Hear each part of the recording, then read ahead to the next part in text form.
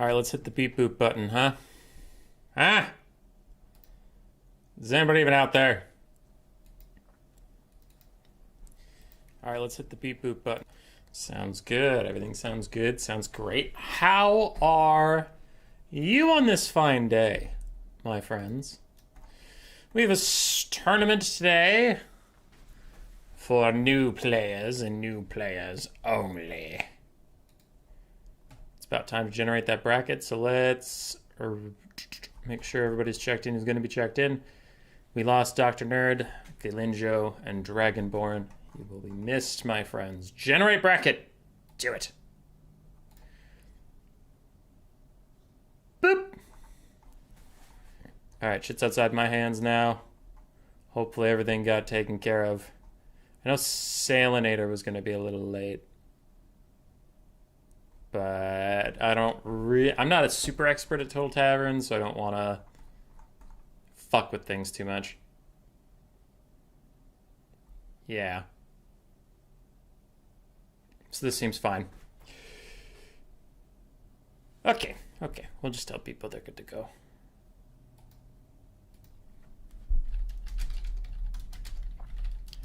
Find your opponents and get started. And then human videos. Add everyone. You know what frickin' time it is. I gotta stop swearing so early into my streams because they're all getting demonetized by YouTube.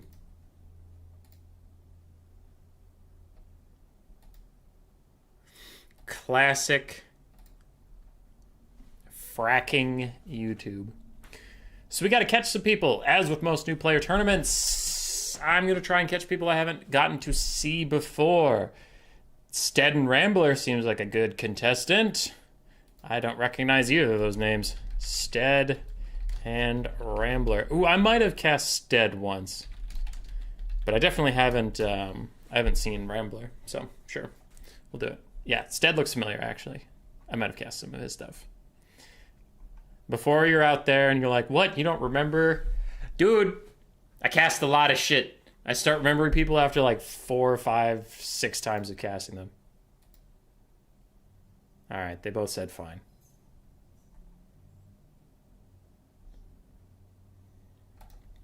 Anyway, we got to do tourney favorites. There are 17 people.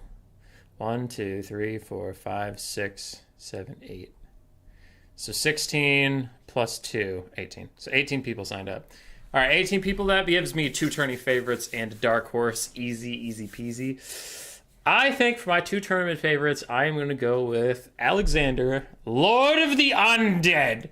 Rising new player star. Really likes his undead. Well, at least Vampire counts at Tomb Kings, but he's going to win it all today because he's a fucking champ.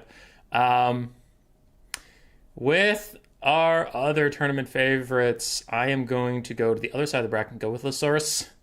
Chad, been absolutely killing it in our Vermin League recently. Always hanging around the Discord, hanging out with the night crew, having a grand old time. So I'm going to go with Losaurus. And my dark horse, I don't know.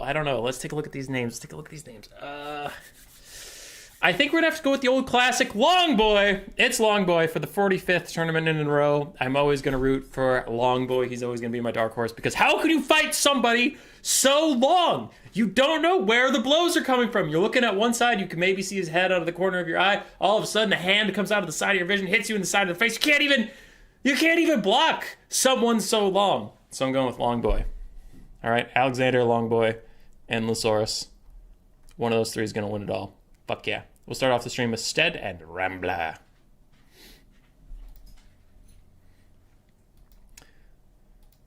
Oh, also, another piece of news. There is Chaz, I saw the donation. I'll get to it as soon as I'm done with the spiel. There is a Dobbs stream that starts in 26 minutes. It's the BBB Season 1 Finals. It happened to be on the same day. Shit happens. So feel free to hop over there and spectate that when it is live. That is allowed. I will allow it. And if I remember to, when it goes live, I will even link it.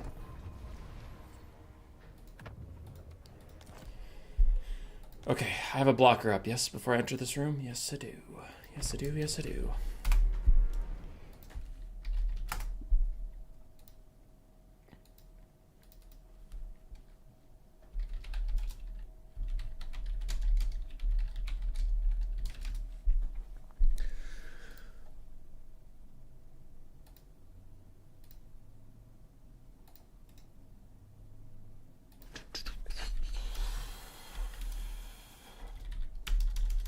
Okay, so we have Stead. We have Rambler, though his name in Discord, I mean, his name in this is a little different. I'm going to go with Rambler.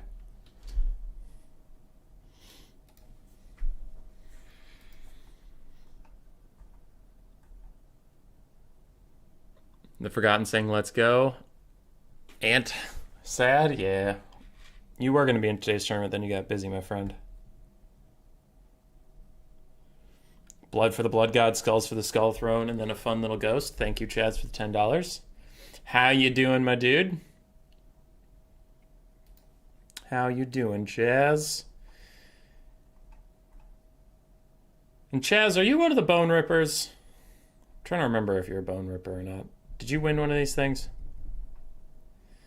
It's all blurring together. Everything's blurring together.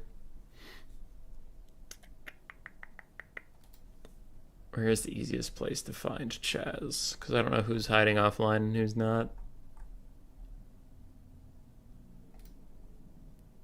Matchup discussion? You're usually lurking around there, aren't you? Lamb Sauce King.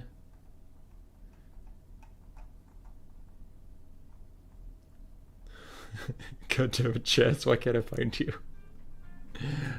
No!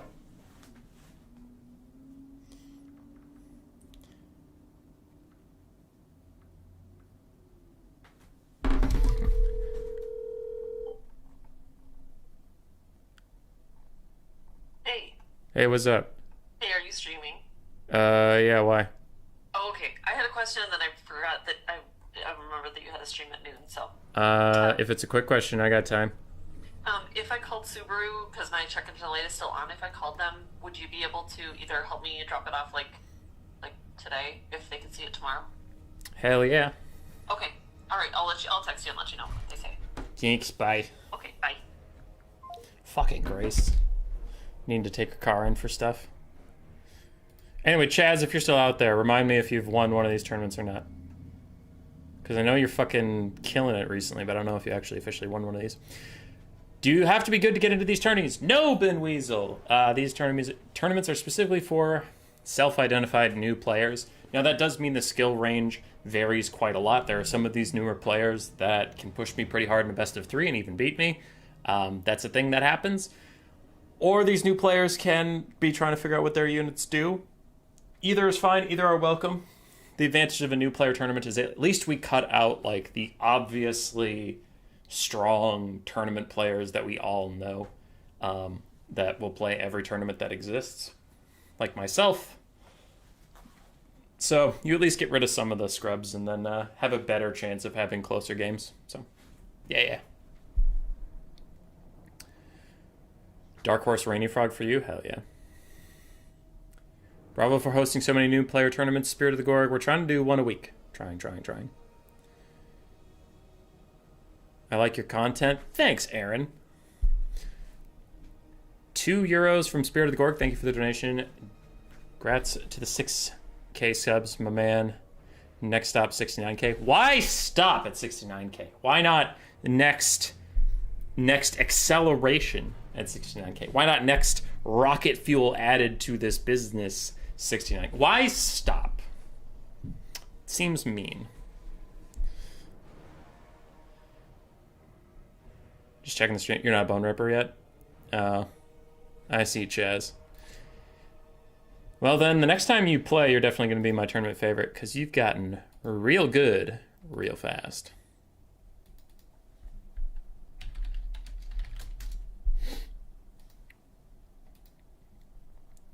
$42, I can drop it off? Gotcha. Marital ops. Hey, we aren't married yet. There's still time for us to completely fuck that up.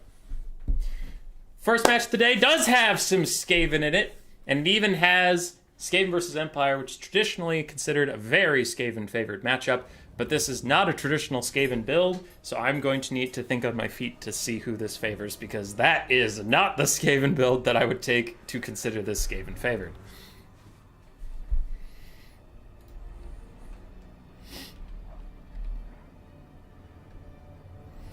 But yes, as Chad is pointing out, I do this spiel. Even though 99% of people are fine, there's that 1% of people that don't get the memo and then post some pretty shitty comments. This is a new player tournament. You're going to see some weird fucking builds. You're going to see some weird fucking picks. Like, I see Skaven, and I'm going to pick Dwarves into it, even though it's the worst matchup in the game. A new player might not know it's the worst matchup in the game. So, just enjoy the ride. Just have a good one, and if you're one of the players playing in this event, hopefully you watch back the stream. Hopefully you take some of the advice, and it improves your play. If you're just playing for fun and you're having a grand old time, then you can ignore my commentary, and that's also fine. We're all just here for a good time. And if you show up in the comments later being like, wow, in game 3, I can't believe this player took purple globes instead of green. I mean, on paper, it might seem okay. I'm kind of a libertarian Warhammer player where I leave it to my units to choose the best action for themselves each. Benzo. That's pretty good. But comparing these to normal multiplayer is apples to oranges. Yeah. We also, for anybody out there like Ben Weasel, who is looking to get into multiplayer but you're not really sure where to start. That's a DM. Hold on. I'll switch so my Discord isn't in a DM.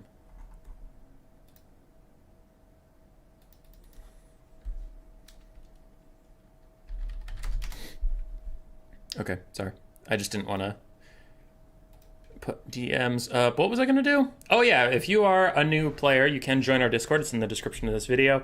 You can get the Rat Ogre role, and that gives you access to a new player chat, a best of one pit. That's like quick battles with people that'll agree not to like corner camp you or draw kite you or anything. Like they'll play by tournament rules, quote unquote, which is just don't be an asshole. And there's even a coach lounge. Oh wait, yeah, list of coaches where if you have any questions on any faction in the entire game, you can click on any of these players and send them a DM asking them about the factions in question. They'll love to give you advice. They are people who signed up to do that, so feel free to just DM them and ask some questions, and that could help you get into multiplayer. And if you try multiplayer and you just don't like it, then thanks for giving it a shot. No harm, no foul. You didn't pay any money. You're fine. For the builds, they're mostly set up now. We have 5 Night Runners for the Skaven, the 360 shooting little skirmish boys. 2 Plague Monks, some Clan Rats across the front line. 1 Skaven Slave Slinger, 2 Rat Ogres. We have Gorich paired with a Packmaster and a Wolf Rats. And of course we have a Gracier of Ruin with Warp Lightning and Scorch. Cool, cool. On the other side for the Empire, we have 1 Outrider Grenade Launchers, a single Great Cannon, 3 Empire Knights, front line of Spearmen, Flagellants, Handgunners, Crossbowmen, Boris Todbringer, a Firecaster, and an Empire Captain. I like this Empire build a lot, actually. This is pretty good. The only problem I might have is the Outriders Grenade Launchers. I think against like Globes or Jezzails, they'll have a really bad time. The rest of this is good. You have Burning Head for leadership debuffs, plus Boris Todbringer, who is the best Lord versus Skaven with all of his leadership debuffs. So it's a pretty well put together Empire army. We'll see if Rambler can win the accursed matchup. For the Skaven, obviously I'm going to say the mandatory, I think you should have brought Globes here. I think Poison Wind Globes would be a better choice. Okay, the obvious aside, I don't hate the rest of the build. Plague Monks are really good recently. They have been doing excellently for me whenever I take them. They're just super cost efficient. At only 650 gold, they can bust through most front lines rather swiftly. Molder Monsters are fine. Night Runners are actually pretty decent against Empire overall because of flying casters and lords and stuff. You can kind of punish them and make sure they don't just get to fly over you for free. And generally, these guys are only 450 gold, so they're about an Empire Crossbowman in cost. Just not bad at all to invest, so they're decent little chaff pieces. I'm not loving how that side got so clumped up. Obviously, those need to be undone, but the frontline fight is going well for the Skaven. I do really like his priorities of pushing straight through. Plague Monks have already shattered certain units. Gorge and the Packmaster taking fights that they want versus Boris Todbringer. A little risky to be doing it this close to the ranged units, but it looks like he's got that covered with Rat Ogre sprinting straight through the front line. And instead of keeping them on the sides to fight enemy cavalry, he is using them as cavalry of his own to disrupt the back line. I do really like that threat assessment, because if you look at this Skaven build, there's no globes to protect, there's no Warp Lightning Cannon to protect, so the Rat Ogres don't need to stay in the back line. What they do need to be doing is running forward and shutting down stuff like he's doing. So good play there from Stead. I do really like that reprioritization of a unit. Flanks continue to fight. Again, a little bunched up for my taste, but it's okay, as Gorich, the Packmaster, and Rat Ogres beat the shit out of Boris Todbringer, and Warpstone Scroll is slowing him while also dealing damage. He routs, and that might just save his life as it forces him to run away. The cannons, however, are slowly picking off the Greyseer. They don't have big, obvious projectiles that alert you that your Greyseer is getting shot, but Boris does actually shatter, and it looks like the Skaven are going for a Lord Snipe attempt real quick before he gets back up into the sky, because if he gets up there, he'll be safe to run off the map, and that'll make the leadership debuff for the Empire a lot less bad. Gorge takes about a third or a quarter of his HP. The Warpstone Scroll actually manages to kill him. All right, Warpstone Scroll, I see you. I see you.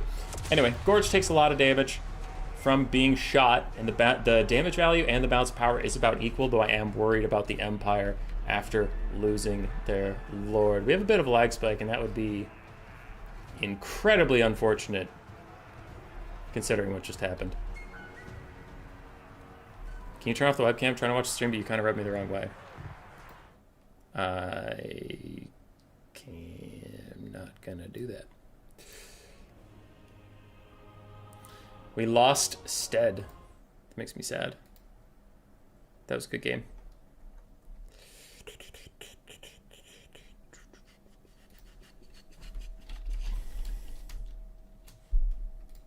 All right, one second.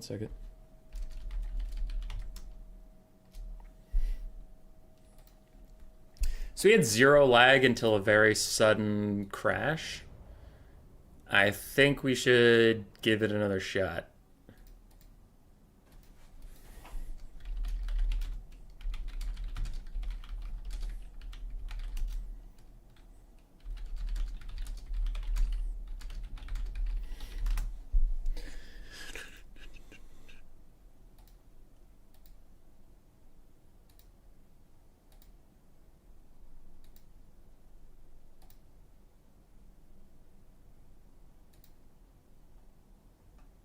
All right, I just need to message both opponents, say same builds.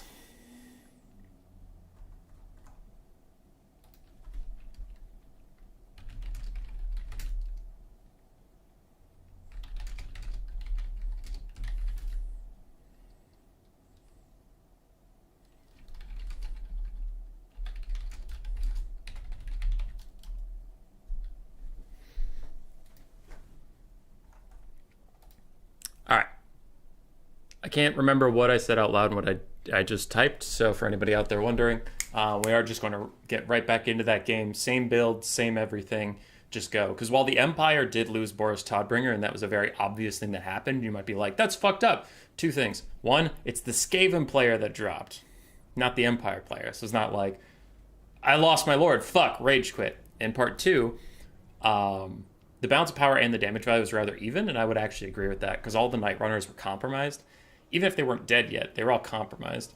Gorge was taking some decent damage. The Greyseer was not doing so hot, and the Skaven frontline was faltering pretty bad. So it was still an even state game. Not trying to make that sound like the Skaven were on the run, but it was, all right, we sniped Boris, but the rest of the Empire army is chilling. Versus, our Lord is still alive, but our whole army is getting a bit shaky.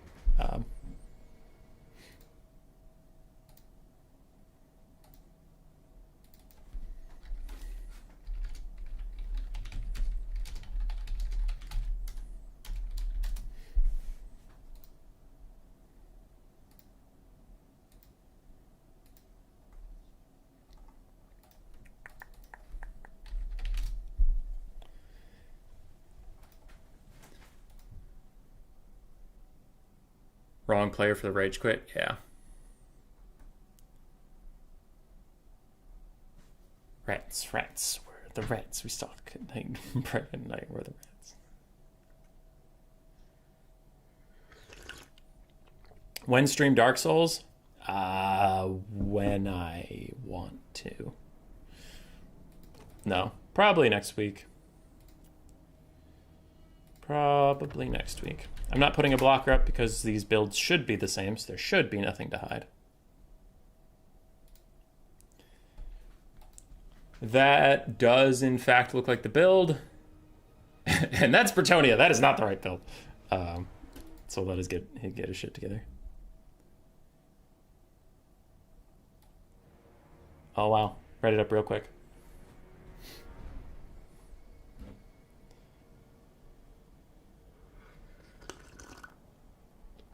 This was overwrite. Skaven won. I don't think so. Like, yeah. I mean, we already went through it.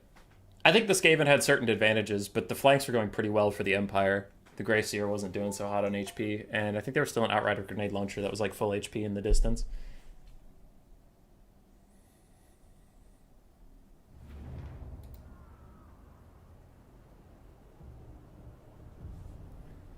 Just gonna casually sneak this Green Knight in here. Empire player and Green Knight. Have a great tourney, y'all. You finished your first Elden Ring run? I'm waiting to do Elden Ring until I finish my current run through of Dark Souls 3, and then I was honestly thinking about playing Sekiro again. Which Dark Souls? I'm currently playing 3. I've played a lot of Dark Souls 1. I think I've beaten Dark Souls 1 8 or 9 times. Dark Souls 2 3 or 4 times, maybe 5, but I think 3 or 4. And Dark Souls 3 I only beat once. So now I'm going back through it because I beat it when it came out. Probably about six months after it came out, I beat Dark Souls 3, and then I haven't played it since. It was cool. Angry Fire Ginger was still alive too? Yeah. Yes, the Empire had a caster. And again, it was the Skaven player who dropped, so it's not like the Empire player lost Boris and dropped. Stead's computer crashed.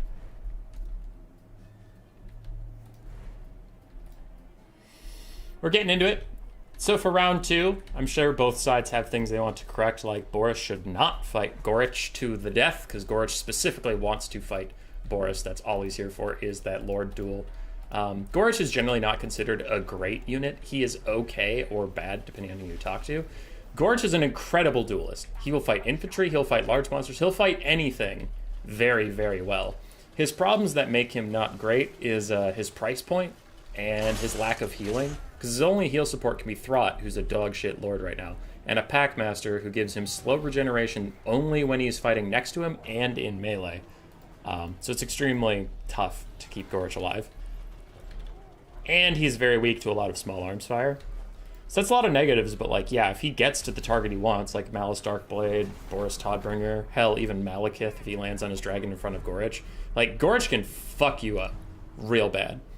So what the Empire's going to want to do to actually deal with Gorich is either get that cannon on him, but I wouldn't do that because I really liked the damage it was doing with the Grey Seer. I'm just saying, technically, you could stick the cannon on him.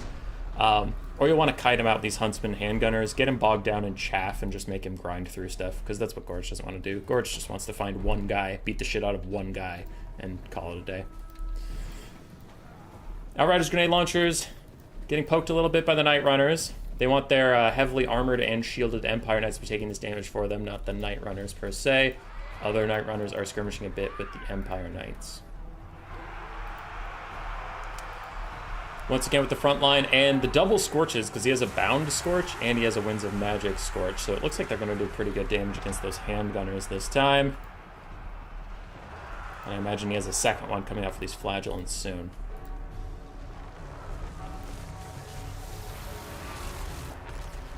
Another Burning Head from the Firecaster. Deletes an entire Plague Monk, and it starts curving, but doesn't curve enough to really fuck up these Plague Monks. It's just kind of tickling their backside. Still a pretty good cast overall as his Scorch comes through. And Boris this time decides to dive onto the Grey Seer. And where is Gorich? Where is Gorich? Oh, there he is. The Molder crew is going out to fight some Empire Knights this time around. We have another sudden lag spike. If it is a crash, I will have to dip and try and spectate somebody else, unfortunately. Why is Throt bad? His insane price point. Throt costs about as much as Malekith did before the nerfs. Throt costs as much as a Dragon Lord with some spells, and he is not a Dragon Lord. He does not have spells, and he's meh. How does Gorge do against the Green Knight? Pretty well. He doesn't have magic damage, but he still does pretty well. Alright. I will let these two figure that out. And we need to find somebody else.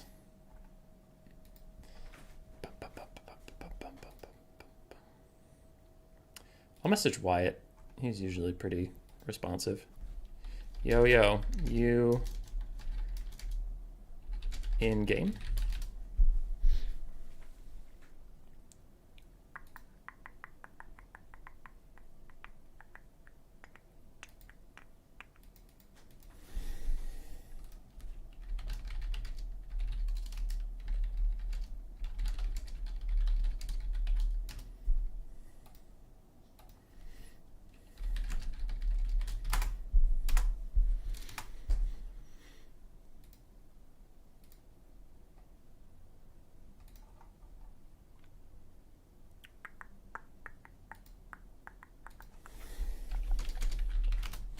Looking for a game. Oh, I see Long Boy is in a lobby, but it was Long Boy fighting.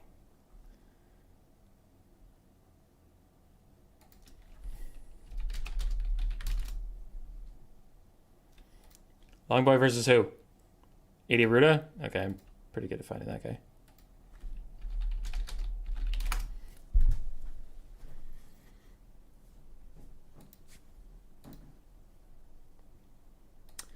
Sorry for the delay, everybody. Pretty obvious technical difficulties.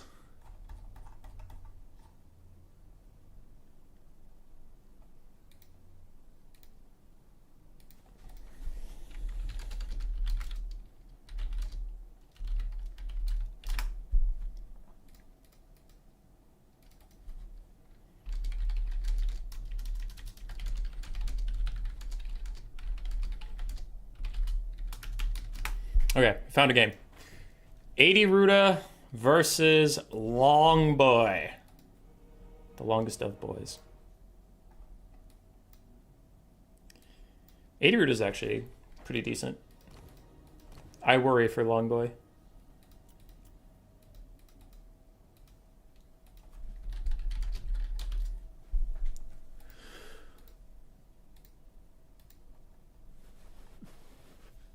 I need a spec slot.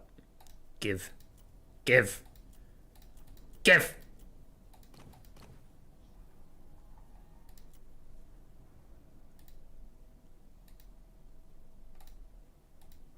Starting up in 2 minutes will be Dov's stream of the BBB Best of 5 finals. FYI. Ickett did this? Yeah.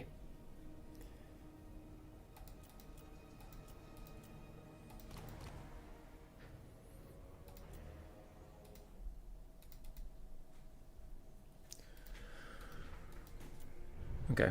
Yeah, while they figure out, they're trying to get a spec slot for me. So while they figure that out, to talk about Throt. So Throt on his Brood Horror is 2,400 gold. If you're taking him, you usually would want all of his items. It's hard to justify getting rid of one. But maybe you could get rid of Master Controller, I guess. But he's still 2,300. Because if you take out the heal, why are you taking him? If you take out the Rat Ogre Summon, why are you taking him? And the AoE bonus versus large 16, I mean, that's rough. So 2,300-ish gold, right? Compare that to, like, anybody else. Like, Throg, with his usual kit, is much cheaper. Throg's better. Wulfric, on his Mammoth? I mean, Wulfric on his Mammoth is pretty fucking expensive. But, yeah. Wulfric on a Mammoth, not a great example because he's also stupid expensive. I'm trying to think. The demons are all pretty spency. Yeah, okay. There. That's a good one. Throt is more expensive than Miao Ying. Which is kind of fucked. So that's just why. Like, he's not a caster, so you also have to take a caster.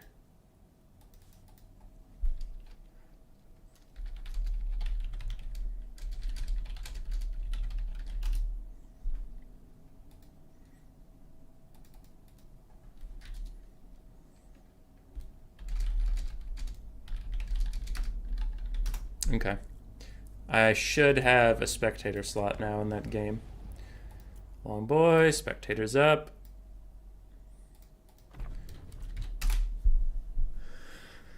And we're in. This is game 2. I don't know who won game 1.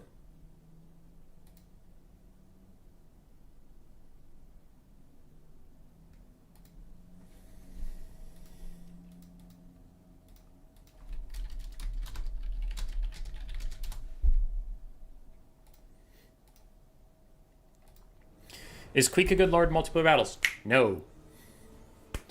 No, for a lot of the same reasons. He's way too expensive for what he accomplishes, and what he accomplishes is not much. And he has Foot Lord Syndrome.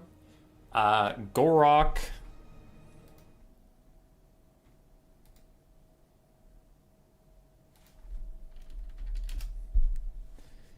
Gorok has similar issues. Queek has similar issues. Tretch kind of has similar issues. I'm trying to think. There was another really good example. Grease's Goldtooth. That's another one. So these guys all belong to a certain subset of Lord that doesn't work. And the problem with that subset of Lord is it is a foot/immobile in Grease's case, right? He's not really on foot. He's kind of on a weird chariot thing, but his speed is low.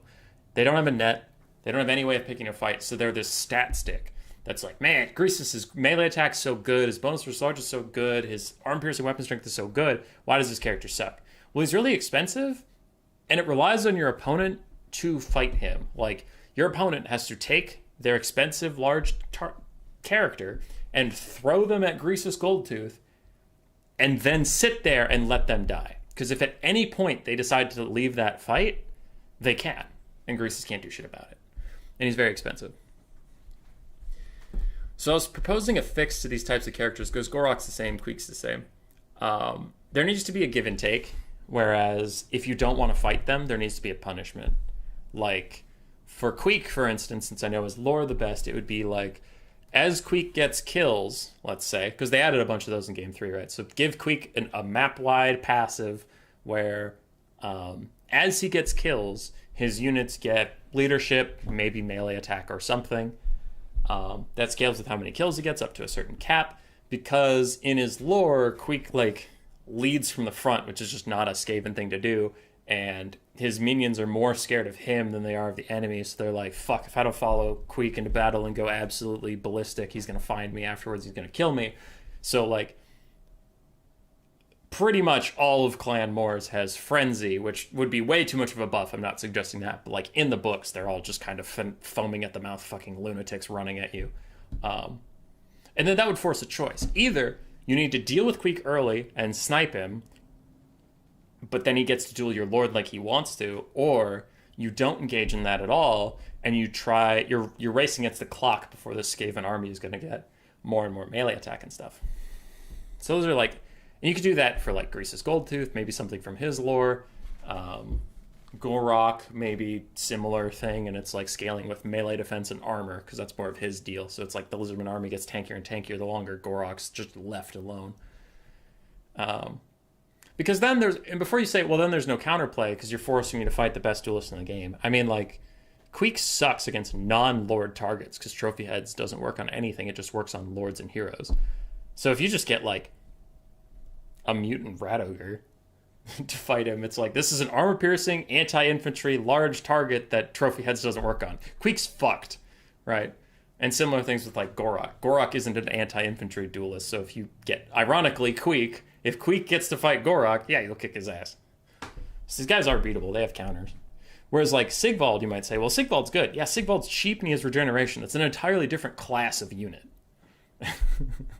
We're talking about expensive stat stick melee lords, where it's like, okay, yeah, these guys have to be expensive because their stats are so good, but they have no way of leveraging those stats to affect the game.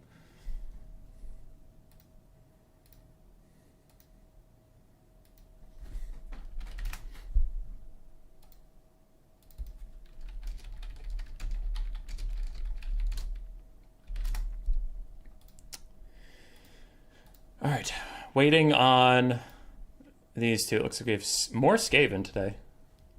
And what else? Sorry about that first game. We had some technical difficulties. Rambler, you did it correct.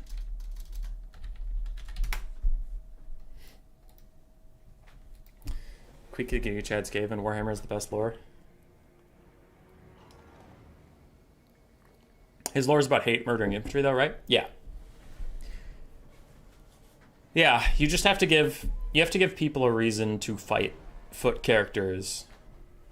Because, like, when I said Sigvald's not of the same subgenre, Sigvald is in the subgenre of cheap, tanky lord. So he's protection against getting lord sniped. You don't actually rely on Sigvald to carry a game most of the time. Once in a while he'll do it just because Sigvald's bullshit, but, like, his class of lord includes, like, Marcus Wolfheart, for example. Yes, he has a net and he's an archer, but you take him because you want to save money on your lord slot and you want him to be not very easy to kill. Trying to think of other just cheap damage shield lords. There are a bunch, but I'm blanking on them for now. The Dragonblood is Shugenin Lord before the nerfs. You just took her as a cheap caster, and then you could go super wide with your army.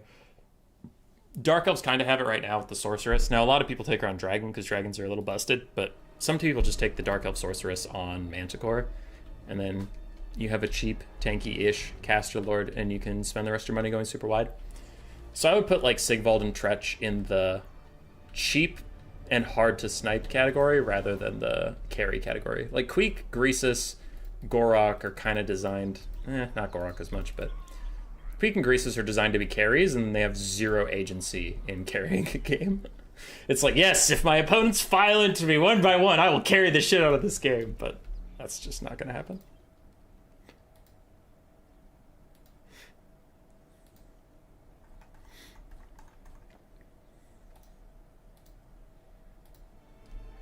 Oh, Grimgor is another good one. Grimgor is actually probably the best of the melee carry lords, but he suffers from similar things.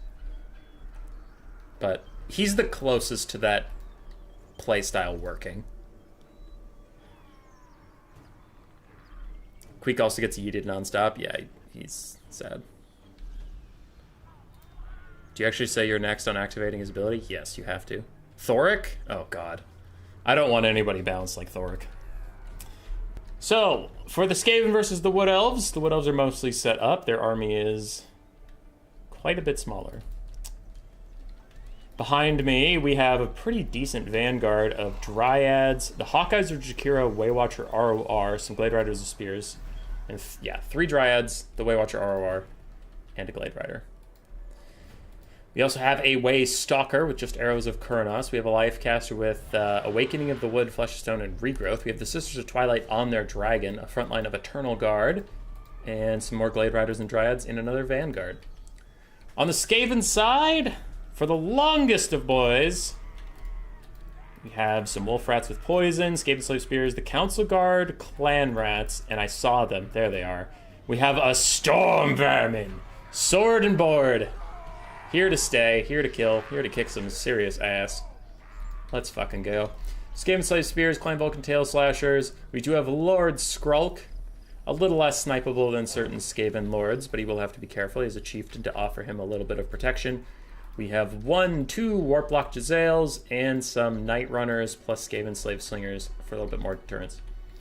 I don't mind it. It's a decent build versus Wood Elves.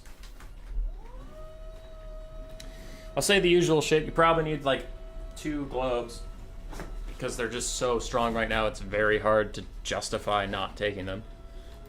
They're anti-infantry, anti-cav, anti-monstrous infantry. The only thing they're not that great against is single entities, and then even then they're solid against it. So definitely would take globes. The rest of this is quite fine. I'd probably cut the Storm Vermin Sword and Board.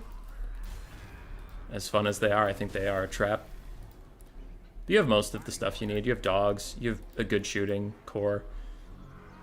Night Runners are pretty solid against Wood Elves in general. Yeah. I like it. Oh, what does Skrulk have for spells? Wither. Ooh. Pestilent Birth. Pestilent Breath. I think Pestilent Breath is overcosted, and Wither, I guess, is for Treekin, which I can see that one. Don't like one of the spells. Big first volley of arrows comes out from the Wood Elves. It's very scary and impressive looking, but mostly the Vanguard flank is here. Through the trees, Glade Riders have already caught the dogs, and Dryads are here as well. Some Skaven slaves and the Council Guard will probably be running over there to help out at any moment, but I'm sure the Skaven won't want to overcommit to that fight in the woods. While the other woods are also a bit of a death trap for them as more wolf rats get running from those scary, scary Wood Elf horses. Jezzails are poking down the Sisters of Twilight, doing pretty decent damage. That's fine. They're not the best at killing. Ooh, Wither. Nice. She only has 30 armor now. I mean, Jezzails have mostly armor-piercing shots, but still, it's kind of cool. Night Runners and Skaven Slave Slingers are trying to hurt these Glade Riders and Dryads before they move in too close to the Jezzails, but they will have to be thrown into melee pretty soon here to protect the Jezzails, because the Jezzails can't run away even if they wanted to. That's just not like a thing they're going to be able to do. Dryads being held up in the trees by some Skaven slaves, but the better of the Skaven infantry are also here, and they should actually win. So Clan Rats with spears paired with dogs, Council Vermin, Council Guards, Storm Vermin, ROR, the usual. Sisters of Twilight taking a lot of damage. They do have regrowth onto them. That should help out quite a bit. Skaven Slave Slingers are opting to shoot at Eternal Guard instead of the ladies in the sky, and that is fair. Looks like these Night Runners were not used as melee units. The Warplock Jezzails ended up taking a lot of damage. That is something that, like, this unit is so cheap, but it has mixed melee stats, so you do have to kind of treat it like a hybrid unit. When push comes to shove, they just gotta shove. Overall, the Skaven are falling behind on damage value. Balance of power, they are also a bit behind as the Chieftain secures the back line. Waystalker continues to fire. I'm pretty sure the Skaven are honestly okay with that. And Jezzail's now mixing up their shots between the Lifecaster and the Sisters of Twilight. It's tough to divide and conquer versus healing. You kind of just need to focus down everything onto one unit and try and snipe it out fully, otherwise they'll just heal up. I'm getting a little concerned here. The forest fight is going okay for the Skaven in melee, but the rest is not going very well. Dryads did manage to take out the Warplock Jezzails. They're chasing down some Night Runners. Glade Riders continue to be a menace even with dogs trying to pressure them. And the Hawkeyes of Jakir are largely okay. They're ripping through their ammo like nobody's business, but they're fine. All hope is not lost just yet for the Skaven. Jezzails continue to fire, and these Storm Vermin and Clan Rats could come over here and shield the butts of these Warplock Jezzails from their impending doom that is sweeping in for them. Sisters continue to take decent damage. They've gotten another regrowth that has been artificially inflating their health. You can see that their healing cap's actually coming very quickly within sight. And Skrulk plus his boys managed to catch the Hawkeye of Shakira, Rod of Corruption on top of them, and that is a very, very squishy unit that might even just shatter here. Yeah, they are gone. And with that, the Skaven can feel a little bit better. Because the Hawkeyes of Jakira, little known fact, do have Discourage on their shots. So as a low leadership faction, you fucking hate getting shot by the Hawkeyes. It makes you rout super quick. Council Guard continue to fight with Dryads while the Sisters shoot them in their bums.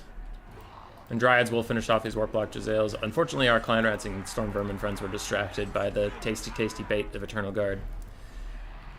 These Skaven Slave Slingers have got a decent value. They've paid for themselves twice over. They continue to shoot at the Sisters of Twilight, who just hover ominously overhead.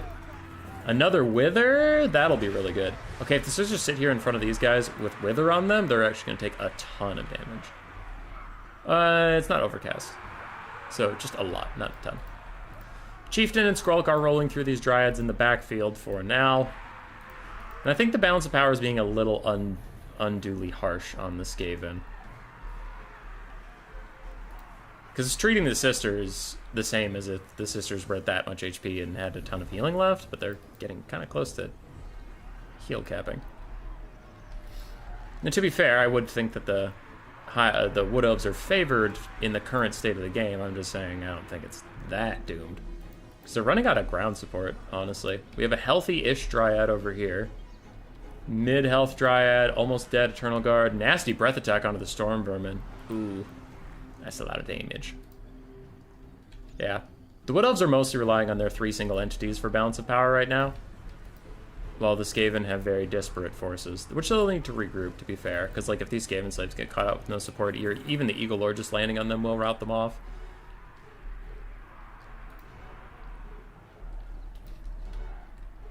It's a fierce battle. Damage value is in favor of the Wood Elves. But sometimes damage value isn't the whole story.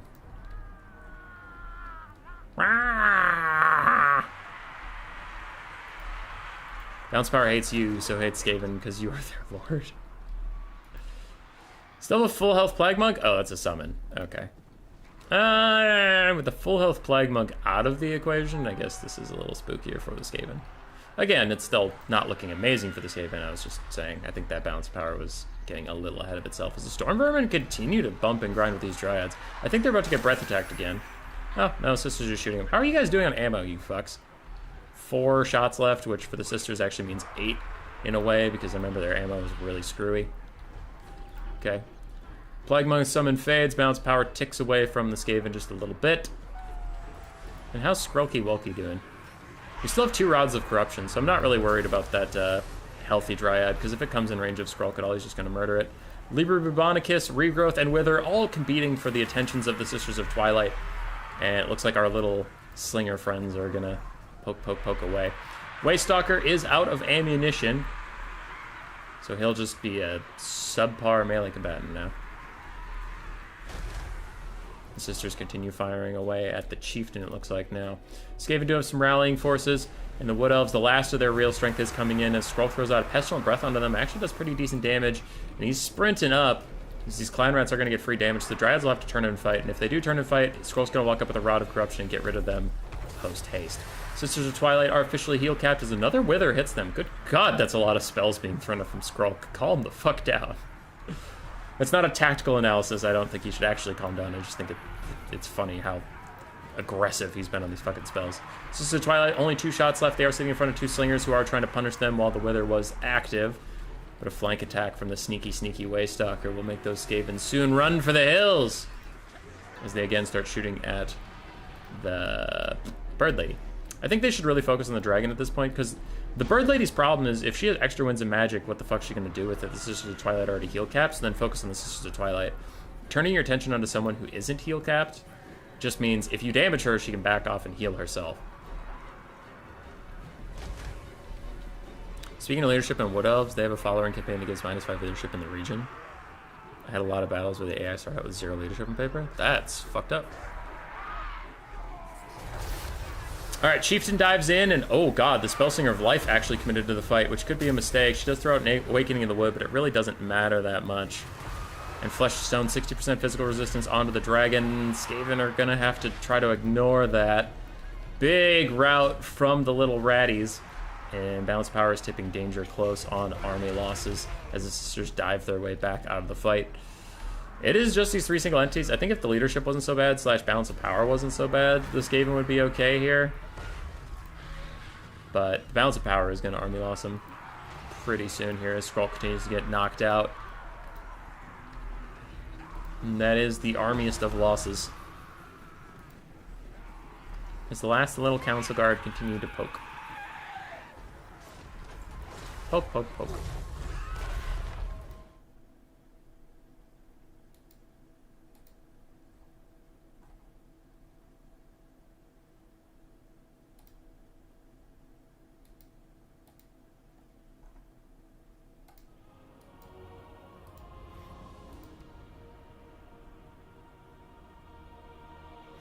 All right.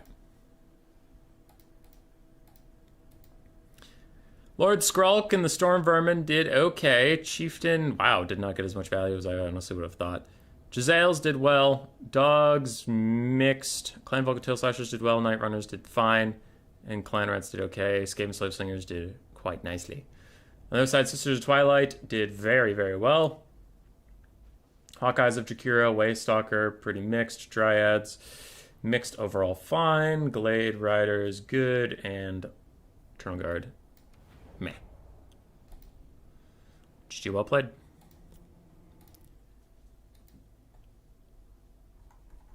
Okay. Wyatt and Rambler.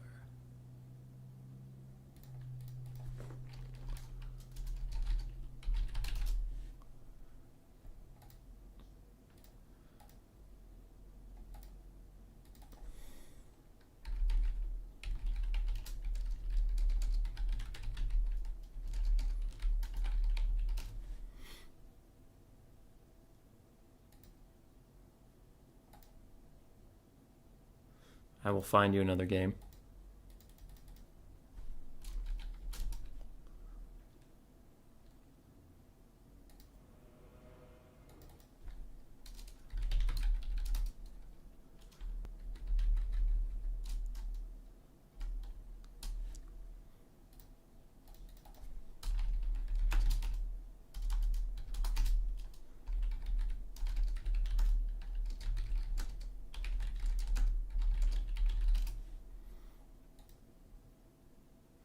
All right. We might get a round 2 of while they figure that out. So here we are so far. Stead did just have to forfeit. Was crashing too much and stuff. So Rambler advanced. And then Wyatt advanced off stream. So I kind of want to watch this. I want to watch this. Alexander did defeat Deadly Sin. Losaurus defeated Faith. And we did see A.D. Ruda defeat Longboy, though that result hasn't been reported just yet.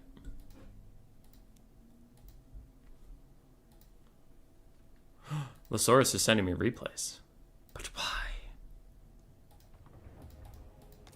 But why? All right, spectate 1, 2, 3. But I have to go get a block. Boop. All right, let's go. This is the start of a series. So we're going back to 0-0. Don't you worry. This is Wyatt. The other side, Rambler.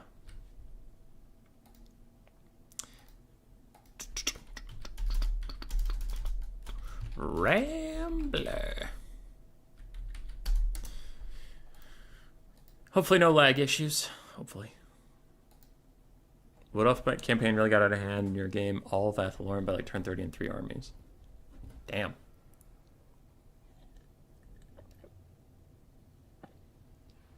The elephant in the room was that there was still a dragon in the room. That's pretty funny. I like that.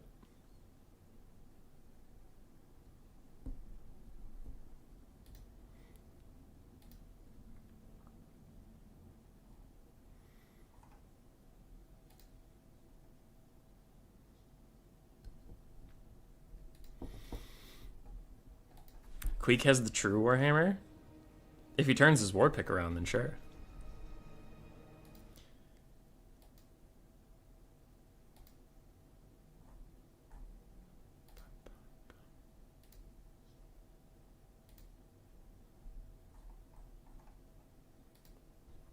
I keep getting distracted by messages. I must not anymore.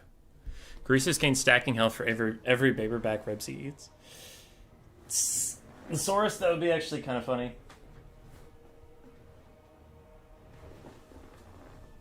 I know they also designed this stuff for campaign, but I think they need to. I think they need to really tone down those scaling abilities. Where like, and for I know that sounds dumb, but just let me explain it. For Scarbrand's scaling ability, like Slaughter and Carnage, where you can get up to 100% more damage, it takes him way too long to stack that shit. Like, he needs almost 1,000 fucking kills, which he's just never gonna get. Even his breath attack doesn't get that many kills in multiplayer. So I think they should scale it down to like 100% of that thing being stacked is maybe 300 kills, but at least you get 50% in a normal game or something. Because I just don't see him getting that thing stacked up. And if your argument is, well, what about campaign players? Point to me the campaign player that wouldn't want Scarbrand to stack up ridiculous weapon strength even faster so we can run around and go, ha ha ha ha, brr, and kill a bunch of stuff with Scarbrand being massively, like, gigantic. And if you go, what about the AI having to fight? If the AI have Scarbrand, you have to fight Scarbrand. What about that? Two things. One, if the AI gets a giant jacked up Scarbrand, I personally, as a player, do enjoy seeing a big demon make me go, oh fuck, oh shit, oh gosh. It gives me stress, but like, that's the fun part of the game. And two, have you seen the AI? Have you seen how they handle anything? It's not great. I don't think they're getting hundreds of kills on Scarbrand. If they are getting hundreds of kills on Scarbrand, that might be on you. That might be your fault. Because the AI is not very smart. So I don't know.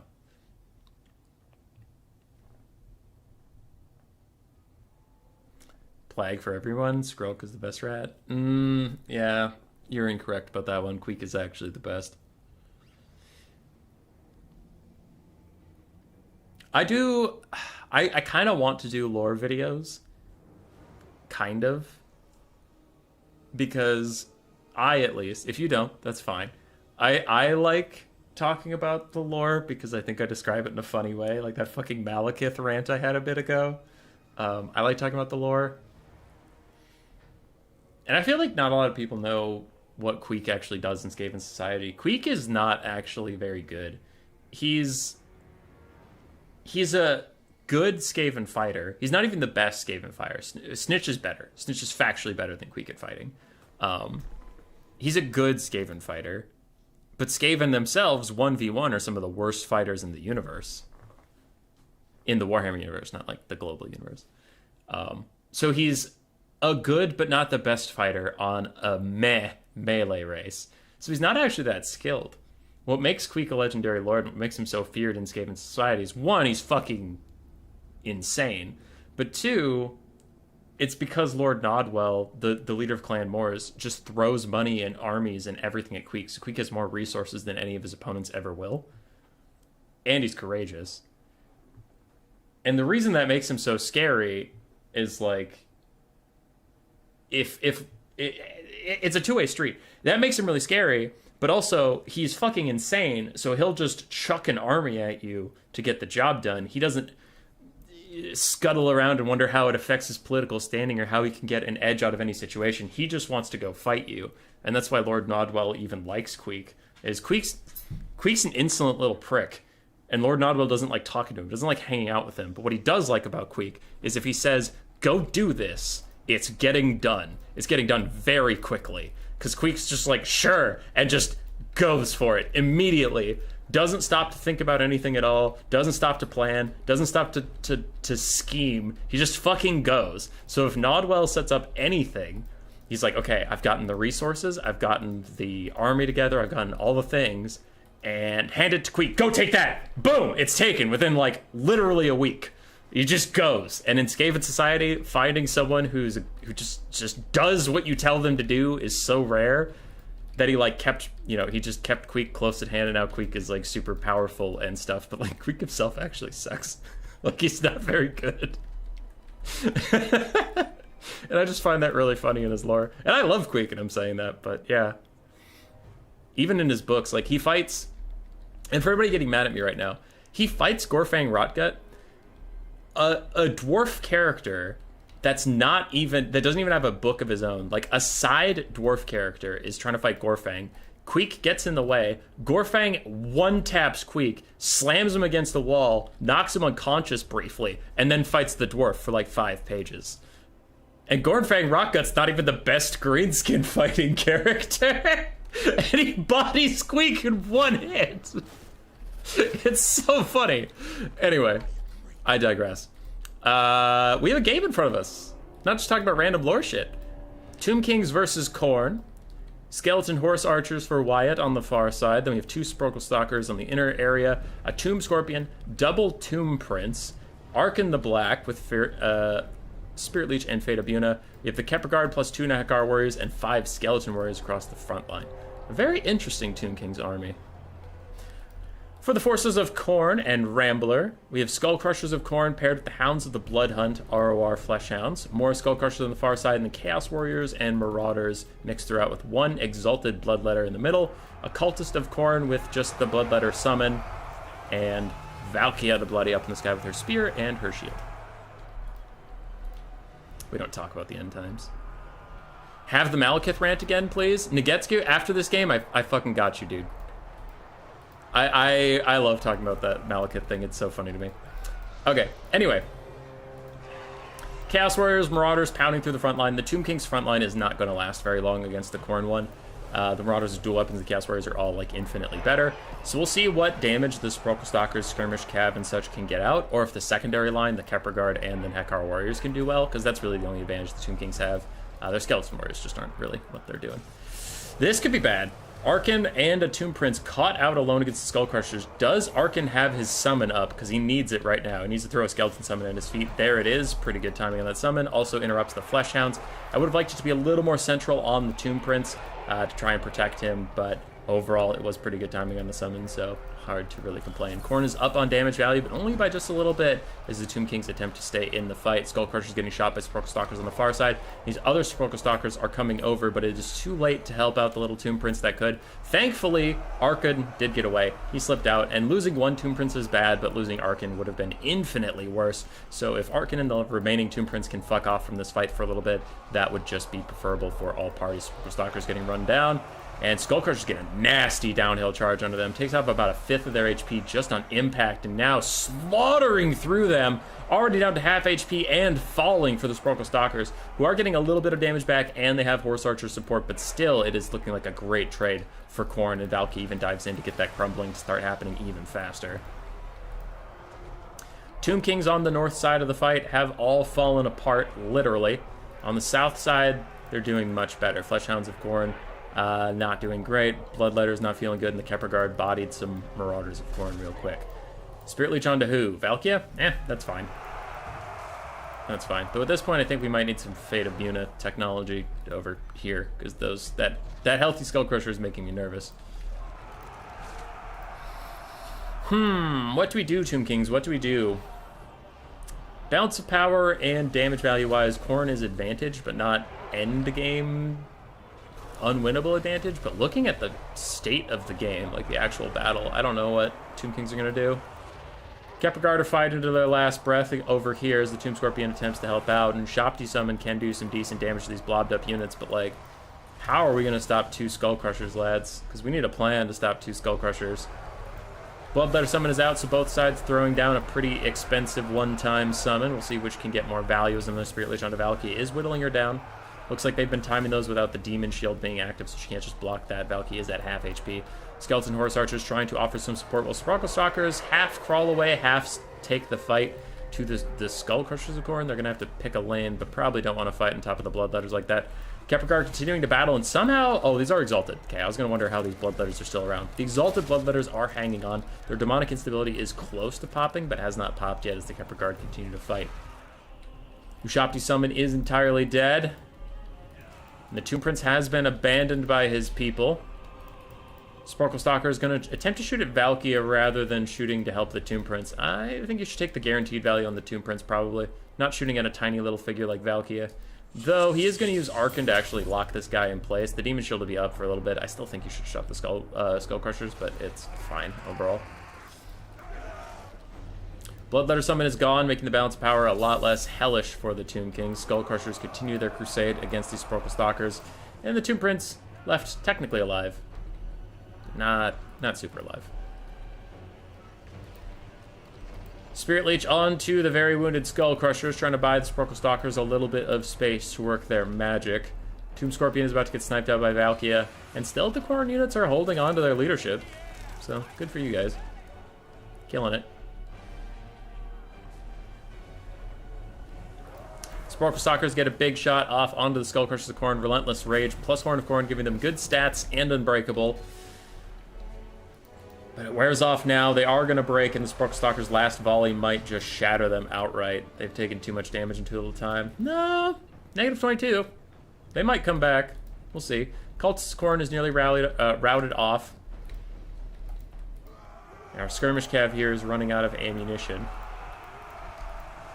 Quick Skeleton Summon from Arkan, going to hold up these Chaos Warriors as the Sepulchral Stalkers and the Tomb Prince gang up on the Cultist of Khorne. If they can rout him, they should just let the Tomb Prince walk him off the map instead of shooting at it with the Sepulchral Stalkers. And the Spirit Leech onto Valkia, who doesn't have the Demon Shield up to eat any of that damage just yet. And the rest of the Khorne reinforcements are coming. Again, I think the balance of power is correct in spirit that Khorne is up, but I don't think it's that dire. Because the Sepulchral Stalkers get a huge shot off onto Valkia, and there is a big blob forming here of infantry, which I guess we don't have, like, Purple Sun or anything stupid, but still, I mean, I don't know how many Spirit Leeches Arkan has left, but he could Spirit Leech down those Chaos Warriors quite effectively. Plus these Sepulchral Stalkers, if they fire into the blob, oh, that could be some damage, but it looks like they're going for the Skullcrushers, which is fine. Tomb Prince is, in fact, just running down the Cultist, keeping him off the field, and Valkia might come take issue with that. We'll see, but I don't know how close she wants to get to Arkan. It feels like she's tired of getting Spirit Leeched all the time. More Marauders of Khorne are routing, and unfortunately for Arkan, his downhill charge takes him way deeper into this formation than he wanted to go. The Cultist of the Khorne is also allowed to rally as the Tomb Prince decided he is needed elsewhere. Sepulchral Stalkers and the Skirmish Cav gunning down these Skullcrushers of Khorne. I wonder if there's a Spirit Leech from Arkin to help out over here, or if he's going to focus on Valkia. But these Skullcrushers, they need to be gotten rid of, because every model they take off the Sparkle Stalkers makes this game more and more untenable for the Tomb Kings. They really need those Sparkle Stalkers ammunition in the late game to kite out all of these heavy infantry and do good damage. Skullcrushers do get pushed off. Balance of power again recovering a little bit for Wyatt and the Tomb Kings here. Still looking brutal, and Valky's even going to dive in to try and put the nail in the coffin of this game, kill off the Tomb Prince and leave Arkin on his own. But Arkin gets the curse popped on every unit in the Khorne army pretty much, and that is a huge moment as these Exalted Bloodletters will start demonic instability crumbling, the Flesh Hounds will start demonic instability crumbling, and a mass rout comes in from Khorne. Everybody's leaving except for these Chaos Warriors, and even they're looking a little shaky. Valkia is also taking a lot of damage as the Tomb Prince has lowered her physical resist and her armor, making her a much more tenable combatant as he himself continues to fight back, but she gets a huge shot onto Arkin. This cultist needs to be rallied for Rambler. He needs to bring that cultist back into the fight. He is walking in now as Valkia continues to fight. She doesn't have Demon Shield up just yet, but there it is. It counteracts the entire Spirit Leech as the Tomb Prince and Arkin struggle to get away from her while she is invulnerable. The Sparkle Stalkers even commit to the fight, but remember, Valkia is infantry size. She is not large, so their anti-large bonus is not applied, giving them a very paltry 25 melee attack. Her Demon Shield is worn off now, but so did the Spirit Leech. The entire thing was mitigated by that Demon Shield cast. These skirmish cav without ammo are just being used now as cavalry to chase down anybody that's already routing. Another Spirit Leech onto Valkia. The Sparkle Stalkers are trying to get away, trying to fire, but now they're just serving as blockers to keep Valkia off of Arkin the Black. The Tomb Prince is continuing to fight for now, but he is crumbling so quickly. He will be gone in just a moment, but he dives onto Valkia and gets one last big shot onto her as the balance of power says the Tomb Kings are completely doomed. I disagree. Arkin really needs to get another summon off if he can. Just for balance of power reasons. A full health Skeleton Warrior in the late game will just keep that balance of power from going into army losses, as this game is not decided yet, no matter what that balance of power says. But balance of power decides to say fuck it, takes him out, and lowers Arkin into the grave. Damn. GG.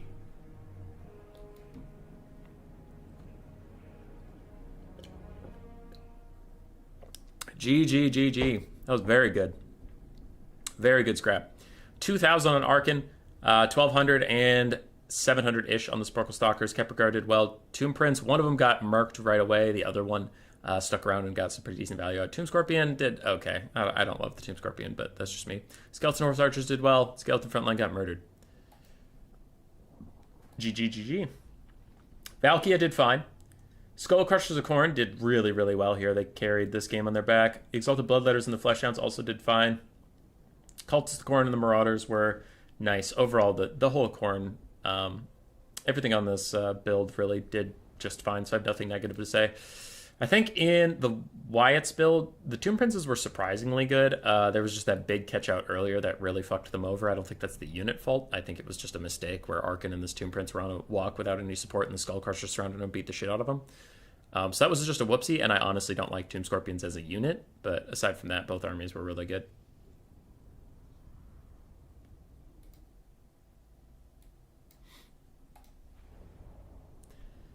That is 1-0 to Rambler.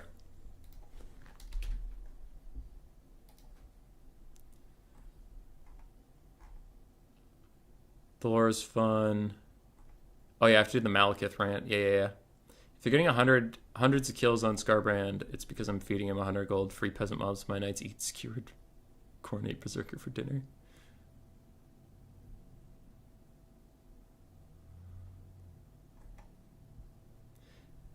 Clan Wars is general their most interesting clan because of how loyal they are. Don't forget Quick Spot. Dude, I love Ska. I fucking love Ska Bloodtail. He's so funny.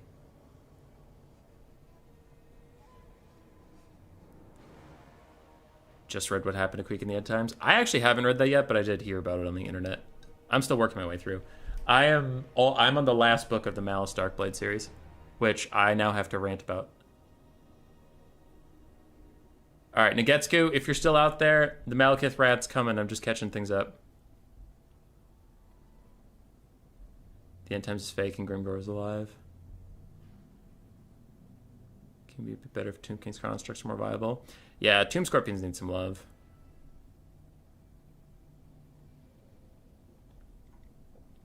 Why not add Kataf Southern Realms? It's a long-lived mod. I believe it has multiplayer support and could add fun factions like Talea. Generally, mods, in my opinion, tend to lower player base, just because there's a certain percentage of people that won't get it.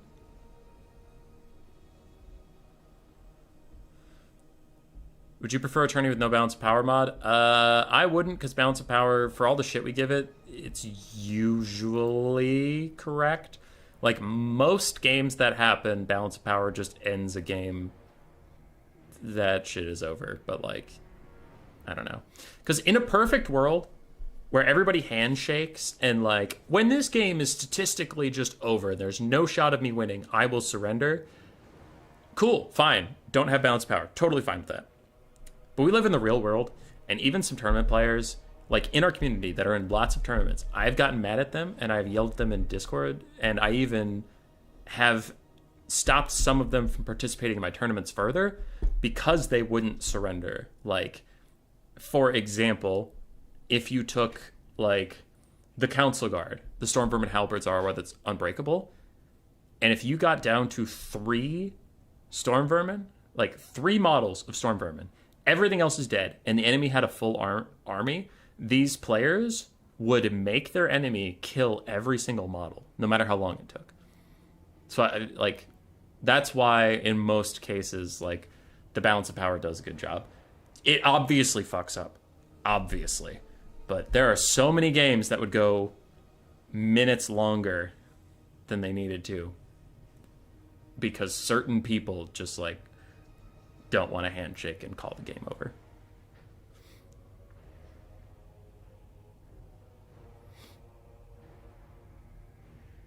Okay, all right. So the Malekith rant. Minor spoilers.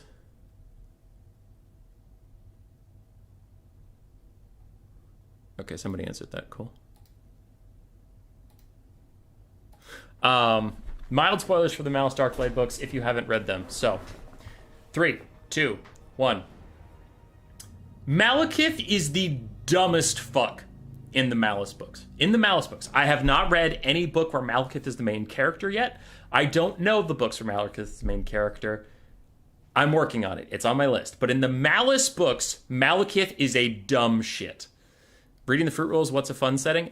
Default, 12,400 funds. Malekith's dumb. So, first scene with Malekith in it. Malice gets dragged into his throne room, and Malekith goes, "Hello, I brought you here for unspecific reasons." And Morathi leans over him, and she's like, "Hey, baby, that guy has a demon in him." And Malekith looks at her like, "The fuck? Okay, execute his ass." And Malekith's guard's like, "Cool." And then Morathi goes, "Nah, it's chill." And he goes, "All right, I guess it's chill. So this is the demon guy? Yeah, cool. So what's up? There's a chaos army coming north from the wastes to get this specific guy. They want Malice Darkblade. They have said so."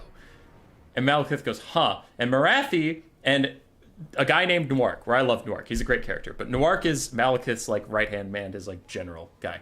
So the general says, we should kill Malice and hand his head over to the Chaos Horde, and then they'll fuck off. And Morathi says, we should give Malice to the Chaos Horde alive. And Malice sitting there like, oh, fuck, I'm gonna die. Malekith looks at him and goes, "Hey, you, guy I just met with a demon inside of him that I was about to execute, but then Morathi said you're chill.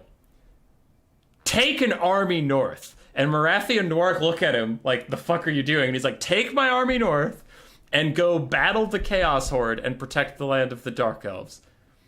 And me as a reader, I'm like, Malekith, I know who Malice is, but you don't. For all you know, he's just gonna turn the army over to the demons, get them all killed, and join up with them. Like, this is the stupidest fucking thing. And then Noirk hangs out with Malice afterwards, and he's like, "Dude, you don't even know how big Malekith's dick or brain is. They're so huge. You just can't understand how fucked you are. All right, you're trapped on every angle. Do whatever you want to up in the north. You're not escaping us. You're always gonna end up back in our clutches. You can't escape, and that's how you don't realize how big brain Malekith is."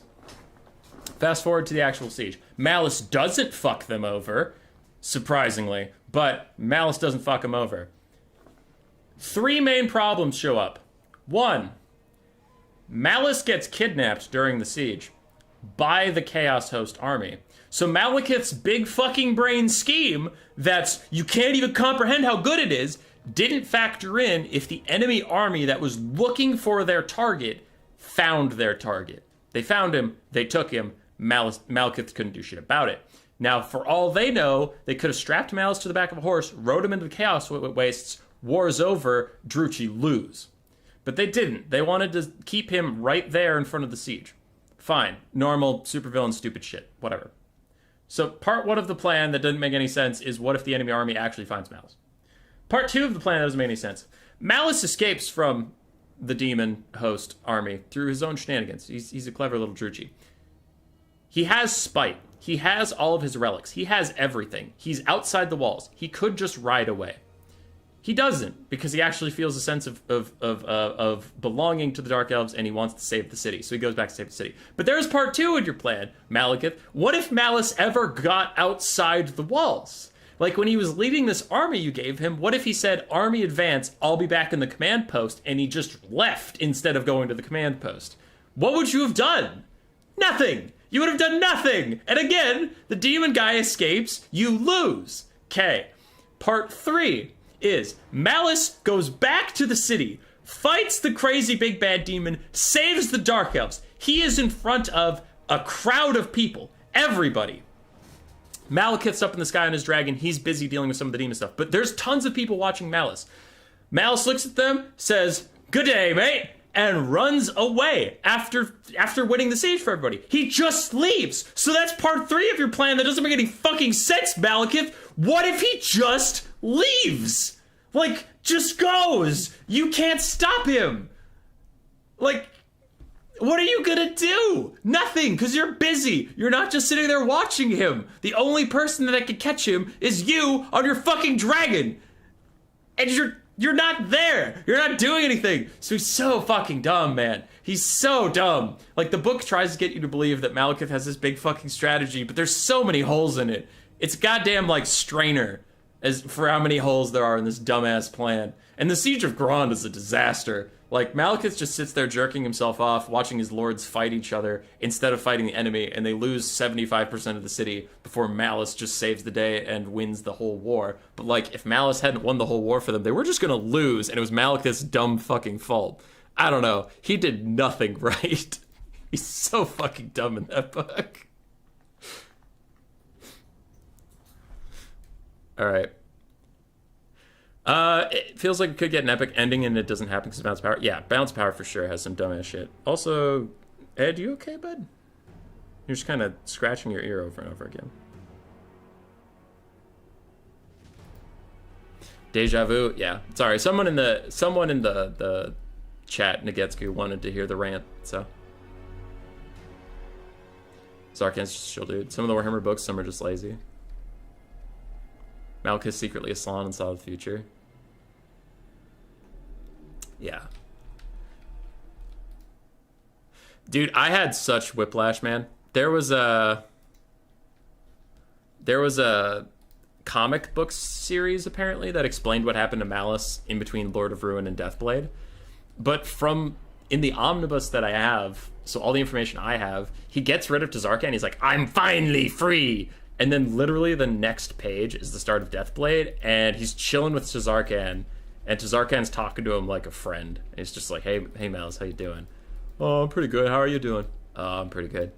You want to go kill some people, or what do you want to do? I don't know if I'm feeling killing people today. I'm like, what is happening? Why are Malice and Tazarkan just chilling? And why are they friendly is also the weird thing. Like, I don't know what happened to that comic strip, but apparently a lot to get these two to be, like, friends. You look like Dr. Evil? Good. This just confirms that elves are arrogant jabronis. That is true. Jokes aside, Marathis place Khorne is full of prophecies. They actually could have seen a possible future, and they would have to rely on this giving dome and roll to Malekith. Oh. I mean, that could be it. Thanks for the Doom mail yesterday, but PayPal keeps crapping out when I try to handshake, so pretend I sent you some money. Cool. Hey, McRightface, you don't need to send me money, but I do appreciate that you enjoyed your Doom wheel.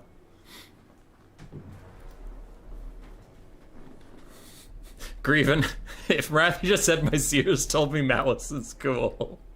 Like, I know you're being serious, but that just sounds so funny. Hey, my seers say Malice is cool, so just, like, give him an army. Tazarkan is a Slanesh demon. He is a Slanesh demon. He's the drinker of worlds. Alright. Wyatt, down 0-1. For his tournament life, he relies on the Wood Elves. He's going with 2, 3, 4 Eternal Guard. 5 Eternal Guard.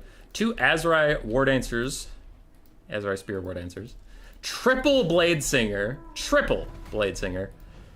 Ariel and Durthu. Durthu has no spells. He just has abilities. Ariel brought all the spells. She brought Apotheosis for some healing, Tempest, and Soul Stealer for blood punishment. Queek is the best Skaven because when he had a functional relationship with his dad. Alright, you win this round. Triple Black Knight on the other side. 2 with Lances with Embarding, 1 without. Triple Dire Wolf, 1 of which is the Dire Pack. We have 5 zombies, 1 of which is the Tithe. 2 Graveguard with great weapons, 2 Skeleton Spears, 1 Cairn Wraith, 2 Fellbats, a Necromancer with the Strokey Stroke Rod, and Vlad von Karstein, the original Vampire Lord, with Wind of Death, Zombie Summon, and Invocation Deck. Whittle Farming with no Rangers, is that legal? Technically, yeah. 5 Eternal Guard. I thought you can only have 4 copies of one unit. Am I wrong? You can have 5 copies of certain units, 4 of others, 3 of others. It's based on cost. So, like, the easiest way to do it is just cost. And I forget what the exact brackets are, but it's similar in Quick Battles where, like, if something costs 1,500 gold, I think you can only have 3 copies of it, but if something costs, like, 400 gold, you can have 5.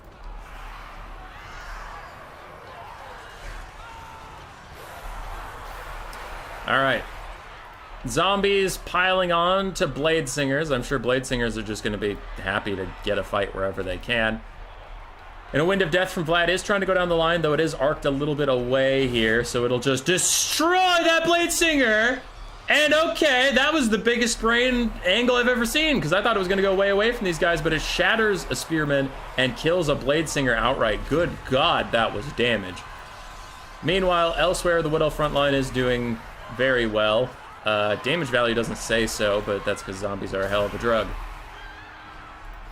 Black Knights charging now into War Dancers. The War Dancers are going to be very happy to take that fight. The Black Knights decide maybe we shouldn't be here, and they run away instead.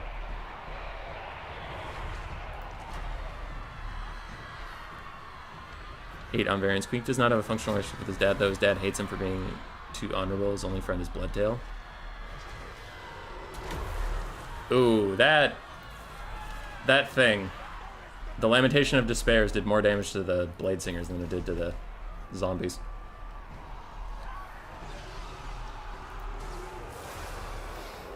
Alright, Big Soul Stealer hits 4 units, gonna heal up Ariel a little bit while she just bodies a Necromancer in the background for fun. Durthu and Vlad appear to be fighting, but I honestly think they're just ignoring each other and killing everything around each other, because that's how these things tend to go. After that amazing Wind of Death start, the Wood Elves have actually really gone a long way in evening up this this damage value here. Ariel getting some big shots in onto the Necromancer. He is crumbling away. And some Graveguard and Dogs have collapsed the one flank of Eternal Guard. But they're going to meet more Eternal Guard and the Blade Singers that are still here. And the War Dancers that are still here somewhere. There's the last War Dancer.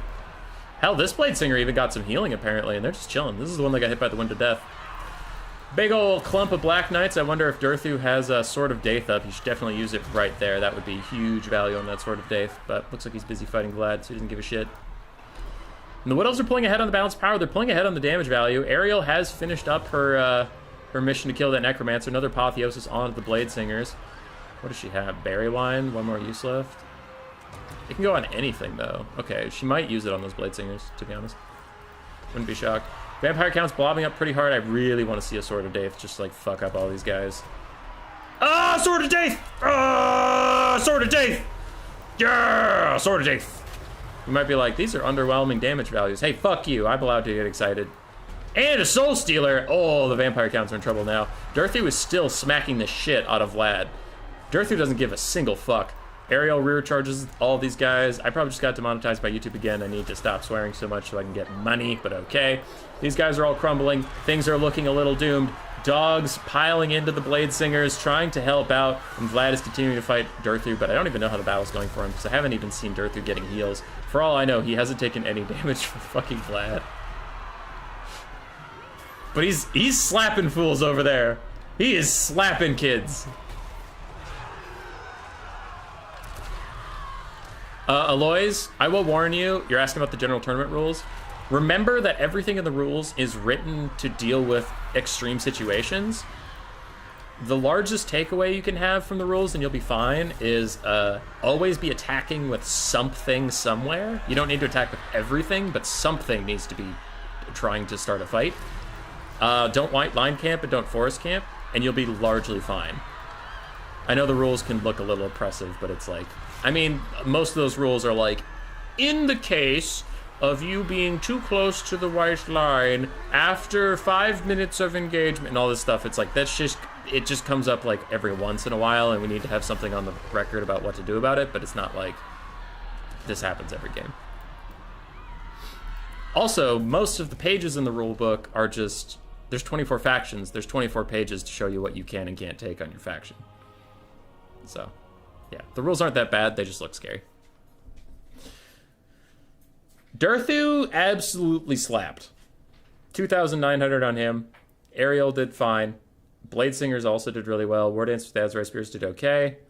And if Tian's not here to celebrate the Naked Lady Rush actually doing well, then I don't know what to tell you.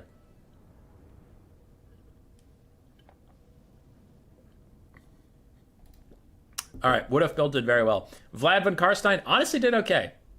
After seeing Durthu's health and how little healing he was receiving, I was kind of worried Vlad was going to do nothing. But he got decent value. It looks like Durthu was just too thick. Graveguard did okay. Karen Wraiths did okay. Dogs did fine. But you can see the conundrum of the vampire counts. They had a build that was largely meant to take down archers. And then there were no archers. So they just ran straight into a bunch of naked ladies and got mulched through. GG.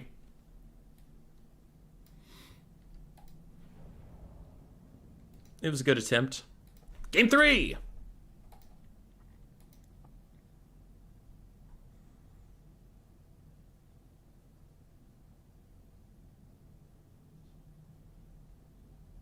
Has anyone asked him what worlds taste like? I would imagine like cheese. Keep swearing, pretty boy. Thanks, Spirit of the Gorg. Yeah, I think I need to game the algorithm a bit more and hold off on swearing for like the first 30 minutes or whatever of my streams, because a lot of my streams get demonetized by YouTube for being ineligible for advertisers.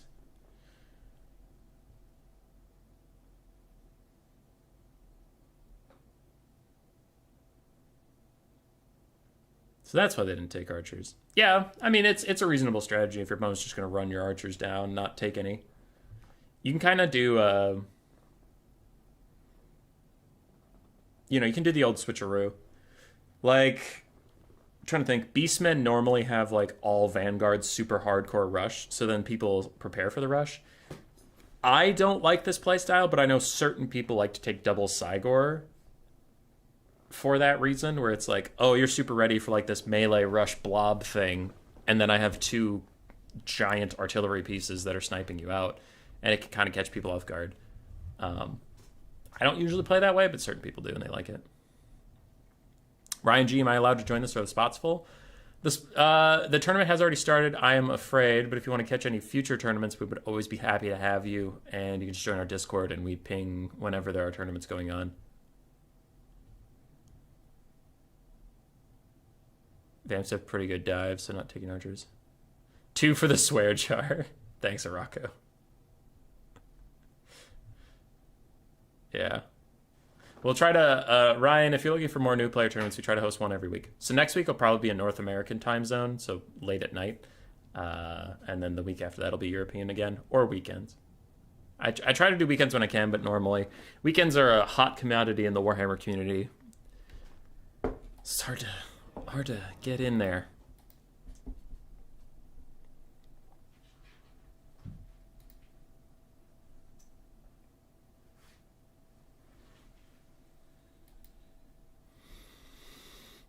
Do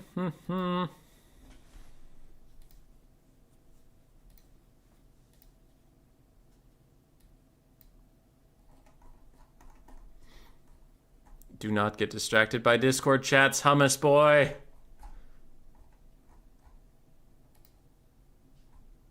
I have become distracted by Discord chats. And I am hummus boy. A quick look at our old friend, the bracket.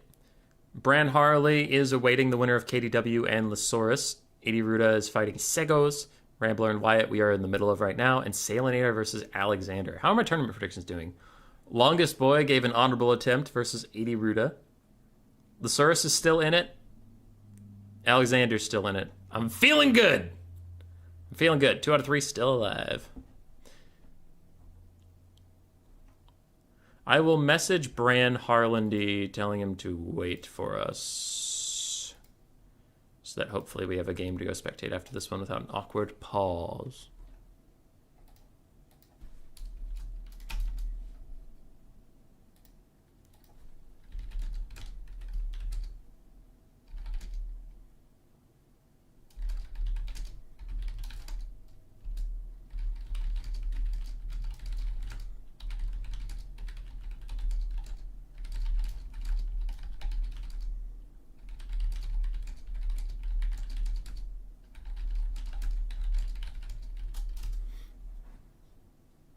All right. And if Bran isn't quite ready by the time we get done with this best of 3, I don't know exactly where Losaurus and KDW are. We can just play a quick battle or something to fill the awkward time. But got our next best of 3 lined up. Do you do new player DOMs? I do not. RTK's Platypus does. The Wild Platy. He was lurking here a bit. I don't know if he's still here, but I'll link his channel. The Wild Platy. This guy. He does new player domination tournaments. He does. I'm not a big domination guy. I don't want to flame it. I really don't want to put energy into the land battle versus domination thing. It's just, domination is different. It has a very different meta. It has a very different play style, and that's fine. It's not for me. I don't personally enjoy it.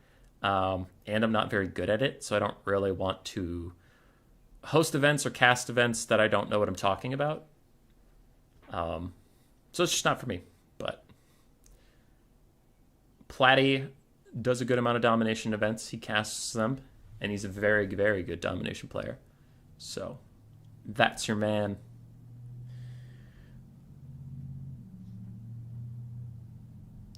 Should I ask you more odd questions, bring your attention back? Hell yeah, dude. No wonder you're a snack. Aw.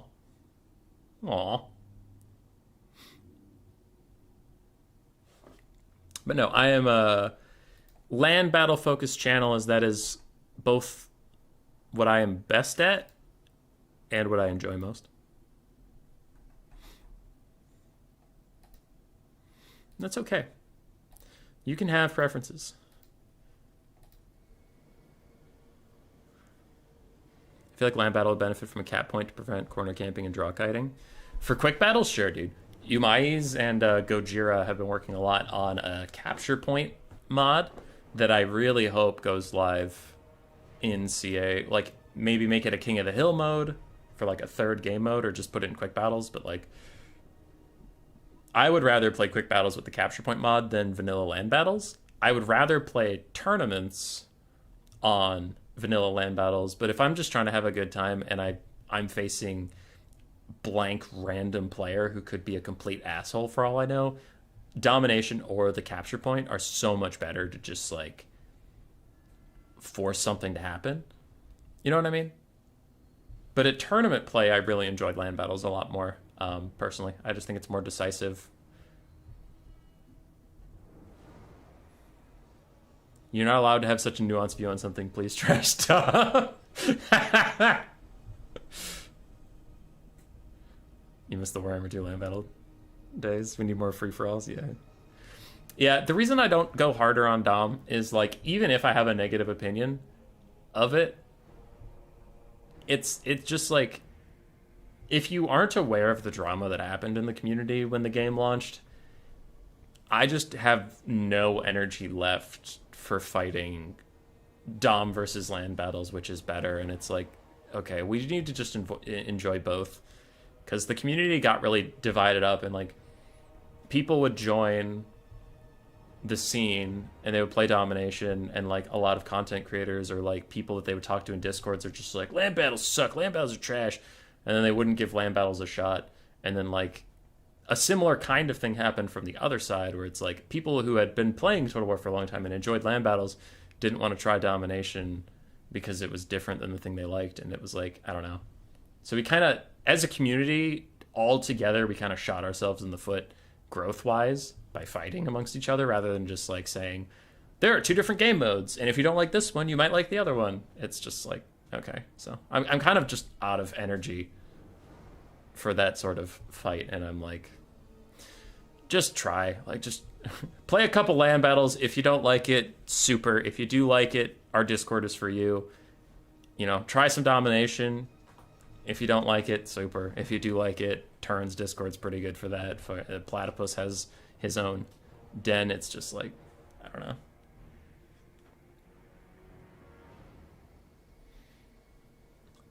That's why when some people joke about it in the stream, and they're joking, but I don't read that it's a joke, and they're like, you know, if we're casting a rather bad land battle game, like let's say it's Kugath and a Greater Unclean One fighting thousands of melee infantry, but the melee infantry are all just going to get Mortis Engine down, that's a stinker of a game. Like, we can all see it, and then someone pops in the chat, it's like, this is why domination's better.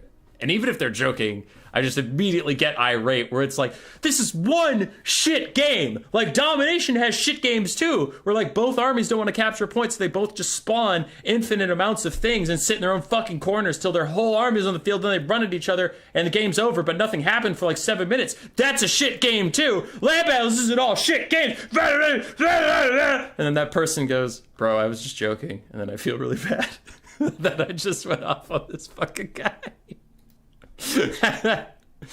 Because it's just like some, you know, land battles, dom, soccer, football, baseball, any competitive activity, there's stinkers and there's fucking bangers, and it's just not, it's not like a game mode thing.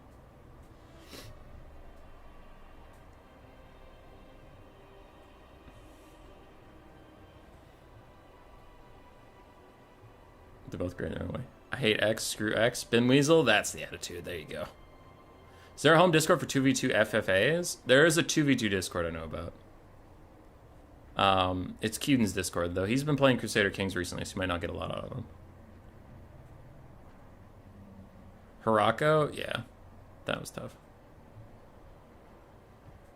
Where, like, you just queued into random battles, and then it's like, if you fought somebody who wanted a domination battle and they got land, they were going to dodge. If you fought somebody who wanted land but they got dom, they're going to dodge. So then quick battle was just a bunch of dodging. That was so stupid. Your passion and anger is why I subbed. Oh, I got plenty of passion. I'm just trying to focus on not directing it back at the community.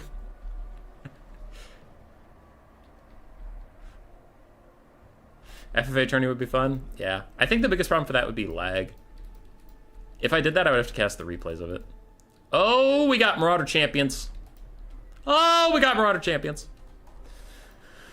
Khorne versus Norsca. For Khorne, we have 2 Chaos Furies up in the sky, 2 Chaos Warhounds of Khorne, some Bloodletters, 3 Bloodletters, 2 Chaos Warriors with Halberds, 2 Minotaurs with Great Weapons, and Scarbrand.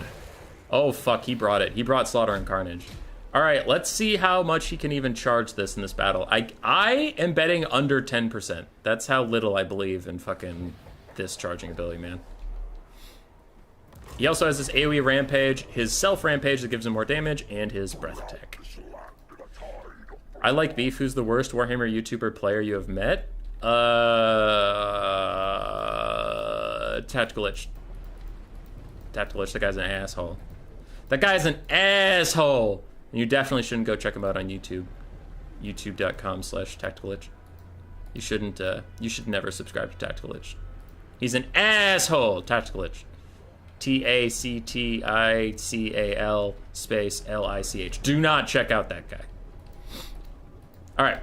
For the Norsca army, almost skipped it. We have 4 Marauder champions, 2 Marauder berserkers, one of which is the Brutes of the Hound. We have 2 Norscan trolls, triple jav throwers, 1 Marauder horseman, Wulfric the Wanderer on horseback, it looks like, and then we have a Shaman Sorcerer of Metal with Plague of Rust and Searing Doom.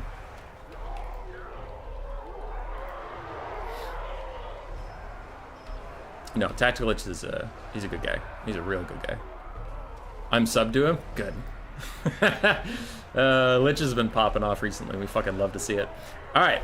Scarbrand is in. He pops his self-rampage, but that is, in fact, a self-rampage, and he's currently getting murked down with Hunters of Champions lowering his melee defense to 10. He's sitting in the middle of 2 Marauder champions with great weapons, and Wulfric is beating the shit out of him. Scarbrand's almost dead already. A big Searing Doom. Overcast is going to hit the Chaos Warriors and the Bloodletters, and Scarbrand manages to rally. He stops his demonic instability crumbling, and he is holding on for now. Across the rest of the front line, Khorne is getting the better of the situation in general. They are getting more kills, but Scarbrand taking so much damage really does put a damper on things.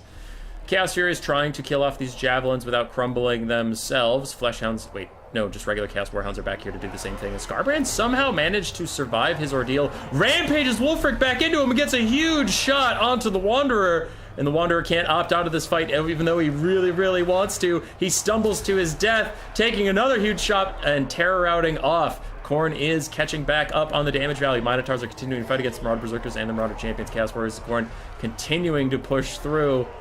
And Scarbrand keeps chasing Wulfric.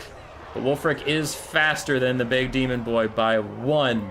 So maybe he will get away. Maybe.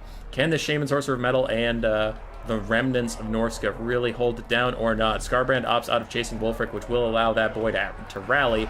As Khorne's starting to run out of gas, as a lot of the demonic factions do. It starts really good until that demonic instability hits, getting rid of a lot of your front line.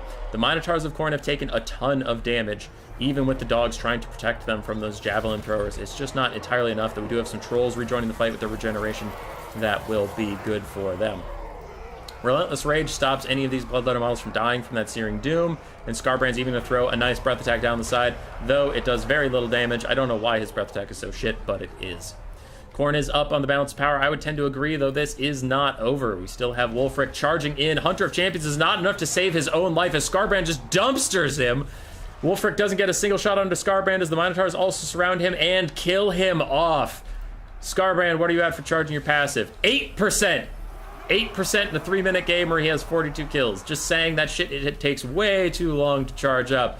As Scarbrand is going to come back over now. His Bloodletters should start crumbling away, but they barely cling on to leadership. Chaos Warriors with Halberd's going to beat up the Shaman Sorcerer of Metal, and I think that will be GG as the southern part of the fight has fallen apart. There's too many healthy Chaos Warriors, and Scarbrand is still around. And he ended the game with 10% charge.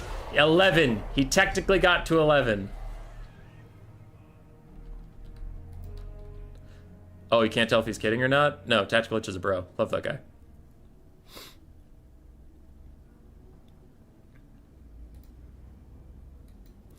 All right, Scarbrand, a crisp 2,000 value in a very quick fight. The Minotaurs of Khorne did well overall. Chaos Warriors with Halberds did well overall. Bloodletters also did surprisingly well. Furies mostly died. It's just what they tend to do, and the dogs did good stuff. For Wulfric himself did okay at that start, and then he just got completely dumpstered by Scarbrand, but otherwise he was doing okay. Marauder Champions, Great Weapons did fine. Berserkers did fine. Trolls, I don't love Trolls. They were there for generation stuff, but they just got pushed off too quickly. Shaman Sorcerer of Metal didn't get to do too much, unfortunately. Jav Throwers did okay, and the Marauder Horsemen, I didn't even notice. I mentioned them at the start of the game, and that's the last I saw of them.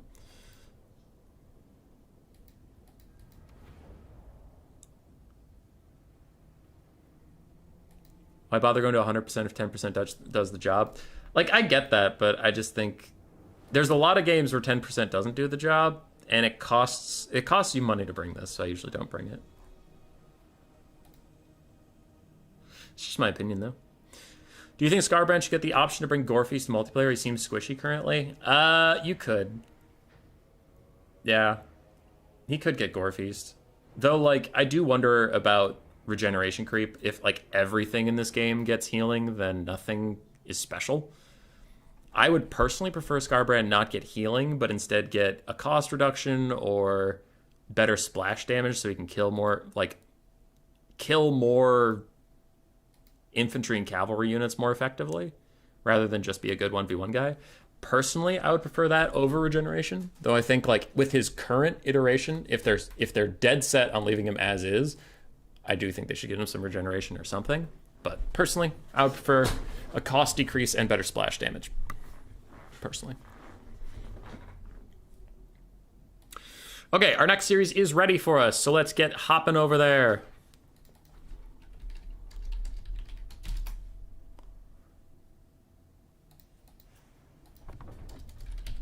We will have... Oh god, that is a password.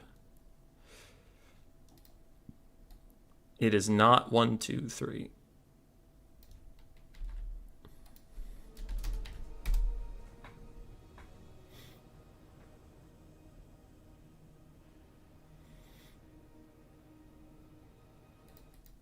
Bretonnia and Lizards are global banned. Oh yeah, I forgot to mention this tournament has 2 global bans. You might be wondering why you haven't seen Bretonnia. My very, very not secret objective of the new player tournaments is to make the easiest possible settings for players to give land battles a shot in the best atmosphere possible. That doesn't mean every game's going to be good, but I did ban Gotrek and Felix because they can form pretty unfun, shitty blobs. I did provide global bans for each players because maybe, like, there's certain factions that people just hate. Like, I personally just fucking hate Wood Elves. I know they're not good right now, but I meant in general, in Warhammer's history, I don't like fighting against Wood Elves.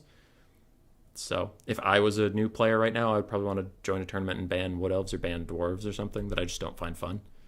So we did set up this tournament to just be like not super competitive. Like at the top level, you could argue a lot of the things in this tournament aren't necessary. Like the global bans, maybe not. Gotrek and Felix, probably not. But at the end of the day, I just don't want to see Gotrek and Felix blobs.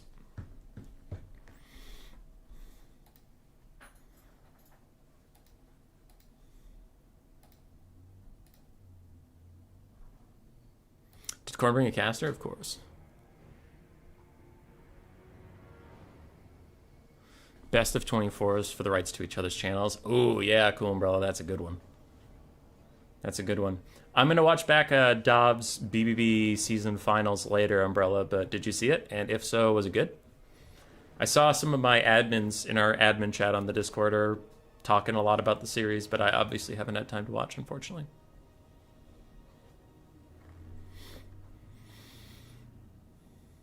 Anything that requires kills to stack an ability item, but they're not to be given a way to actually get those kills. Yeah. It'll never get old seeing the HP bar of whatever Scarbrand fights just suddenly empty by a third. What did the Lizardmen do? Some people just don't like them. They are quite strong right now, but some people just don't enjoy lizards. And that's fine. I know Blood Penguin does not like fighting lizards. I wish Scarbrand had like an insane missile resistance just to have him kill anything that approaches him. Yeah, I like Scarbrand thematically. I think he just has too many weaknesses. So I hope they give him a buff. I hope they don't overbuff him. That is a big problem. Why are lizards banned? Okay, I might have talked too quickly through that, but there's each player gets a global ban. So when you match up with the other player in this tournament format, you say, I fucking hate dwarves. We're not playing dwarves this best of 3. And the other guy says, like, I fucking hate Bretonnia, so we're not playing Bretonnia best of 3. And neither player can pick that faction. You shake hands on that, and then you start the best of 3, pretending those two don't exist. So in this one, KDW and Semper Fi, one of them said the faction I just don't want to see is lizards. I can't tell you why that was the one that was banned. It just was. The builds were cool. The games weren't that close, though. One player, the other won all the games pretty convincingly. Well, I'll still probably watch it. BBB Season 1's over, baby! You guys did it! You made it through the end! Lizards currently play more like an undead faction than actual undeads. Yeah, that's a lot of healing. No Chorfs so far. No Chorfs. I hate taxes ban those, ban pineapple on pizza. Yeah. No, it's a player-by-player basis for what they banned, so I don't know why one of these players banned Lizardman, but you could figure that out with them.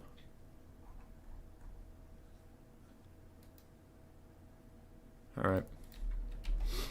Dark Elf build is mostly set up, so let's get into it. Dark Elves versus Vampire counts. We have 2 Cold One Knights, 1 Dark Rider, a Manticore with Malekith. Hey, Malekith, you just gonna sit on a throne and let your entire kingdom fall again? Huh? You dumb piece of shit. Hey, I see you have an army here. You want to give it to a demon guy you hardly know? Huh? Malekith, you dumb piece of shit. Anyway, triple Dark Shard aside from that. Dread Spears, Bleak Swords, 1 Black Guard of Nagarond. I thought I saw a second one, but I guess not. So yeah, just 1 Black Guard. Okay. Cool. Pretty solid Dark Elf build. We barely see Dowie nowadays. Yeah. I actually do enjoy Dowie. I used to play a good amount of in Warhammer 2. I don't like the current iteration of Dowie, where you're heavily incentivized to like blob up around Thoric Ironbrow. But I personally preferred like really wide cannon, Quarrelers, Thunderers, Dwarf Warriors builds.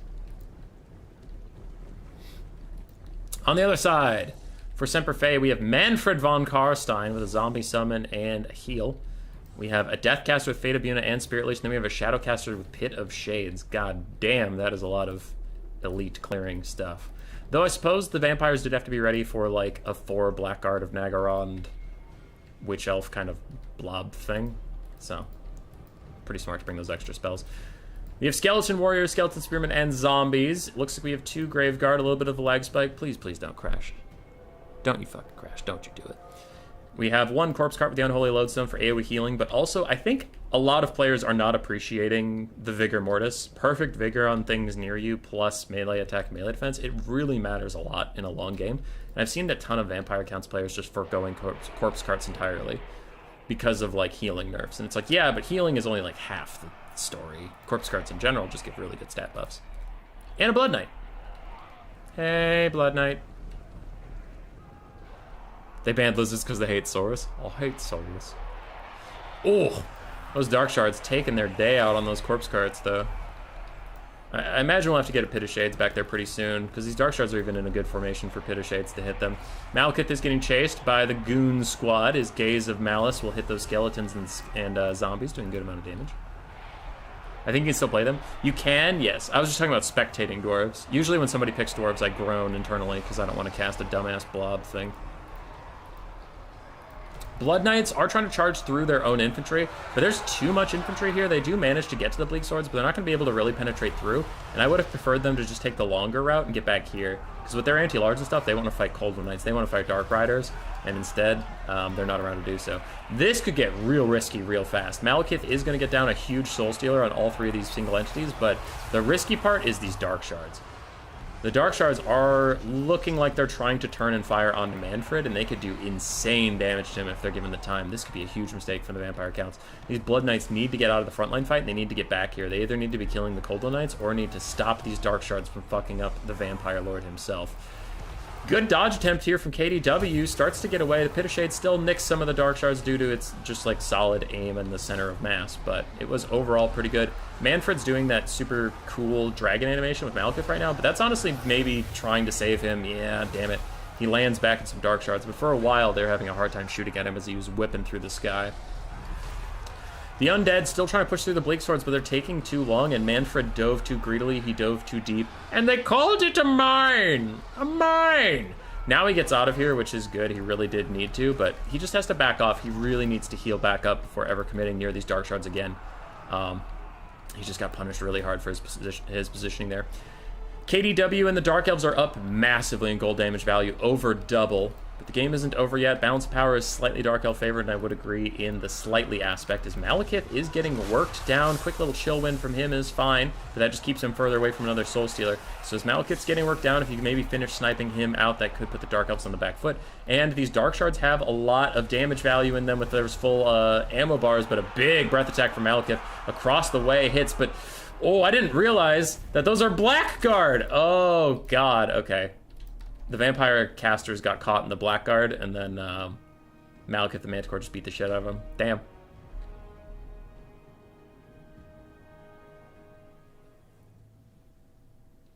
GG.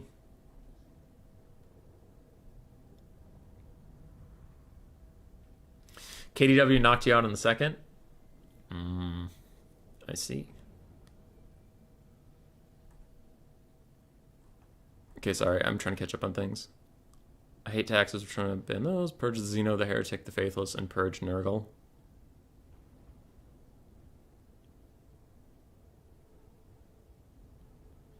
I love playing Chorfs. I want to see some pain trains. I actually do find Chorfs to be fun, personally. They launched with some really broken shit, but now I think they're actually mid or low tier, honestly.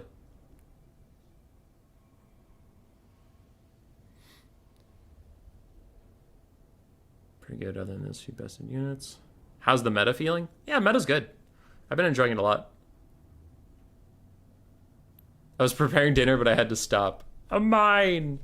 Hey, Blackthorn, how you doing, man? All right, Malekith, really good value. Solid stuff there. Golden Knights were just around, but they did okay. They did fine. No complaints there. Dark Shard's incredible value, just shooting Manfred when he landed.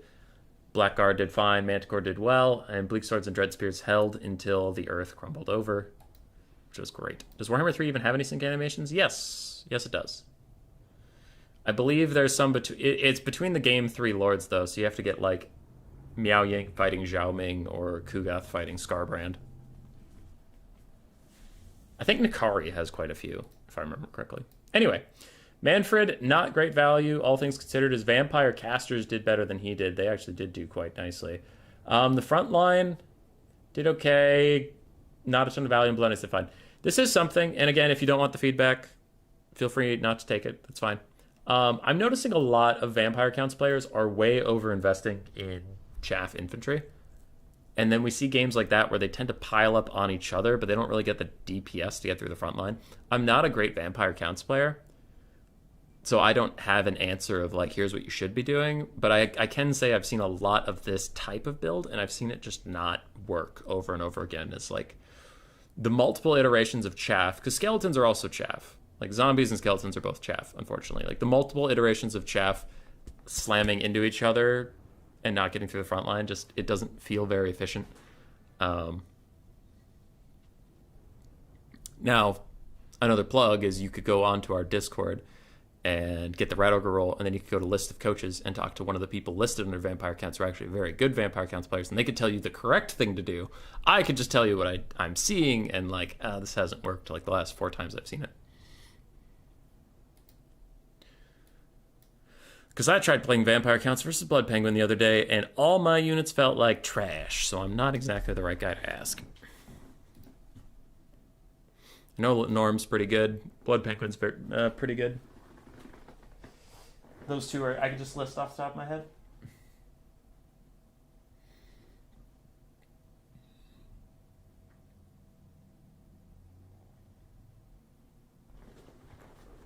There's also the Ice Bear versus Ice Bear animations for some reason. That's not one I would have guessed, Adam. That's kind of funny. Dowiza. I prefer Chorf. I'm going to grab a beer. BRB.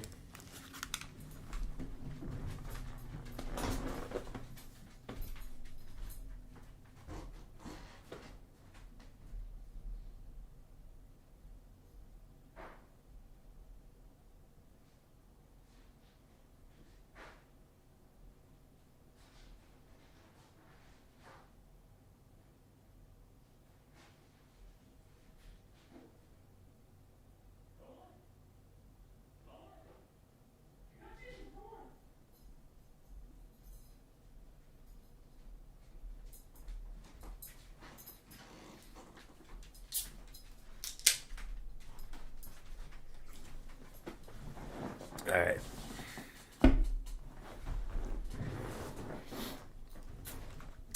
It seems they're a bit boned against monsters, pun totally intended. Yeah. They need halberd units. Like, they need a Graveguard to halberd variant. That would be good. Vargulfs need to not be trash. Vargulfs are... They did not scale into Game 3 well at all. Their weapon strength is just too low to be a threat. What do Americans drink in terms of beer? I'm not a huge beer guy, personally. and I was diagnosed with genetic liver disease, so I don't drink a ton.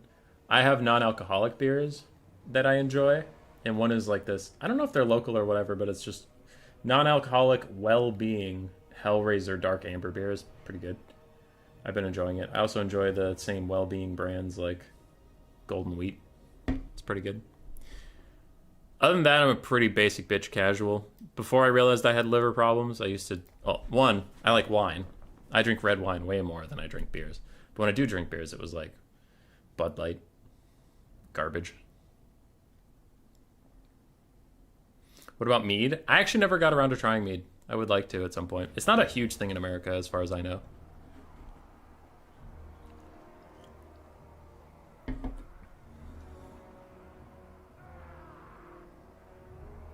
What liver disease?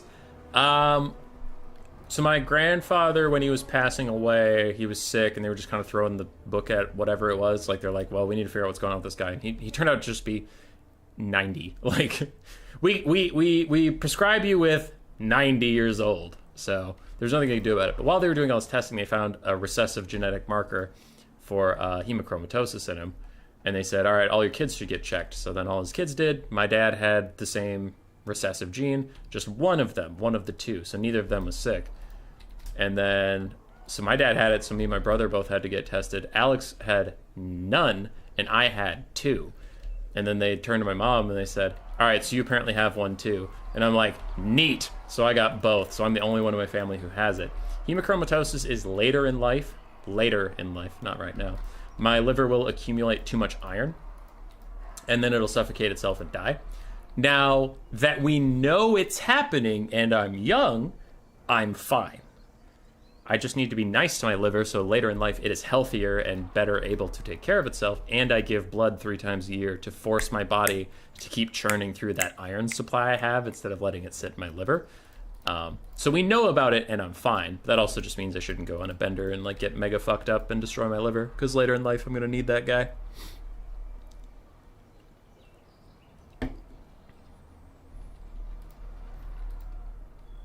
Mushroom wine, yes. I like red wine and whiskey. Not a big whiskey guy. I do like red wine a lot. All right, we got dwarves.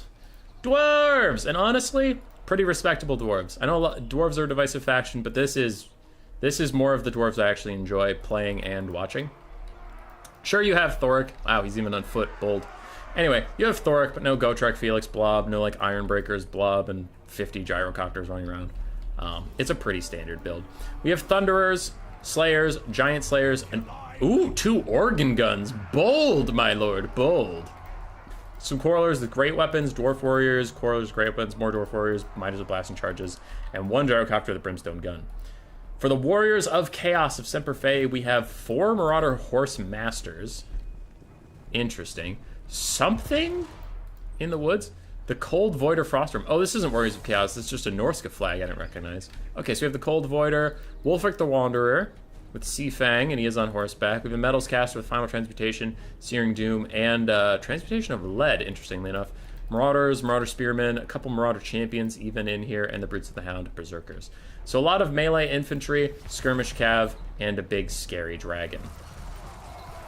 The Organ Guns are currently lighting up Wolfric the Wanderer and the Shaman equally, doing a little bit of Lord sniping. And the Skirmish Cav are fighting the Gyrocopter's Brimstone Guns when effectively microed and dodging. These guys will take very little damage from Skirmish Cav, but if you slip up even a little bit, you can see they've already lost one of their precious helicopter models. And it looks like Quarrelers are trying to peel off the back line there. Organ Guns continuing to punish Wolfric and the Caster. The Caster's not such a big deal because Casters, as long as they're alive, can keep casting spells, but Wolfric, any damage he takes is pretty brutal. The Cold Voider is also going to have to be brought in with great haste. Already some Marauders are getting pushed off the front line from the severe punishment they've taken due to organ gunning. Quick Searing Doom. Looks like KDW tries to dodge. Not quite fast enough as some of the Thunders were still reloading. And now the Skirmish Cav are moving in. But what will they do? It looks like they plow into Slayers for a bit. They're going to want to back out of here, and back out of here they will. Wolfric is already down to half HP.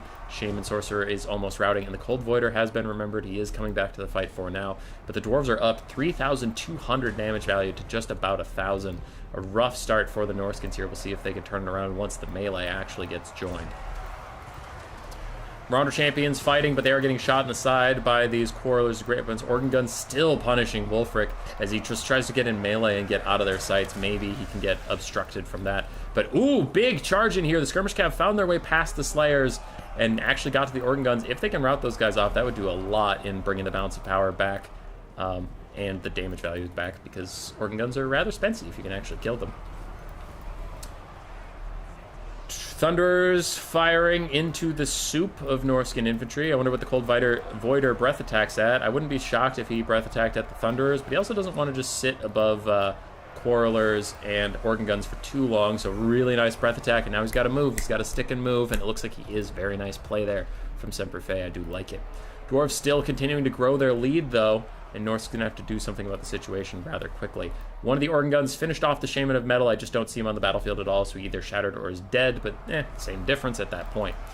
Cold Voider sitting above the Organ Guns, but he is getting shot by a bunch of these Quarrelers, taking a ton of damage. A quick Sea Fang rips through more Quarrelers, and Wolfric's Marauder Champions plus his Berserkers are trying to carry this game.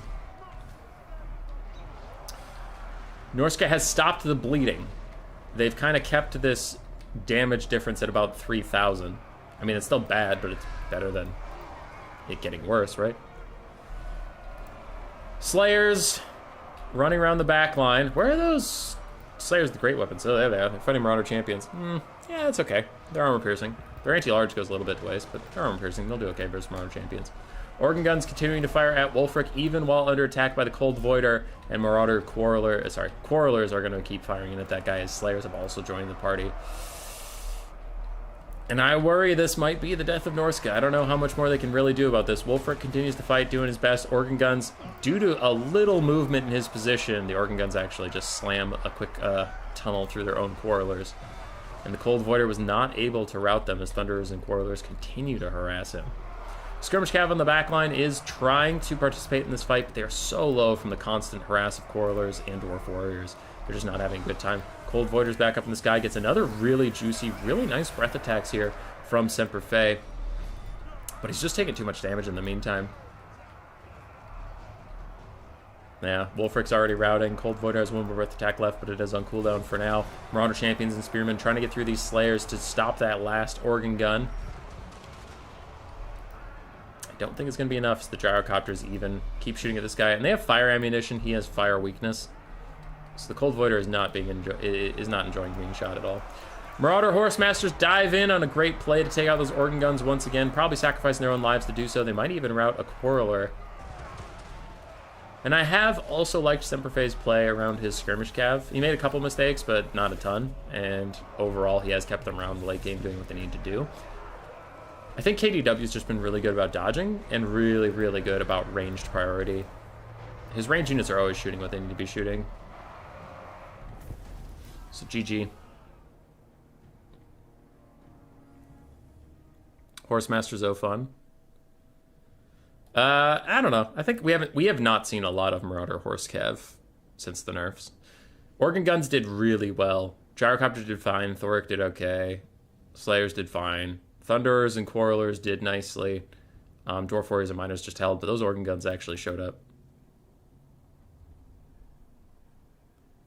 It's not Fae, it's F-I. What are we talking about?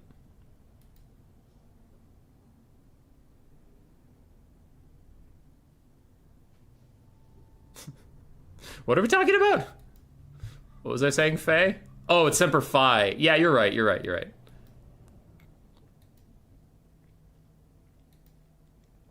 Sorry, I'm used to the other one.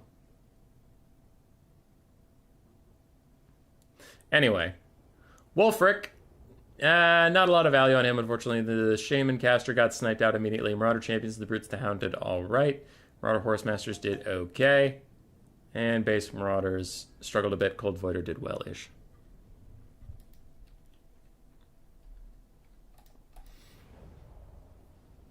All right, GG. KDW will advance.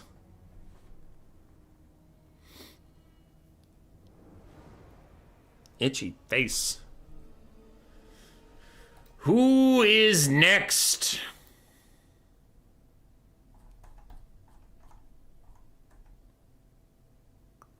Segos versus KDW. Okay, we'll follow KDW.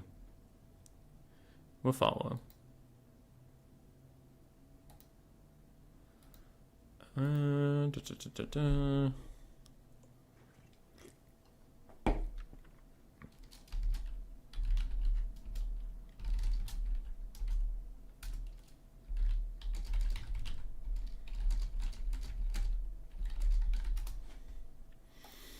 then I'm going to message Wyatt about the other semifinal. And at Wyatt, when you get opponent, start playing, but please send me replays no matter what. They will be cast. Okay. So looking at the bracket, Wyatt awaits his opponent in the top bracket. Bottom bracket is decided, just wasn't updated yet. So we have KDW versus Segos. We're going to watch this live. Wyatt will fight the winner of Salinator and Alexander off stream. I will cast all the replays from that one. While I'm casting the replays for that one, hopefully finals will start. So we have 3 best of 3s left to cast today, 2 of which will hopefully be replays. If everything goes smoothly, that tends to just be the better way to do this, as it tends to get late over in Europe at this point, so I don't want people to stay up too late on a Thursday night when they have to work tomorrow.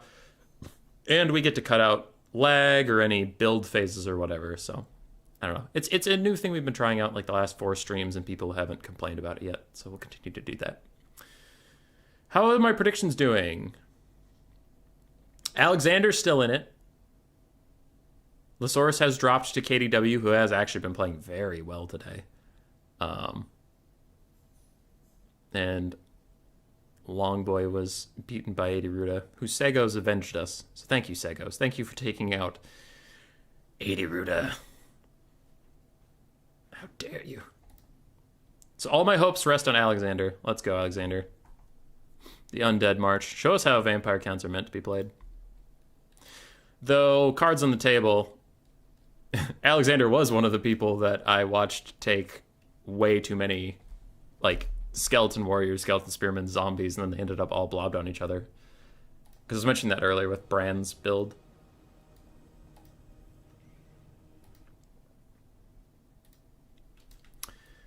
Alright, I have a code.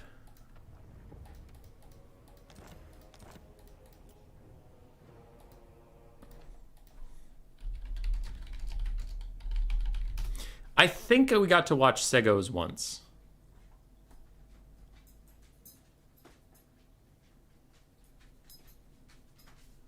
I fought him once. Oh, okay. Because I messaged him, you got a lobby. So I fought him once, but I have not gotten to spectate him, so that'll be fun. And then do I have a blocker up? Yes, I do.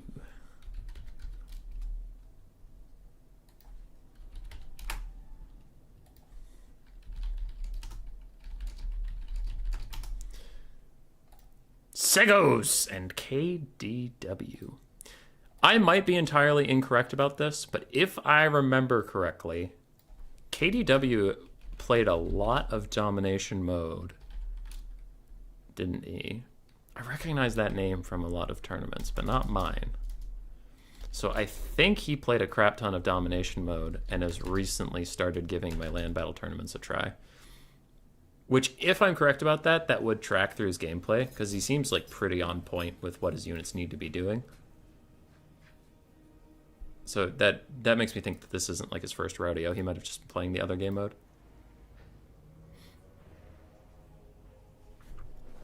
None of the major streamers have picked up on the actual newest feature in Warhammer 3. Have you considered a joint campaign with other big streamers like Milk Cookies or Zerk? I will answer that. I will think about that while I read the rest of the chat, but I will come back to that. Jeremy, are you winning? I think we're all winning. The stream's kind of been a banger. Mr. Casual? Yeah, I think it's the lack of feral mammoths that got him killed off. Will you be casting the land battle with Cap Point mod tournament later today? I will not be. I have to go back to work after this. I worked this morning. I put my tray on. It's going to run for 8 hours, and then I got to go back. Also, I'll just be tired. Neckpad, down player, ban him. That's speculation. That's speculation that I thought I saw him in some down tournaments. Okay, I'll deal with that later. Deal with that later. What is this? Is it important to right now? Nope. Deal with that later. To answer the original question, so here's the problem. I don't know those content creators very well. Actually, I have talked to Indie Pride a little bit. But anyway, I don't know those content creators very well. And I did do some co-op campaign stuff with Authenticity once. But there's several problems with doing co-op campaign for me specifically. One, I'm not a very good campaign player. Like, I play campaign, but I just take things I like and I do things I like that aren't always very smart. So then when I'm pitted against someone who actually knows what's going on, or like knows the cheeses for like the how to bug the AI, or knows the most efficient build paths and stuff, I kind of get royally fucked. So it's not a very close competition. If you get me into battle, I can usually do pretty well, but the problem is I enter battle with half your units. My units aren't as good because I'm not as efficient on the campaign board. And the other thing is, being a rage bait swearing YouTuber, it can kind of rub certain people the wrong way. Which, like, when I'm alone and I'm solo casting is fine. But when someone else is trying to have a conversation, or when someone else is trying to talk to their chat, or someone else has a curated product, a curated design where they don't like swear a lot, and I'm in the background losing my goddamn mind because my Grayseer like fell off a wall or something. Not a lot of content creators like duoing with someone like that. And like, I'm not trying to be an asshole to other content creators. I'm trying to just be like honest about it. Like, I can see it from their perspective where it's like I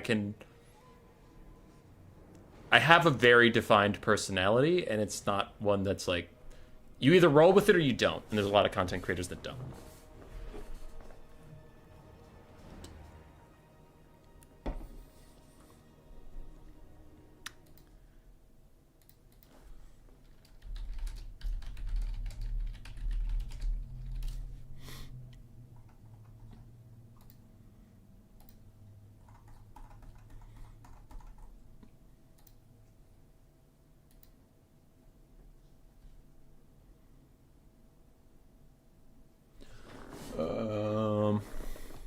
Lich can have first dibs. I'll answer that question in a second. If he's not around, hell yeah, brother.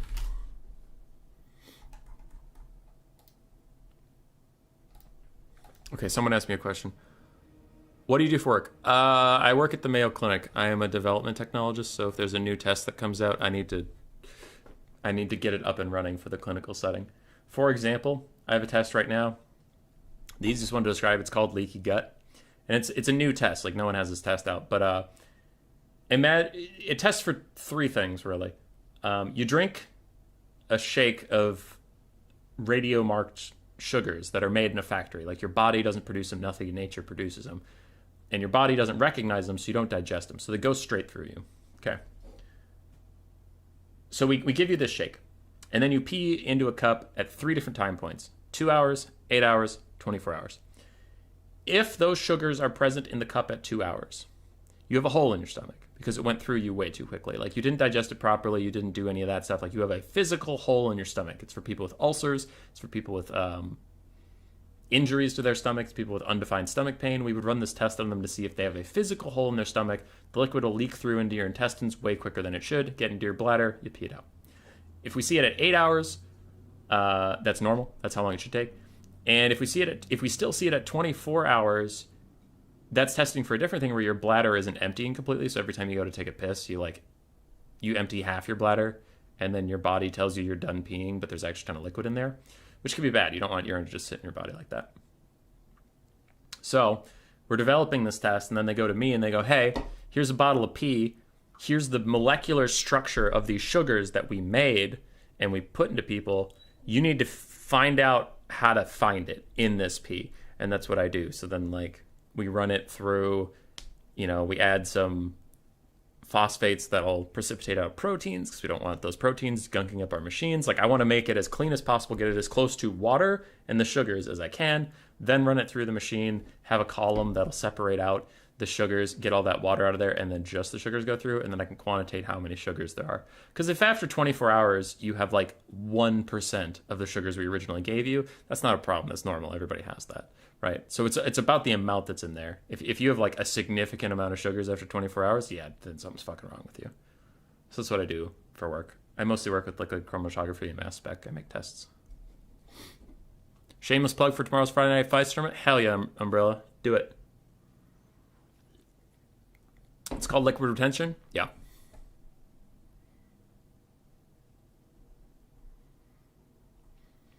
I can try O4 Bark. I can just imagine what they would say. Because Inticity used to do co-op campaigns with me, because Inticity knew me a little bit better, and he knew that I can turn it off. Right? He knew that I can not swear when I want to. I still kind of went on rants, and I was still very loud. But I didn't swear. I just don't know if a content creator that doesn't know me that well, if they did even the barest research into me, they might be like, this guy's a fucking loose cannon, and I don't really want him on my stream saying weird shit. Losing a co-op campaign game on turn 1 was epic. Hell yeah, dude. When Anticity fucking bum rushed me with his Vampire Coast, and all I could recruit was Skaven slaves and Skaven slave slingers, and he used his undead thing, where the Vampire Coast can recruit whatever's dead around them. So he shows up at Skaven Blight, turn 1, recruits handgun mobs, a bloated corpse, and animated hulks out of the ground, sieges me, unsieges me, next turn, does it again, re-sieges me, so I can't recruit anything while he just keeps unsieging me recruiting. So he gets a 20 stack, I have a 6, and then he sieges my main city and kills me. Yeah, that shit was pretty good. And that's the stuff that I just don't know, So, yeah.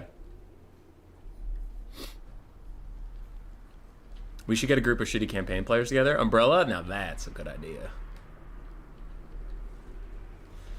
I'm good against AI and no campaign very well via legend. Wouldn't know how to play PvP post, so I'm your opposite.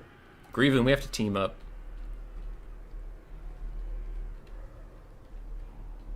So you work with P. I work with P and blood. Yeah. Because my other test is, I'm not going to go into it, but my other test is ceramides, and that's based off of blood, whole blood.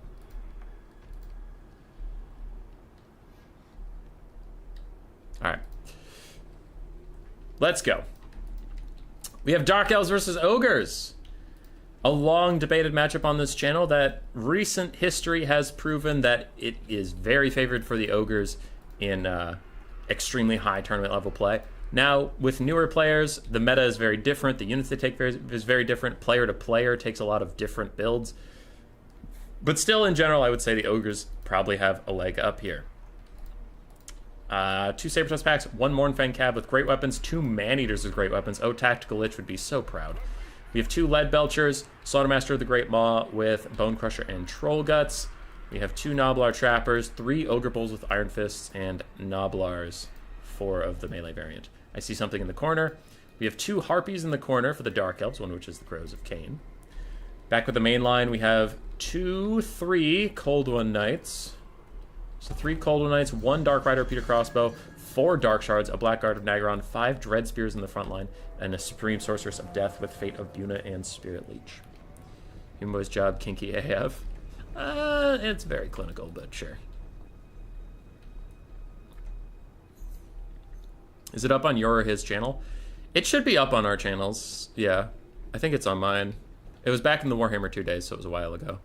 And then I played one campaign with him on Warhammer 3, but I was a whiny little baby man because Khorne sucks. I picked Khorne, and then I got fucked like turn 1, and then I was just doomed. And I whined about it for like 4 hours straight. It was great.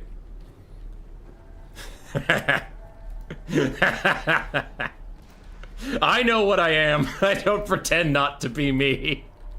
Alright, the Supreme Sorceress of Death throws a quick Spirit Leech onto the Slaughtermaster with the Great Maw and starts running around.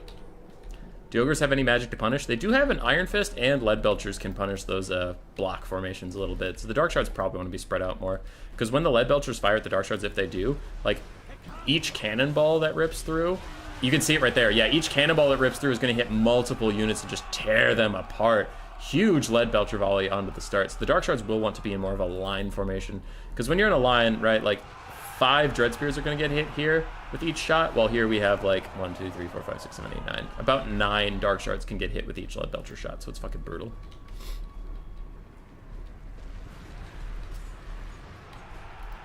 Lead Belchers tearing into the Blackguard of Nagaron, but now the Dark Shards are in range. They will offer very punishing fire back on Lead Belchers. Lead Belchers are extremely squishy. Even for being Ogre units, they're more like Giselles and Crane Gunners than they are anything else, so they will take a lot of damage here swiftly.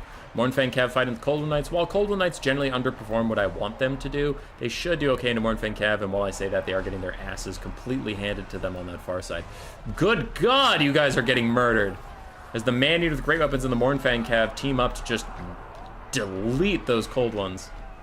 Oof, oof, baboof. Both Lead Belchers are feeling the pain, though, and having to run away now, even though Harpies might come over and just end their pitiful existence. Dark Elves still a bit on the back foot. They're down about 1k damage value, and I would tend to agree. Their front line isn't looking so hot. Their back line has taken a lot of damage from the Lead Belchers, and their flanks are mixed at best. But those Man-Eaters with Great Weapons are doing really, really good work. The Harpies are here to finish off the Lead Belchers, and that is what they will do, but this is where I get concerned. A Fate of Yuna onto the Mournfang Cav will do decent damage, but with only 12 models, it doesn't do the most it could do, and the Dark Shards now are going to have to protect themselves and protect each other. As the Mournfangs are coming in, they will get healed up by a Butcher or a Troll Guts. Which is it? It is a Troll Guts, not Overcast. Okay, so they can maybe burst through that, as the Dark Shards will try and just kill those guys straight up. Man-Eaters and the Saber-Tusk packs have pushed off the Coldwood Knights, so all 3 Coldwood Knights were put into the gutter. One of the reasons this matchup is so difficult for the Dark Elves, in my opinion, is because, it's just my opinion, but I think Coldwood Knights severely underperform what they should, and when you take an anti-large armor-piercing cav, you have certain expectations of it, and they just don't live up to those expectations. So the Dark Shards are continuing to try and punish the Mournfang Cav. Troll Guts is keeping them alive for now, but a big volley from the Dark Shards will push those guys off and once again secure the backline for the Ogres. But for how long? As the Blackguard actually managed to hold the front line and win it with Harpy rear charge support. KDW playing that very well. So the Dark Elf front line's doing okay, but the flanks falling apart is a pretty significant problem. As now these Man-Eaters with Great Weapons are going nuts on the backline and nothing can really stop them. Ooh, actually this could be bad. They just charged into a Dark Shard that was already going to rout, leaving themselves open to the 2 full health ones firing in on them. That is a lot of damage onto those Man-Eaters, my man! Oh, another attack by the Blackguard. I thought they were going to go attack that, like, full health Dark Shard. That would have been better, but now they're just getting completely gunned down in the backline. It looks like the Ogres are busy elsewhere. He doesn't really notice how much danger they're in, so they're still chasing after the Super Wounded One. Now they're running away, but they went from full health to straight up fucking dead, my guy! Oh, brutal. Ogres still ahead on the balance of power. We are about dead even on the damage value, though remember, Ogres have much more healing than the Dark Elves do, so even on the damage value is actually slightly Ogre favored. As a Spirit Leech plus these Dark Shards are just lighting up the Slaughtermaster, and Dark Shards are carrying yet another game. They did very well for KDW versus the Vampire Counts, and now they're doing incredibly well versus the Ogres, as some Dread Spears continue to chase these Lead Belchers off. It looks like Man-Eaters and Ogre Bulls and even Saber-Tusk packs are sitting back here trying to puppy guard those guys and get them a little bit of space so they can shoot the Blackguard. But the Blackguard aren't your problem, these fucking Dark Shards are. As Ogre Bulls with Iron Fist Suicide run into the Dark Shards, taking out one of the full health ones. Very, very nice sacrifice there for those Ogres. They did kind of need to do that. These Dark Shards have to be stopped, as the Slaughtermaster is a little too close to that front line that's falling apart for his own good, I would think. Most of the balance power for the Ogres is locked up in this full health Man-Eater, and as we saw, those Dark Shards can make that go away so quickly.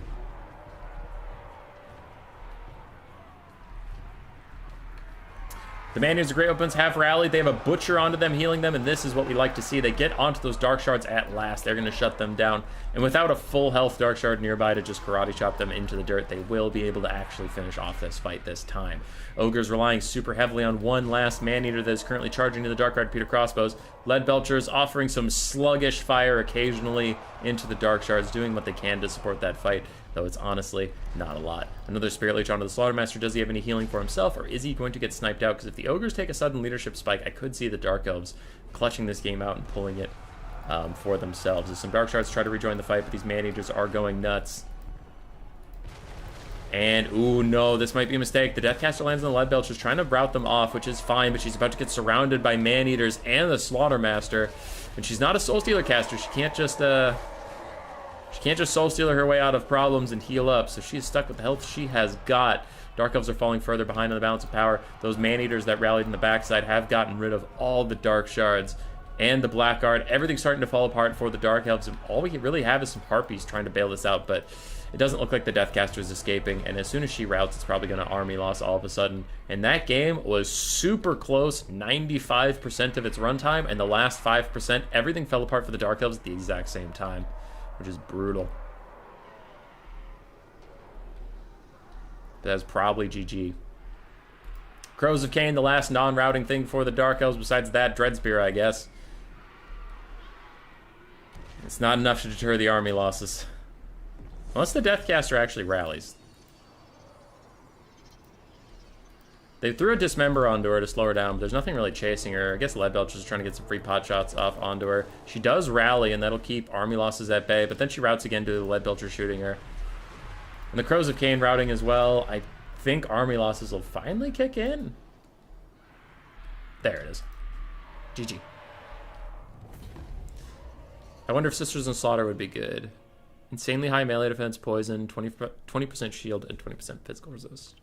No idea.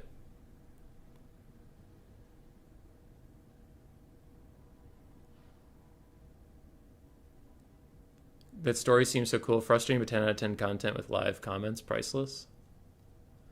Yeah, it's still out there in the ether somewhere. Was it Scarbrand with Blood Hosts? I was Scarbrand, yeah.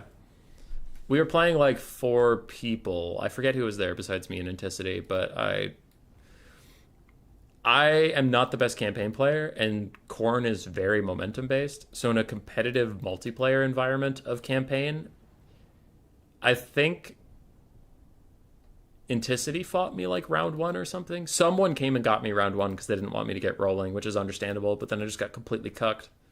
So then I belly ached about it forever. Oh, we had another stream. I forgot this. We had another stream after that. I was playing fucking Nurgle, and it sucked. It was so fucking bad. Because his, like, I haven't played a ton of Nurgle. I haven't. Literally, this campaign was the only one I played of Nurgle. Okay?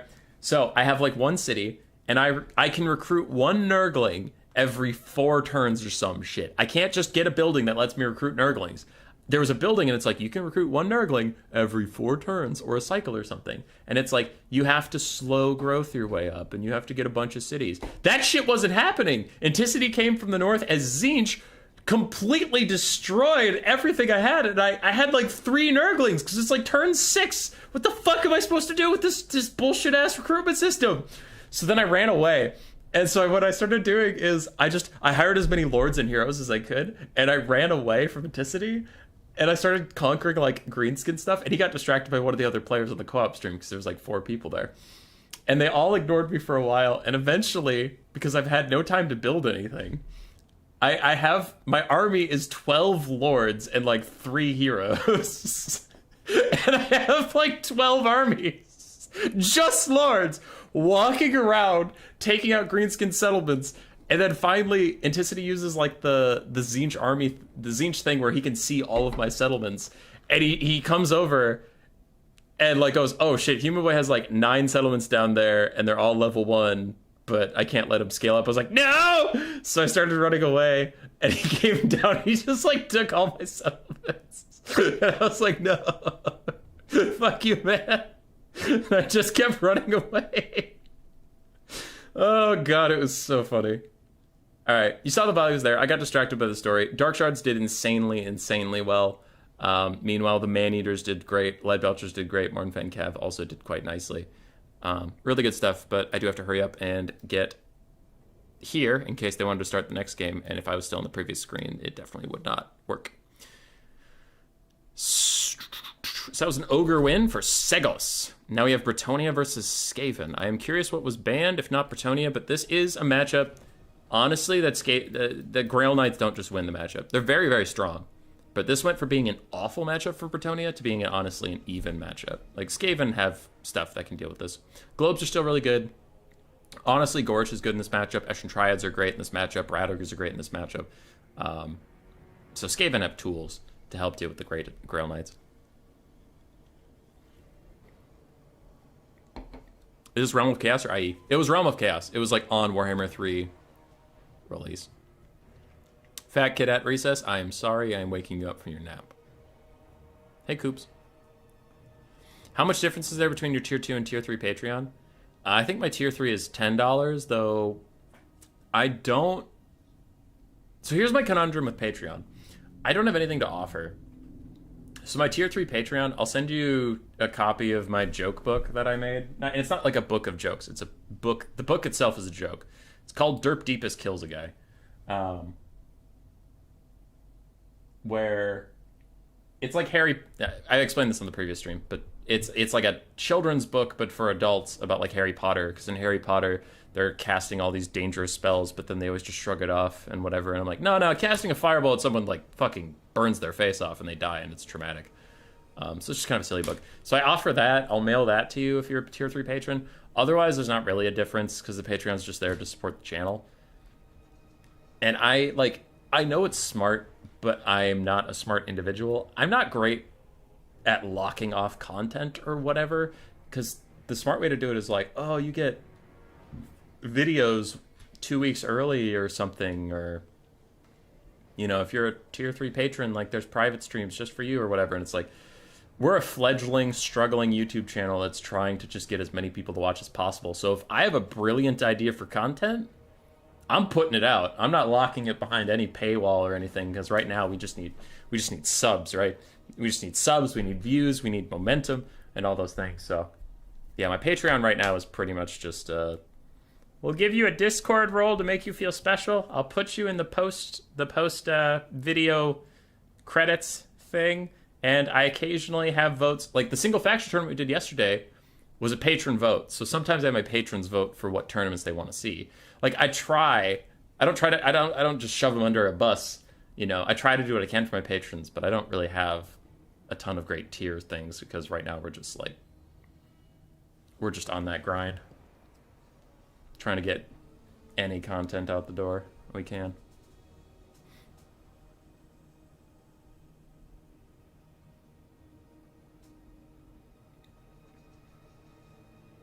So my Patreon is pretty much just a way to donate if you want to, and I wouldn't worry too much about the tiers because there's not that big of a difference.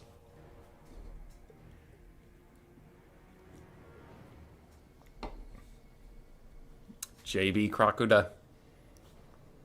I always want to say Crocta, but that ignores the U. And this time I remembered you're a patron. I remember a couple times I forgot. Because you don't talk in chat much. But yeah, that's pretty much the idea behind the Patreon right now, is just like, if you want to support, but I don't have a ton to honestly offer right now. If I was a bigger content creator, maybe I could, but for the moment, we're just on that grind. Spirit of the Gorg, of course I will. Of course I will. At my home lab, that I definitely have. And it's not just putting it in front of Hazel and being like, sniff this. Does this smell sick? Looks like they forgot to change the map. If either of them ask me, I don't care as long as they don't care. But if somebody wants the map to be corrected, we can do that.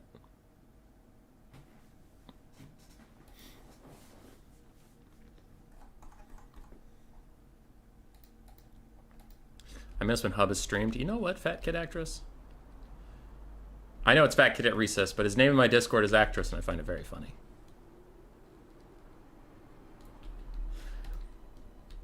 Okay. Bretonnia versus Skaven. Skaven brought triple Giselles, 1 Poison Globe. I would probably switch the order of those. 1 Giselle, 3 Globes, but I'm very nervous. Let's see how it goes. Looks like 3 Rat Ogres, a Mutant Rat Ogre, Ikit Claw, with Flensing Ruin, Howling Warp Gale, and Warp Lightning. And then a crap ton of Clan Rat and Skaven Slave Spears with triple Eshin Triads and a Mutant Rat Ogre. I did mention the Mutant Rat Ogre, but I want to mention it again. I like a lot of this, except for one thing, and I will mention this here for everybody's sake. This is my personal opinion. I play a fuck ton of Skaven. That's where the opinion comes from, but that doesn't mean it's correct. Anyway, my opinion is Flensing Ruin is bad versus Bretonnia. Here's why. You have 2 options of what you're casting it on. Lewin / Alberic, who probably have a crap ton of healing or their own healing, and Lewin even has 40% spell resist, or you're going to cast it the Fey Enchantress, who has healing and 60% spell resist. I don't like Flensing Ruin versus Bretonnia. Plus, the Lord isn't your problem. Lords are always a bit of a problem. They're always a bit annoying, but your problem is the Grail Knights. And Flensing Ruin is trash versus the Grail Knights. So I would prefer spamming out Warp Lightning on the Grail Knights whenever they charge in, or getting a different Lore of Magic to hurt the Grail Knights. But this is the one matchup maybe in the entire game that I would not take Flensing Ruin.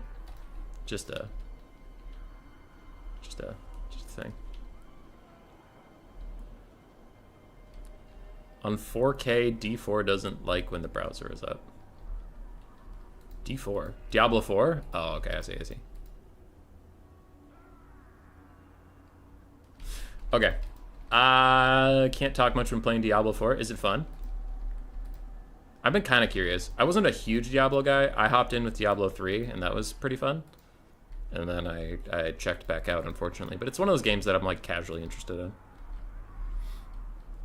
Ikit Claw. Wasn't Bretonnia banned? Not by these 2 players. I don't know what these 2 players banned, but each player gets 1 ban at the start of a series where they're like, I don't want to see this. So apparently these players didn't ban Bretonnia. Okay. For Bretonnia, 5 Peasant Mobs, triple Battle Pilgrim. We have double Grail Relique, Fey Enchantress with Regrowth, Earthblood, and her usual buffs.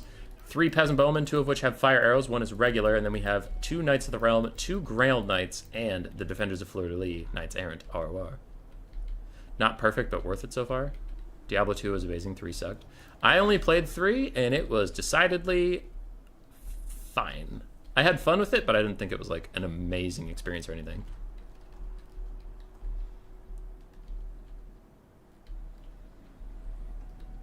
Diablo 2 is only good if you're old.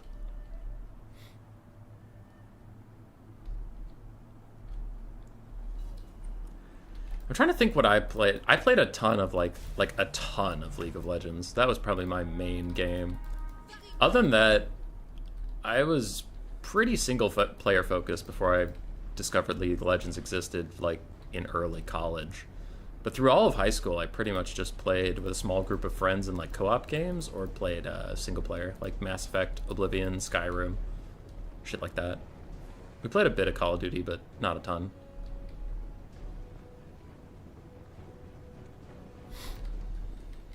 All right, things are moving up. I am extremely concerned about the Skaven build. I don't think it is trash. I just don't... With the way Bretonnia currently is, especially with those Grail Knights, if you don't have the tools to like really stop them before they get in here, I'm worried the Grail Knights are just going to go zzz, and all 3 of these Warp Lectures are going to be dead. You're down 3,000 gold value, and then it's a slow death after that point. Yeah, it's tough. Because Globes do a lot more impact damage on the Knights, so even if the Knights straight up charge them, it's a 650 gold unit, does a ton of impact damage on the Knights, even can kill models that before they get healed up, and their high armor makes them difficult to kill for peasants if they get through, but these Giselles are just a lot more fragile.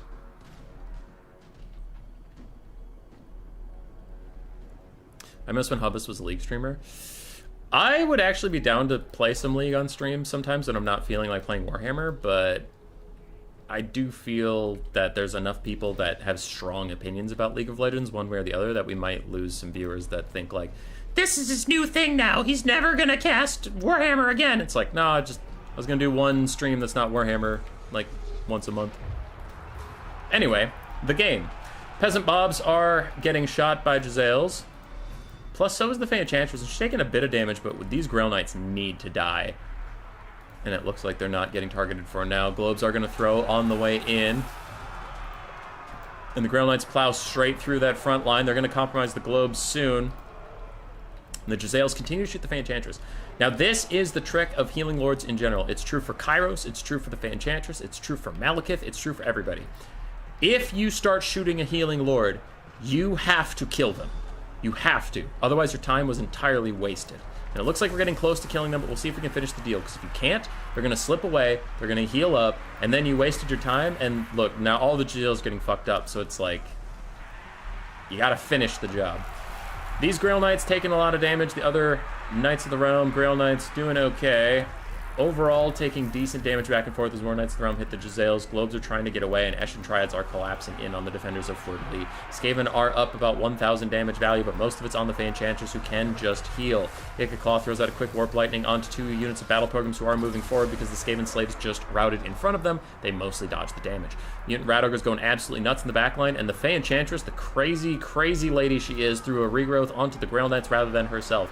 While I respect the hustle, the Overcast almost killed you, so the next heal spell needs to come back for you.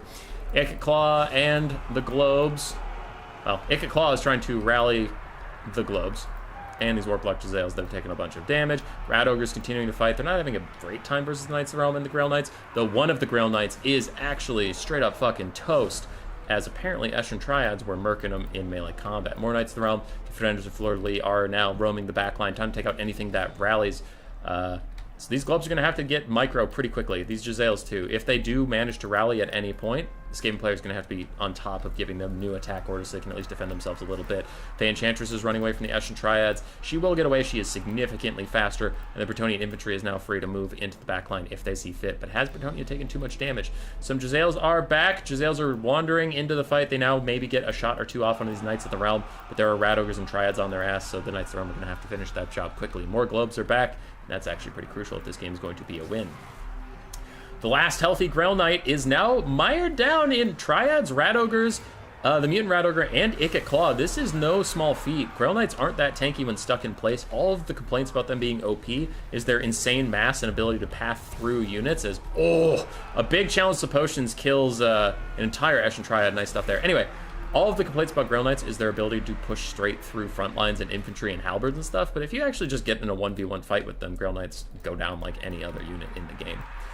It's a pretty mixed fight right now. It looks like we have a Flensing Rune maybe getting cast, but it gets canceled for a really nice Brass Orb that's going to hit like 3 or 4 different units. But the Skaven are running out of juice. Globes have been discovered by these Grail Knights. Do they get new attack orders or not? It looks like not. A little bit slow on some of the rallying for the Skaven, so those Globes are going to get taken out full free. Fanchantress still has not healed herself a wink, so if Ikit had a Flensing Rune to throw at her or something, that actually could be pretty huge. Backfield, some Jezzails might rally, but their leadership's so negative, I'm starting to think that is not the case. Triads and Rat Ogres continuing to chase. Bretonnia, though, are weathering the storm. They have plenty of archers, who Claw and his Rat Ogres are maybe going to go compromise for now. And the Bretonnian Knights are running out of juice. There's a big Flensing Rune. It's not Overcast, but it still might be enough. Fanchantress, if she notices this is happening, even an Earthblood can counteract that damage because of, again, her 60% spell resist is very huge. Flensing Rune's still going. 5 more seconds left. She even regrowths herself, so yeah, she is going to be just fine. Now, this is a big moment for the Skaven. Routing all of these peasant archers will help the balance of power a lot in their favor. Claw continues to bump and grind. I don't know what'll kill all these battle pilgrims, but they are welcome to try. And the Mutant Rat Ogre dives back into some peasants, hopes to rout them off as Clan Rats and Eshin Triads go get involved. 2 Knights of the Realm rejoining the fight. They're pretty low on HP, but healthy enough to get the job done. Another Earthblood for Grail Knights and the Knights of the Realm. So much healing. Healing probably needs to be more expensive. If you don't want to nerf how much it heals, you should at least nerf how cheap it is. Because the fact that she has almost heal capped these Grail Knights and Knights of the Realm and had regrowths for herself, kind of nuts. Another Brass Orb from Ikit is going to finish off the Grail Knights and the Le Massatil Holy Warden people. It's good for them. I don't think it's going to be enough. I do think the Skaven are doomed at this point. As the Bretonnian Knights line up, they get a Flensing Rune onto themselves. That's probably undercast, considering how much of this game we've been through. It'll do a bit of damage. Not an insane amount. It's still a good cast. Like, it's catching 4 knights right now, so it's definitely a good cast. It's just not gonna determine everything. Mutant Rat Ogre taking a ton of damage. Ikit also taking a lot of damage. Ikit cast something on himself that did a shitload of damage. Oh, it was an overcasted Warp Lightning is what did that much damage to him. Interesting. And they have almost finished off the knights. Unlimited Power also overcast hurts Ikit, so Ikit is just deleting himself right now as the Mutant Rat Ogre attempts to fight its way out. But without any support, the Skaven are about to fall apart. Ikit Claw routs, and without him, this game is over.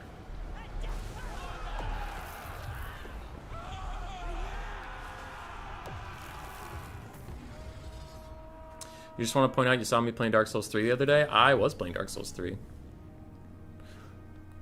Currently on my run-through.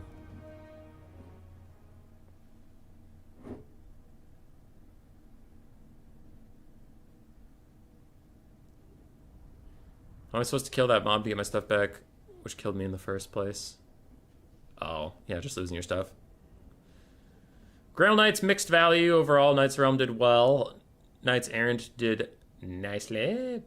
Battle Pilgrims and Peasants did what they needed to. Ikit Claw, 2,900 value. Very good stuff from him. The Mutant Rat Ogre, it actually got less value than I would have supposed. It felt like it was doing a lot that game, but didn't really get the value to show for it. Gisele's just struggled in a lot of the ways we predicted. They did good damage with the Enchantress, but since they couldn't finish her off, then the Grail Knights just went apeshit on them. Globes did okay. Triads did pretty well. Rat Ogres did pretty well. And then Clan Rats and Skaven Slaves did okay. It was overall a decent build. From KDW, it was just risky. And unfortunately, the risk didn't pay off.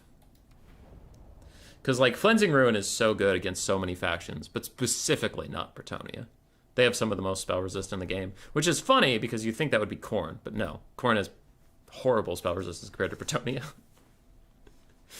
Lewin and Fae, 2 out of the 3 meta lords, have 40% and 60% spell resist.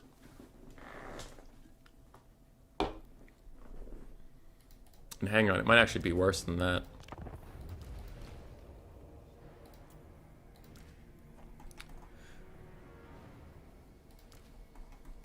Yeah, it is. It is worse than that. So, the Fae has 60% spell resist when she's on Silverrun, right?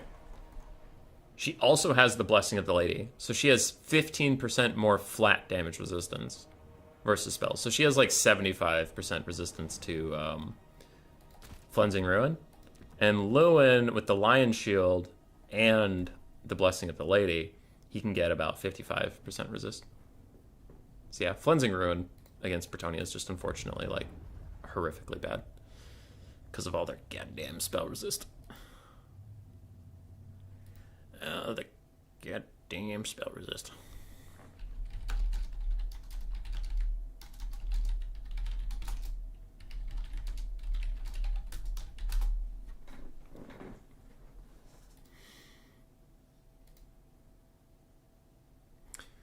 Our other semifinal is actually just about to start.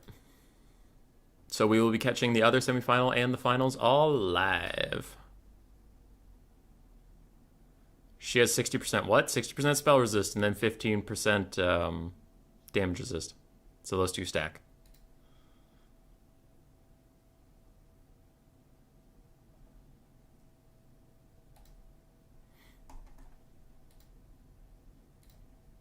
Yeah, no, she actually has insane spell resist. Especially if you compare it to Khorne.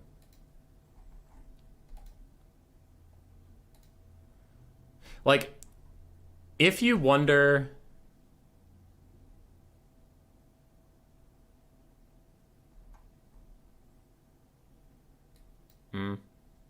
Sorry.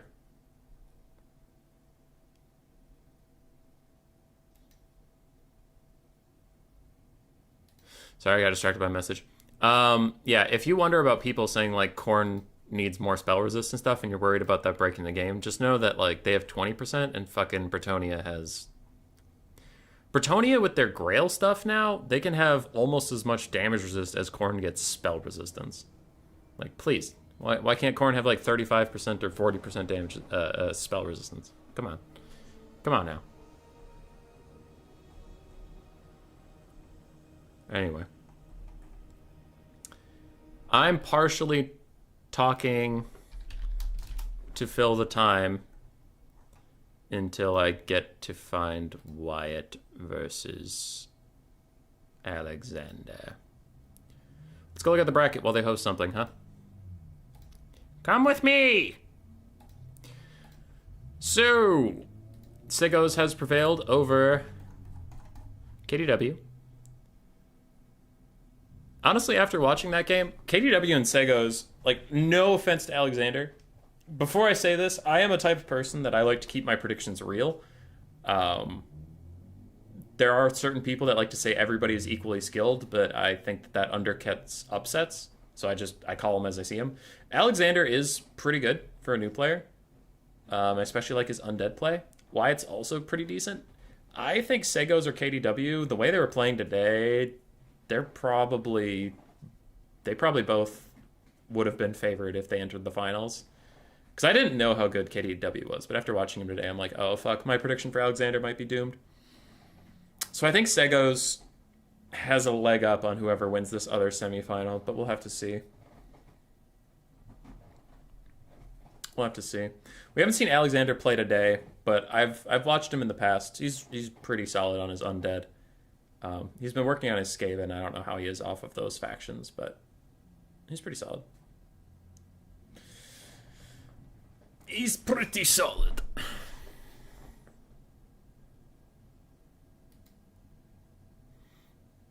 Okay, Wyatt messaged me, but in case it's full of curse words, I'm gonna just put the stream over here.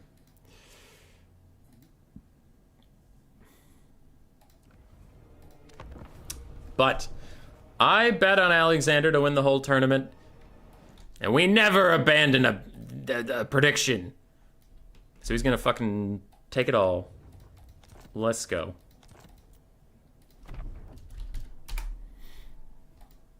I think the biggest upset would be Wyatt. From the one series I watched of him, it's hard to really tell, but Alexander ain't no slouch.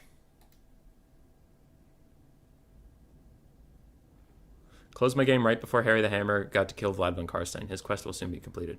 Damn. KDW, that last fight was probably the most fun battle I have ever played.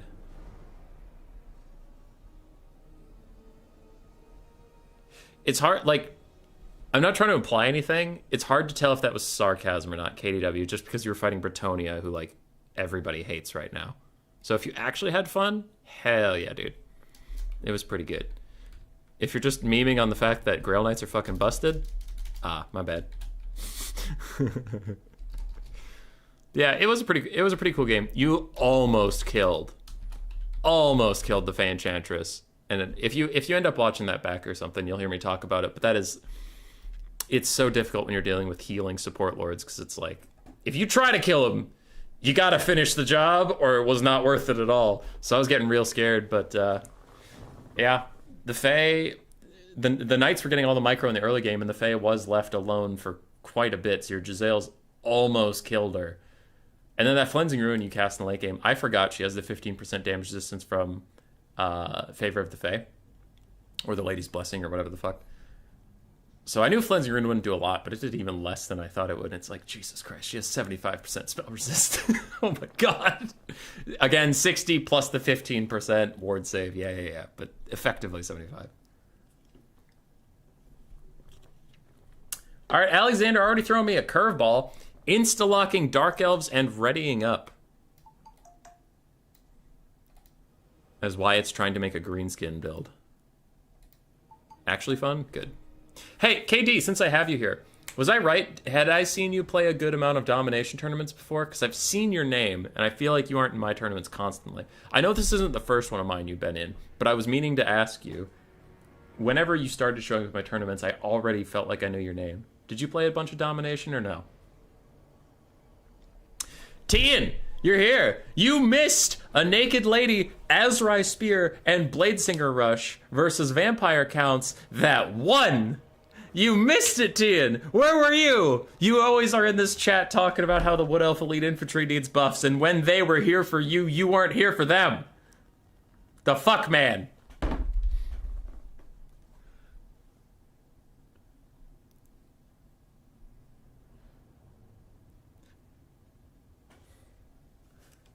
Does anyone here have a milkshake thrown at them? Got back from the gym, was standing at lights, and some degen did that. That's fucked up.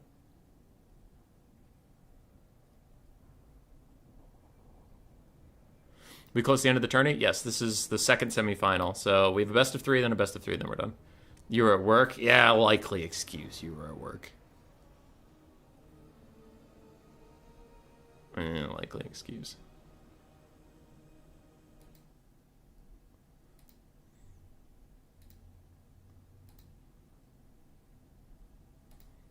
I played one tournament in Dom. I got slapped, but I played the first couple new player ones here. Okay. All right. All right, Katie. All right.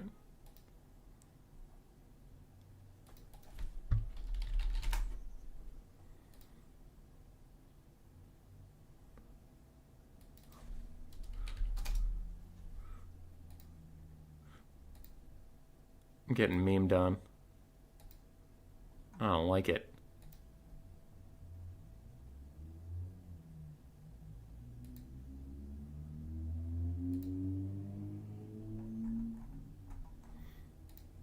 Getting memed on. I don't like it.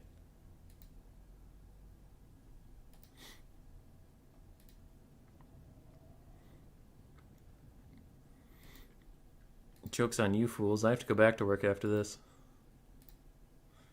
How long has this stream been going? 55 hours? 3 hours, not bad. So it'll probably be a 4.5 hour stream. Human Boy, have you competed in some of Turin's tourneys? Any of them recently? No, because domination sucks. No. More seriously, I used to back when he did the Eternal Challenger League. And then towards the end of Warhammer 2, he kind of stopped hosting too many tournaments. He did more King of the Hills. Like, that was his thing. He spammed out King of the Hills. And those weren't really my jam as much. And then with the domination stuff, we talked about it a little bit earlier in the stream, but I don't find domination as interesting, but also I am really bad at domination. And there's very little, like, honest incentive for me to go play domination and learn how to play domination when I'm already relatively quite good at land battles. And I only have so many hours in a day. And it's like, what would I rather be doing? Would I rather be grinding out some streams and trying to get more subs and get more views on the channel and grow the channel? Or would I rather spend 20 hours a week learning an entirely different game mode, learning how to play the game entirely differently, and all these things? And it's just like, I'd rather be doing this. So if I'm not working or sleeping and I have free time, usually I'm creating some kind of land battle content. So, yeah, I'm just not that good at domination. So then I don't sign up for the tournaments because I hate losing. I hate losing. And I know I'm not going to put enough work into domination to learn to be good at it, so then I just don't bother to play it because I don't. If you are someone who has played against me in my Discord, you know that I don't like losing. All right, I've gotten better over the years about not being such a little bitch, but I can still be a little bit of a bitch when I lose, and I'm working on it, and I have gotten better, but still. I do not like losing. I get real salty.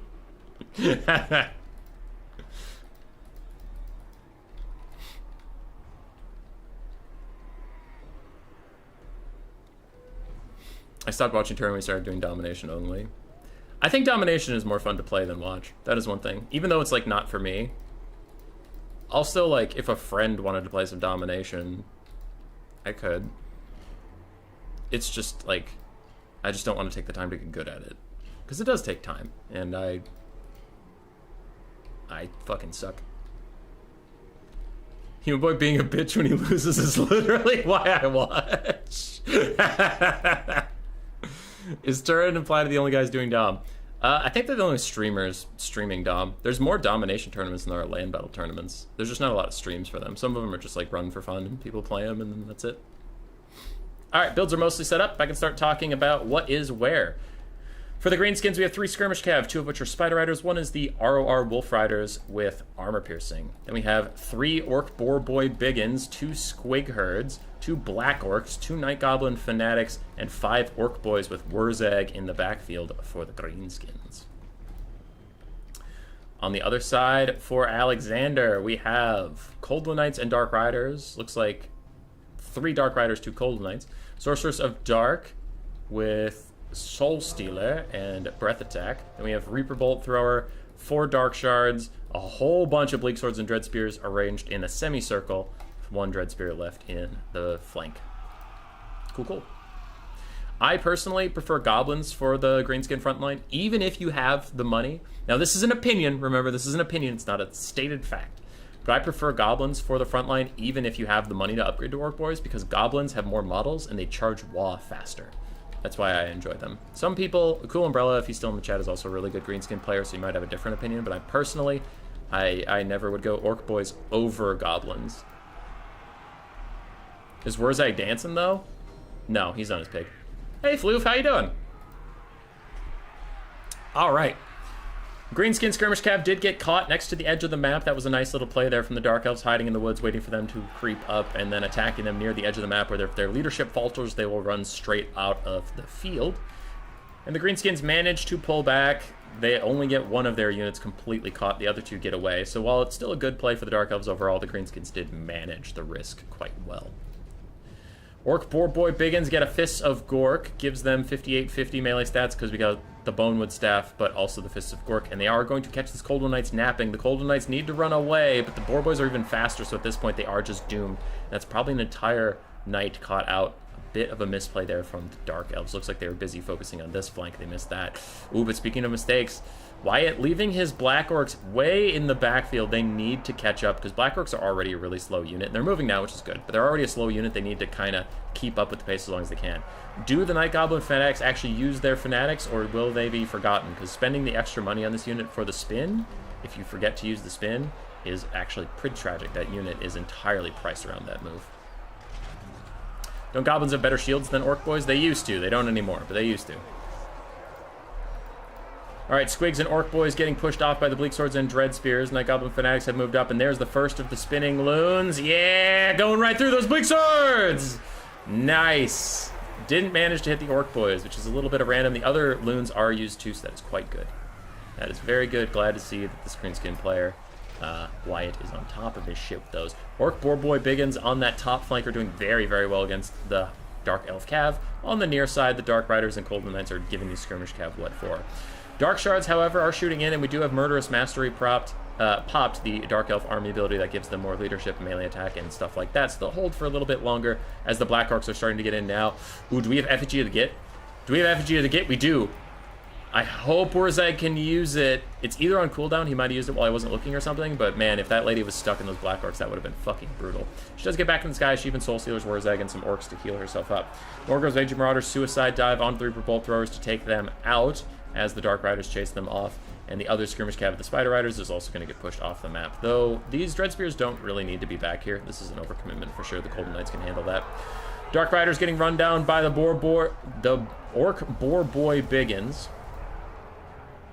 The Greenskins are up on the damage value, they're up on the balance of power, and they are pushing through the front line. All hope is not lost for the Dark Elves, but it is looking like a Wa to remember, as these Boar Boy Biggins are going to be a huge problem for the last Coldwood Knight standing.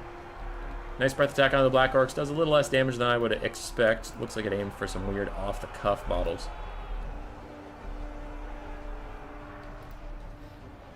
Yeah.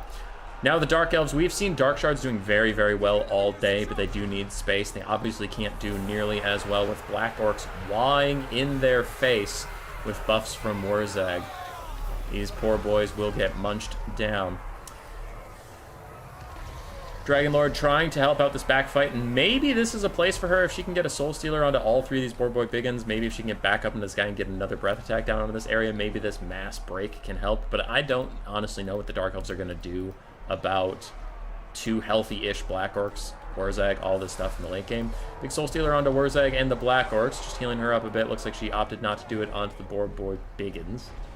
And they're going to get, what, a Fist of Gork? Yeah, Fist of Gork giving them 72-55 for melee stats. Supreme Sorceress of Dark is going to need to get out of here. Hopefully she doesn't get netted by the Effigy of the Git. Still has a use of it. You might want to use that on her right now. She's just standing in Black Orcs and fuck her up. But looks like she's not gonna. And the Soul Stealer plus a Dark Shard volley at point-blank range has gotten Wurzag a little bit low. I'm still supremely concerned. I think the Greenskins have a decisive lead in this game, and I don't know what the Dark Elves could do to win, but maybe, possibly, if Wurzag dies, I guess, maybe the Dragoncaster can clench it, but I don't think it's going to be enough. Quick breath attack from Zelede, but she aims at some of the disparate Black Orcs, not the ones in the main column, which is not the player's fault, just saying. No. She picked the wrong target. And at this point, it is looking doomed. No breath attacks left. Maybe some Soul Stealers, but you're going to fight Black Orcs and Orc Boar Boy Biggins with no support of your own of any kind, because these Dark Shards are doomed. Like, they are one boar charge away from being dead. Dragon Lord lands onto Wurzig again. It's a nice little chunk off onto the Orc Boys on our way out. The damage value of the Dark Elves really dragged it back closer to even.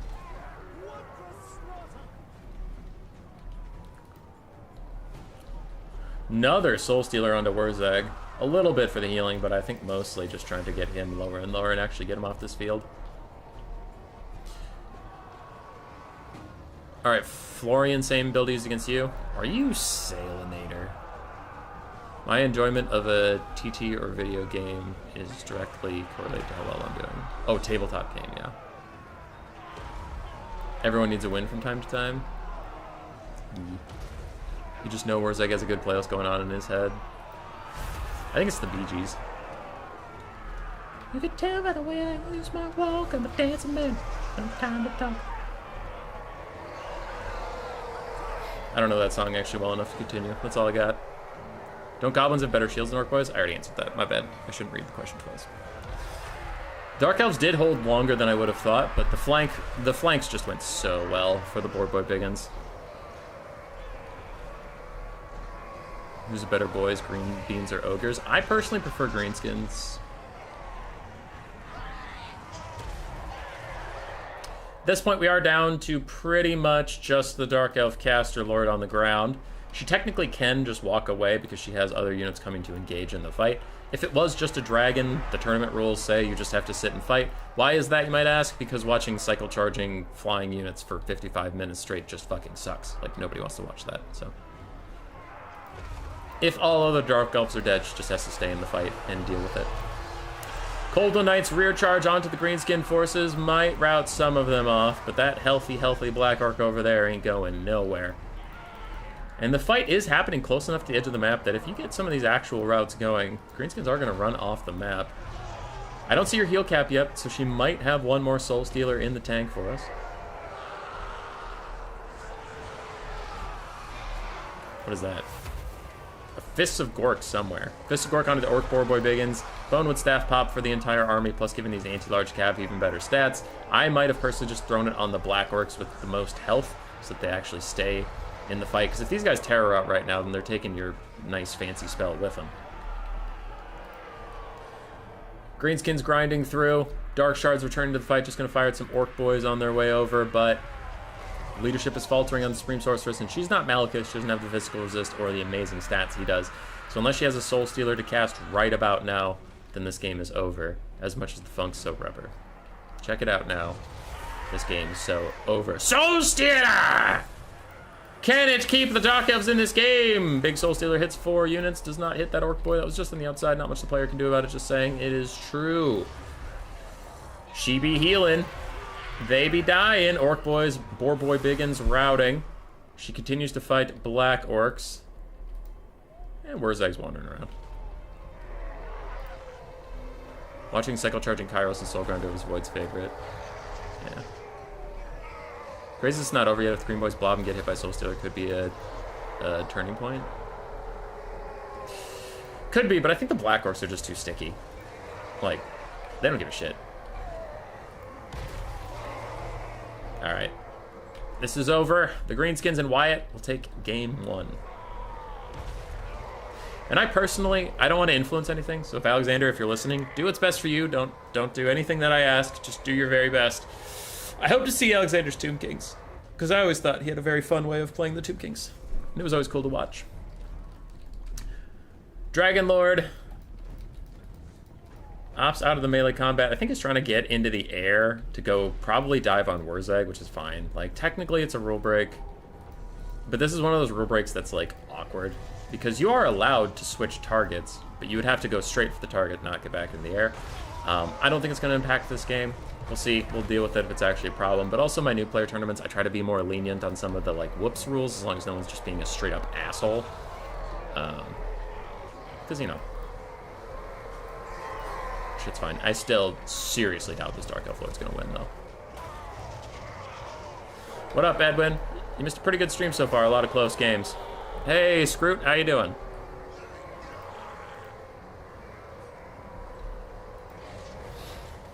Army losses should take the Supreme Sorceress of Death any second now. There she goes. GG.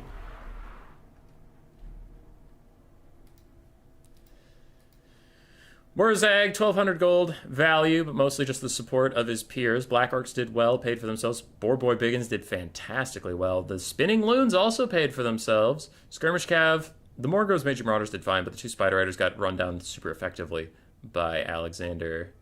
Orc Boys didn't quite pay for themselves, and Squig Herds also, they did okay. Dark Elf Sorceress got 3,200 value. Cold One Knights, mixed. One did great, one did poorly. Reaper Bolt Thrower did Dark Shards did okay. Dark Riders mixed overall. And Dread Spears and Bleak Swords held as best they could. GG.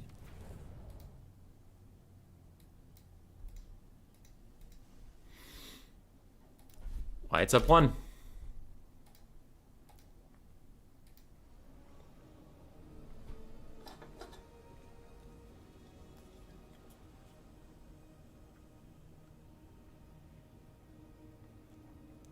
Always took advantage of hosts not wanting to force rules in favor for keeping things moving.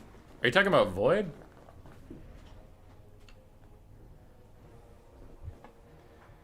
Yeah. Because that's one of those things. Like, there are a couple rules that are in the tournament rules that aren't intuitive, but they're there as a compromise, like a handshake. And that is one that's easy to point to.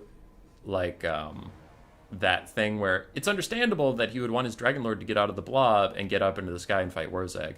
The technical rule is there that he needs to be attacking Wurzag, not because of the game we just saw. Where the game we just saw, the behavior's fine. It makes sense. The reason the rule's there is if the situation was the same, but, like, early game, right? So your whole army is sitting really far away, and you have a Spirit Leech caster on a dragon, and you walk up with your Spirit Leech caster and a dragon, and you charge, and you cast Spirit Leech, and then you start to leave, and then you get up in the sky, and you're going to go charge a different goblin, and you get up in the sky, and you're going to go charge a different goblin, and you're going to get up in the sky, and you're just casting Spirit Leeches the whole time, and the rest of your army's sitting in the corner jacking off. It's like, okay, for that fucking guy, let's make a rule that changing targets for a dragon doesn't count as attacking. But then in the late game, the rule has to be consistent. So then in that situation where it's like, it's understandable that he wants to switch targets and he wants to get up in the air first. We get that. But the rule is there for people being jackasses earlier in the game than that. But rules have to be consistent. So if anybody's wondering, like, that's stupid. Why does he have to get up into the sky? He can't get up in the sky. It's like, the rule's not for that situation. The rule's there for spell cheesing and shit like that.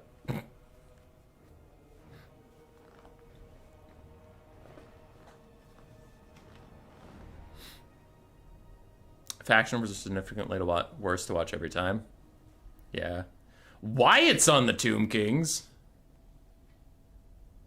What? What? No! Alright, Alexander's on Coast. That's fine. I'll accept it. But I wanted to watch Alexander's Tomb Kings. Alright, I'm upset. I'm gonna grab another drink. BRB.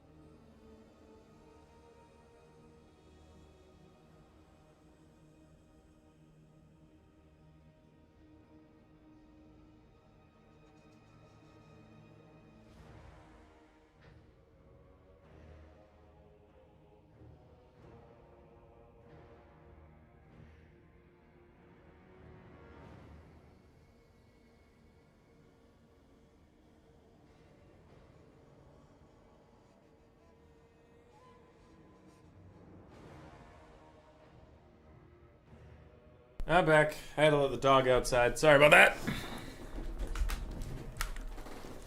Sorry. Kind of people talking about rule stuff, which is fine. It's in the name, land battles. Tip over the chocolate milk. I haven't seen Vampire Coast vs. Tomb Kings in actually a hot minute. I'm trying to think of the last time I saw it. Because these factions have changed so much since the last time I cast it. I don't even remember what the meta was. Coops, if you're out there, you play Tomb Kings. What the fuck do people usually bring here? I would imagine for the coast it's probably some mortars. I don't know what else they bring though. Guess we'll find out. Cav cycle charging is fine with the bracing. Yeah.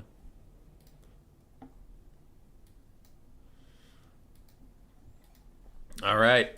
Cetra the Imperishable. I have been on a campaign against... Have you seen Peaceman yet? Actually, no. We have not.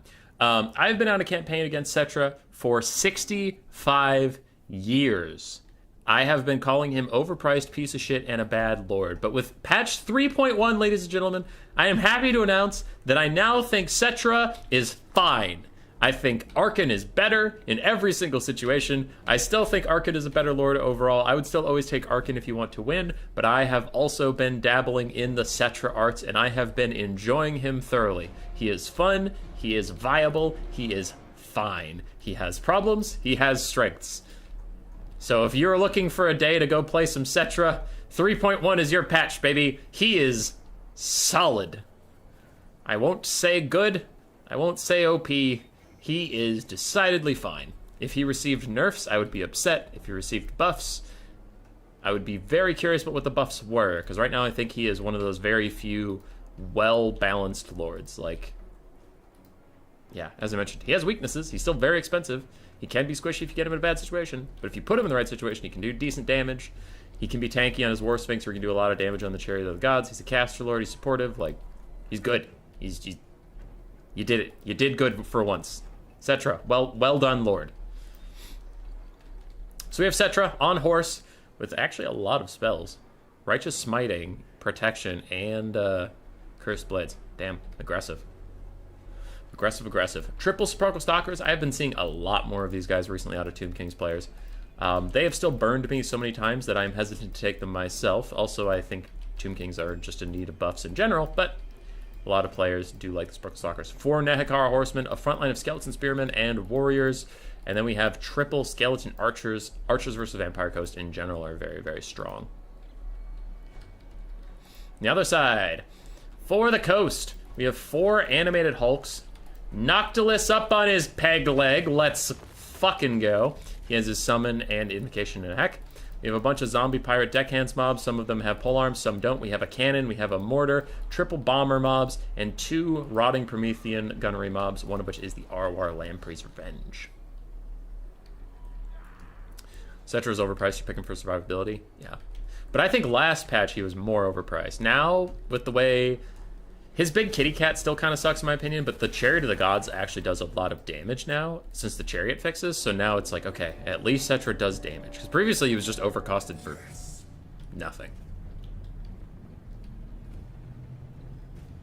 I did preface that by saying Arkan is better. Like, Arkan probably needs nerfs, while Cetra's fine. So Arkan is better, but I'm just saying, like, compared to every unit in Warhammer 3, and keeping balance in mind, I think Cetra is a well-balanced lord with weaknesses and strength. Use that exact build too. Yeah, in new player things, a lot of new players practice builds. Like, Black Knight isn't a new player, but he is a very good player. Black Knight plays like the same High Elf build every single game, and he just relies on his mastery of that build to carry him through. And he makes slight tweaks to it, like, oh, one game it's Illyrian Reaver Archers, and the next game it's Illyrian Reavers. Okay, but he knows what he knows what the build's supposed to do. So it might just be that, like, you know, Alexander has certain builds he's practiced, certain builds he feels comfortable with, and he just slots them into matchups and does his best with the situation presented to him. It can be effective if you don't actually know the matchups that well, so you don't know what to expect per se. So you just take, if you know your build, but you don't know the enemy's build, that can be better than not knowing how your build's supposed to work and not knowing what your enemy's build is trying to do to you. Anyway. Bomber mobs taking out the front line of skeletons very quickly, as we all expected. Some skeleton warriors have gotten through, and they are now harassing those bombers, and the Nehekar horsemen are sweeping in from the trees. Can they get a charge onto those bombers, or will the bombers be allowed to rally and get some shots off? Mortars, the Carronade, and Noctilus are all firing. Ooh, nice shot there from Noctilus onto the Sparkle Stalkers. Getting a little bit of damage out. So far, the coast has been able to keep the cannons and such out of the archers' range, but it looks like the archers are moving in now, so if they can actually start firing at these cannons, it'll be a bad time. Though they might not even need the archers, as the Nehekar horsemen are sweeping into the backline. If this Nehekar horseman ignores Noctilus and goes straight for these mortars and carronades, oh, that's going to be big value. Noctilus continues to shoot and Wraith storm down the Sparkle Stalkers. The bomber mobs are taking care of a lot of things, even doing great damage to the cavalry. And yeah, some of the cavalry swept in is going to take out the artillery. Very good stuff there from the Tomb Kings trying to get back in this. Because so far they are at quite a bit of a deficit. But you'll see that damage value skyrocket up when these guys are dead, because they take all that ammo with them to the grave. And that is very, very good. Also a nice flank from these Nehekar horsemen taking out the bomber mobs. And without the bomber mobs, that eliminates a lot of the Vampire Coast's bump and grind potential. Though, did they already bump and grind enough? Because the front line for these archers is already dead, so the bombers might have done their job, and now zombies can just slowly walk at the archers and keep them on the back foot. Tomb Kings have caught up and surpassed the Vampire Coast in damage value as the bomber mobs are fading away. Carronades are fading away. Looks like the mortar is already dead, and Noctilus is throwing summons into the wind to try and push these guys back a little bit, although you do have a limited number of summons. But if your enemy knows his build, and is, oh, for sure. I'm not saying it's the right tactic. I'm just saying it's common-ish in new player tournaments. No, I for sure wouldn't take the same build every time, but yeah, some people are just more comfortable with it. Spooky, scary gunnery crabs are both still doing fine. Some animated hulks are doing okay. The others are being torn apart by the Sepulchral Stalkers of Wyatt. And Noctilus is very healthy, so that's what the coast is most relying on. For the Tomb Kings, their chaff has had a pretty bad time of it. Their cavalry is getting worked down slowly. Their archers also aren't having a great time, but all three of their Sepulchral Stalkers are still healthy, and so is Cetra. And Cetra, in the late game, if he can get into a fight with Noctilus on his peg leg, Noctilus on his peg leg is a pathetic duelist. Balance-wise, I'm not trying to say it's bad that he's a bad duelist, but, like, Cetra will whoop his ass. So, Noctilus is going to need either the Lamprey's Revenge or, I guess, this other Promethean mob to still be alive to protect him from Cetra in the late game. Really good Sepulchral Stalker kiting here from the Tomb Kings, pulling them back, keeping them relatively safe. This Pyrotech Hand mob is real, so they will actually have to deal with it. Using a lot of ammo back here, but I guess they have nothing else to use it on. No, they should probably use it on the crabs. Cetra might be getting himself into a bit of trouble as he charges straight into Lamprey's Revenge. Lamprey's Revenge are one of the best units in the game at surrounding something and killing it. Not just on the Vampire Coast roster, just in the game. They are one of the best at surrounding and killing things. Cetra is throwing out physical resistance on himself, trying to get heals off of the army passive as well. Pistol mobs are summoned out, but these three archers are uncontested so far, and they really are doing a lot of damage. They've killed the animated hulks on either side, and now I'm getting extremely concerned. If these Sepulchral Stalkers and archers are all allowed to turn on to Noctilus, they could do a ton of damage to him, and there's a new Shopti summon coming out. I think this might be the end game here for the Vampire Coast. I think they might just be Dunzo. Unless Cetra gets completely sniped out here, I am so concerned. A zombie and the animated hulks are trying to stop these archers, and it looks like they did catch them. Now they're being pulled back, so good stuff from Wyatt. They're taking a little bit too much damage for sure. Sepulchral Stalkers getting shot by pistol mobs, so maybe the Vampire Coast have more life in them than I thought. Though I'm still very concerned. That summon is going to fade. That summon will eventually fade, though the pistol mob's getting a ton of damage out. And Cetra is still stuck in these crabs. The Shopti summon will eventually fade. I mean, both sides being undead, there's a lot of summons for me to be dealing with right now. A Wraith Storm down onto the archers, doing pretty good damage to them. I wonder if Noctilus takes a shot down the line as well. Just really get them crumbling or something.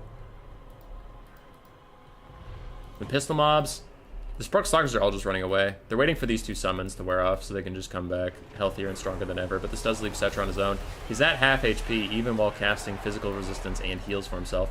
Noctilus chucks out yet another summon. And an Invocation to Heck overcast onto both of these gunnery mobs. They needed that, because one of them isn't the Lamprey's Revenge. One of them doesn't have regen. Summons, 4 seconds left, and then they either start another goddamn tier of it or they'll just fade away instantly. They fade away instantly.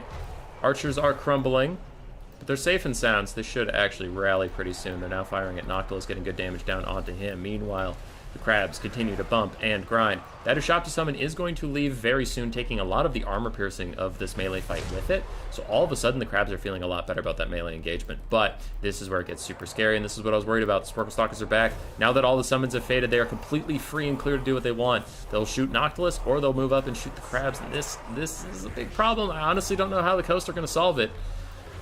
Still, these Tomb King's archers are crumbling, which actually surprises me. That one's almost out of ammo, and this one's not almost out of ammo, but yeah, they're doing a lot of damage to Noctilus. Cetra throws out his Blinky Blinky Light of Doom, hurting the Rotten Promethean's mobs. Noctilus heals himself up a little bit. The Sporkle Stalkers aren't going to let that lie. They're just going to chase him down. He runs out into melee, trying to stop the Skeleton Archers, and he doesn't have any summons left, I don't believe. No, he has one Winds of Magic summon, and then he has his passive summon from being on the peg leg. If he gets low enough, he'll just summon one. Continuing crumbling from these archers. This other archer is safe, and Sporkle Stalker is now getting to fire in onto the crabs. Cetra is too healthy. I don't think the crabs are going to be able to beat him. Though he did overcast the Jajaf's blades on himself, which hurt his own troops as well as him. But this is looking doomed. Yeah, and the Coast is down 4,000 damage value, which is also really brutal to come back from. One of the gunnery mobs is almost dead. The other Rotten Promethean gunnery mob is not long for this world. And Noctilus is going to get soloed out by a bunch of Sporkle Stalkers. This should be a nasty volley that might honestly end the game. As he throws out his last summon. Only half of them shot. Dang, the rest shot. That could have been it.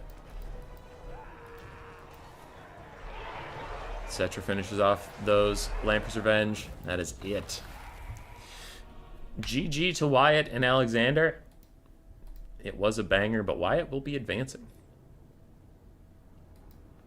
Cetra did all right.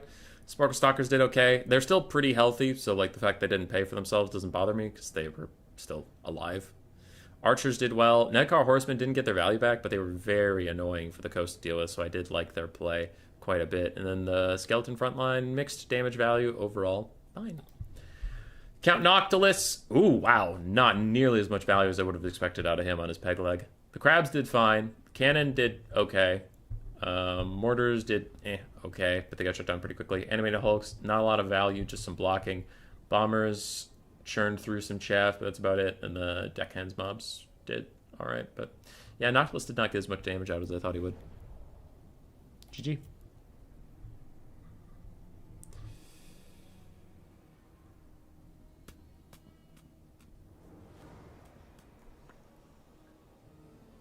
Triple Chariot build might be better now. Yeah, it might be better.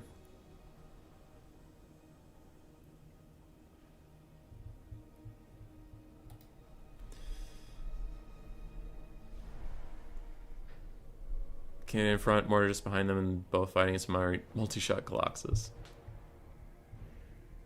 Yeah, yeah.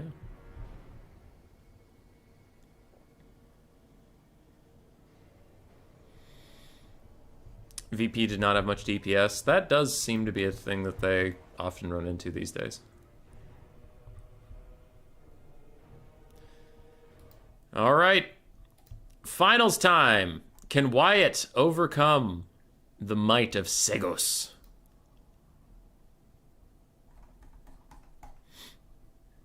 I did predict Segos to be favored versus either of these people. After watching him play in the semifinals, it was very impressive. So I do think Wyatt has an uphill battle, but it's not one that can't be won. I'm just saying, if I had money, I would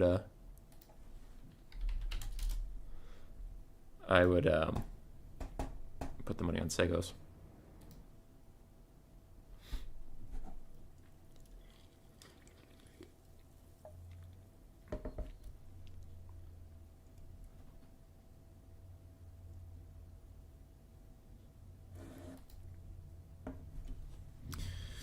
One of you hosts, because hosting as a spectator leads to crashes.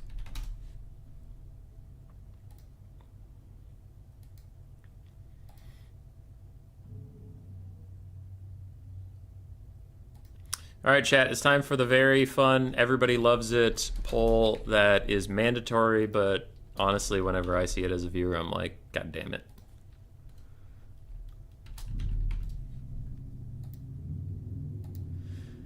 I will end this poll before game 1 starts. Otherwise, you guys just change it.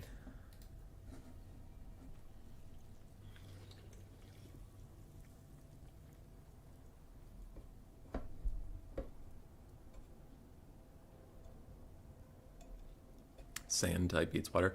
Am I the only person that liked Sandshrew? I love Sandshrew. I think it was like my favorite Pokemon in Gen 1. Might be my favorite Pokemon ever. Dude, why do they make all the starters so good?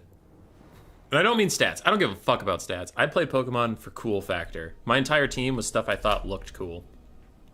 And Charmander and Squirtle were both sick because eventually it turned to Charizard and Blastoise. I almost always went with Blastoise, but I felt bad because, like, I want a fire dragon guy, but come on, a turtle with motherfucking cannons in his shoulders. I can't not.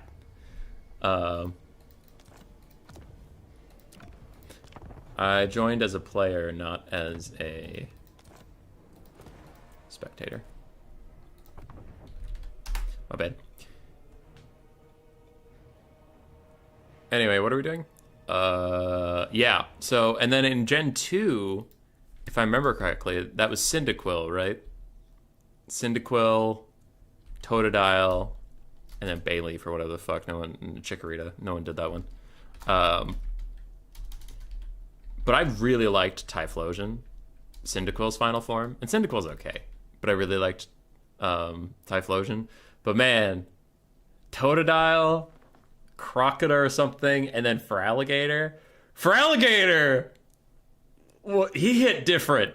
Okay, at first, when I first got the game, I was like, Cyndaquil all the way, Typhlosion's a badass, did that. Second run through the game, I was like, I want to do Typhlosion again, but I don't want to be lame, so I'll try this Totodile guy. And I got Feraligatr.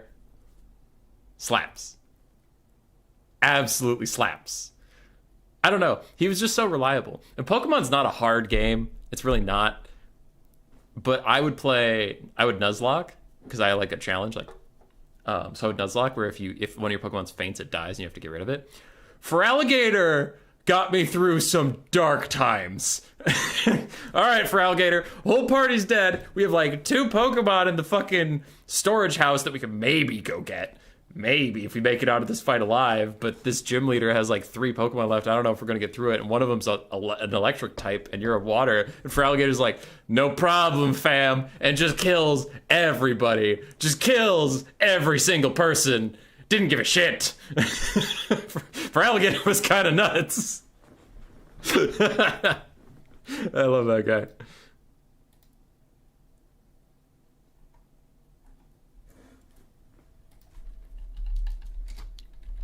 I played a lot of the original, and then I played Silver and Gold.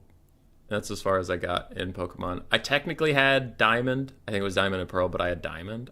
I had it. I didn't get that far in it.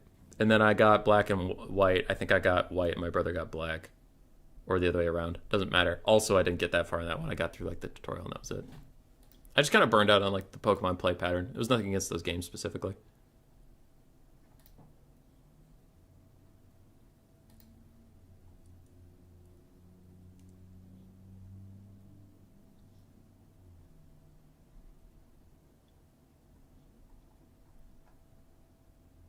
Give us a bit of info on the guys we're voting on. I mean, this is the first time I've watched Wyatt, so only what we've seen on this stream.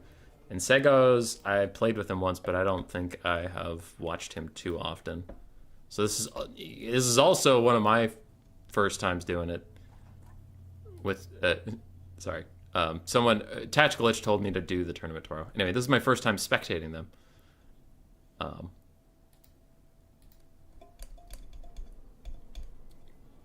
So I don't know. I don't really know what their preferred playstyles are. I just know Segos was very impressive in the games we saw. Poll should have a third option. Argentinosaurus is the heaviest dinosaur. I see.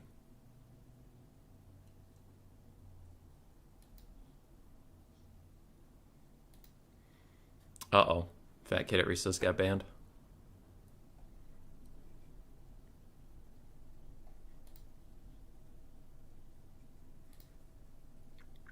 All right, the poll had 0 votes. Oh, okay. It was just a... It was a bug on my end. I saw 0 votes, so I had no idea what was going on. Wyatt with 66% of the vote. 2/3 of you.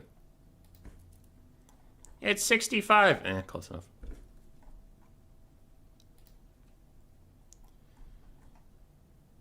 Did I update the scorecard? Yes, I did. So this is finals. This is the last best of 3 of the day. It's getting pretty late over in the EU. Hopefully these players can get...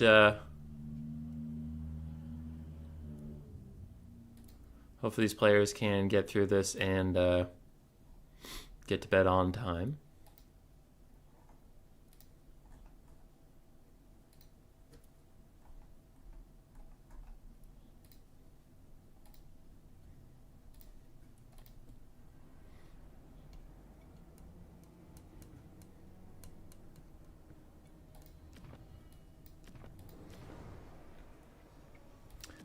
Dark Elves versus Tomb Kings.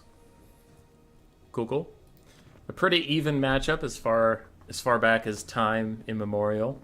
Though I will say Tomb Kings have gotten hit with the Nerf bat a few times, and the Dark Elves only just got a light tapping of the Nerf bat recently, so they still might be a little stronger than their Tomb King counterparts. We'll have to see.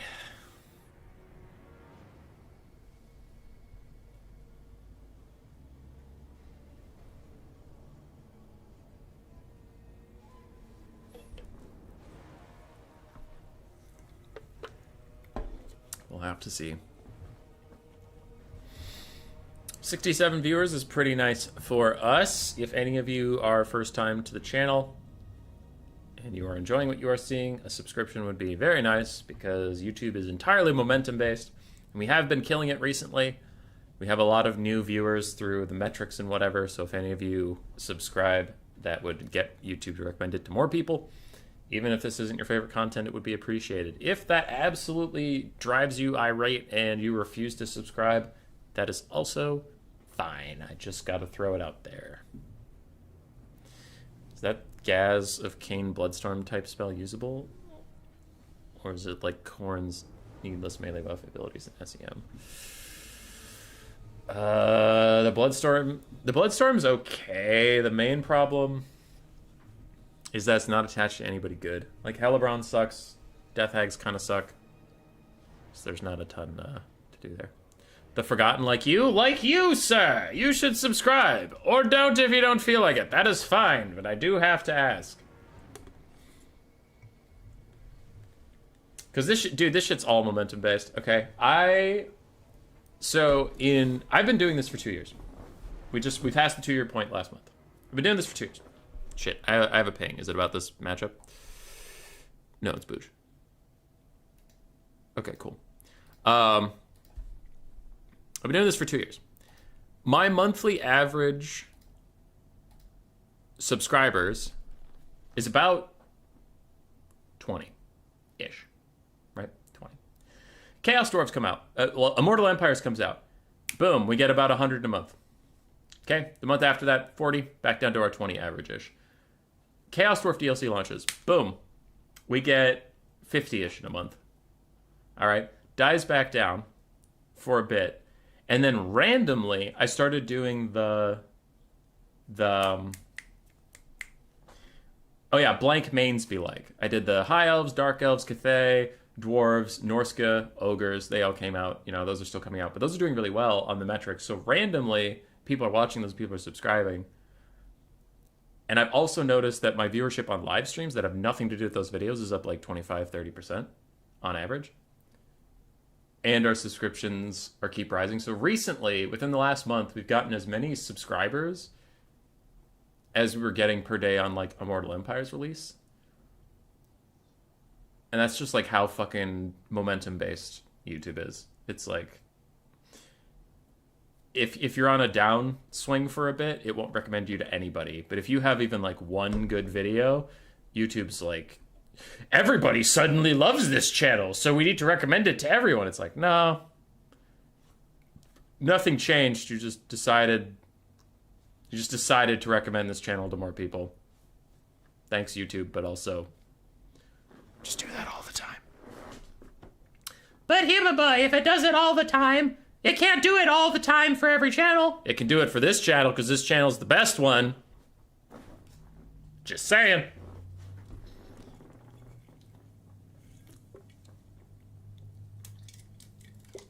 Word, I wish I'd known sooner. Yeah, I've been doing this for 2 years. I used to be a tournament player. I mean, I still play in tournaments, but I used to be just a tournament player. And everybody was casting the same exact sweaty tryhard tournaments, which is fine. I cast a lot of them now myself. But I originally became a tournament host because I wanted to do more fun, creative things. And no one was hosting it, so then I decided I would just host it. The real change came about in the Great Purge of Warhammer 3. Rubber Duck of War, Logic, Anticity. Trying to think who else left. Robane. Turin went full Dom. Umbrella stopped streaming. He's still around the community. He still hosts stuff, but he's not streaming recently. So anyway, recently there was a massive purge of the Warhammer streamers in the competitive scene. So now I do a ton of competitive stuff because it's got to get done, you know.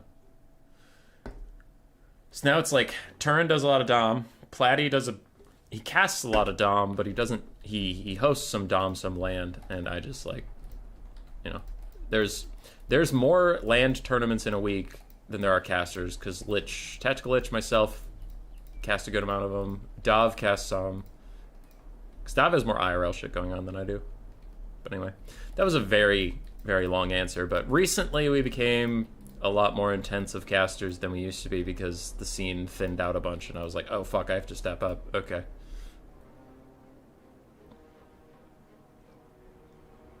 Hi, Fat Kid at Recess. Welcome back. The main meme videos are great. Still waiting for the Lizardman main video. When's the Brett main one? I love the Brett main one. And it was before the Grail Knight buffs. So people are going to be like, why isn't this video about Grail Knight buffs? Fuck you. But also, I love the Brett main one. It's super funny to me. But of course it's funny to me. I made it. If I didn't think it was funny, I wouldn't have made it.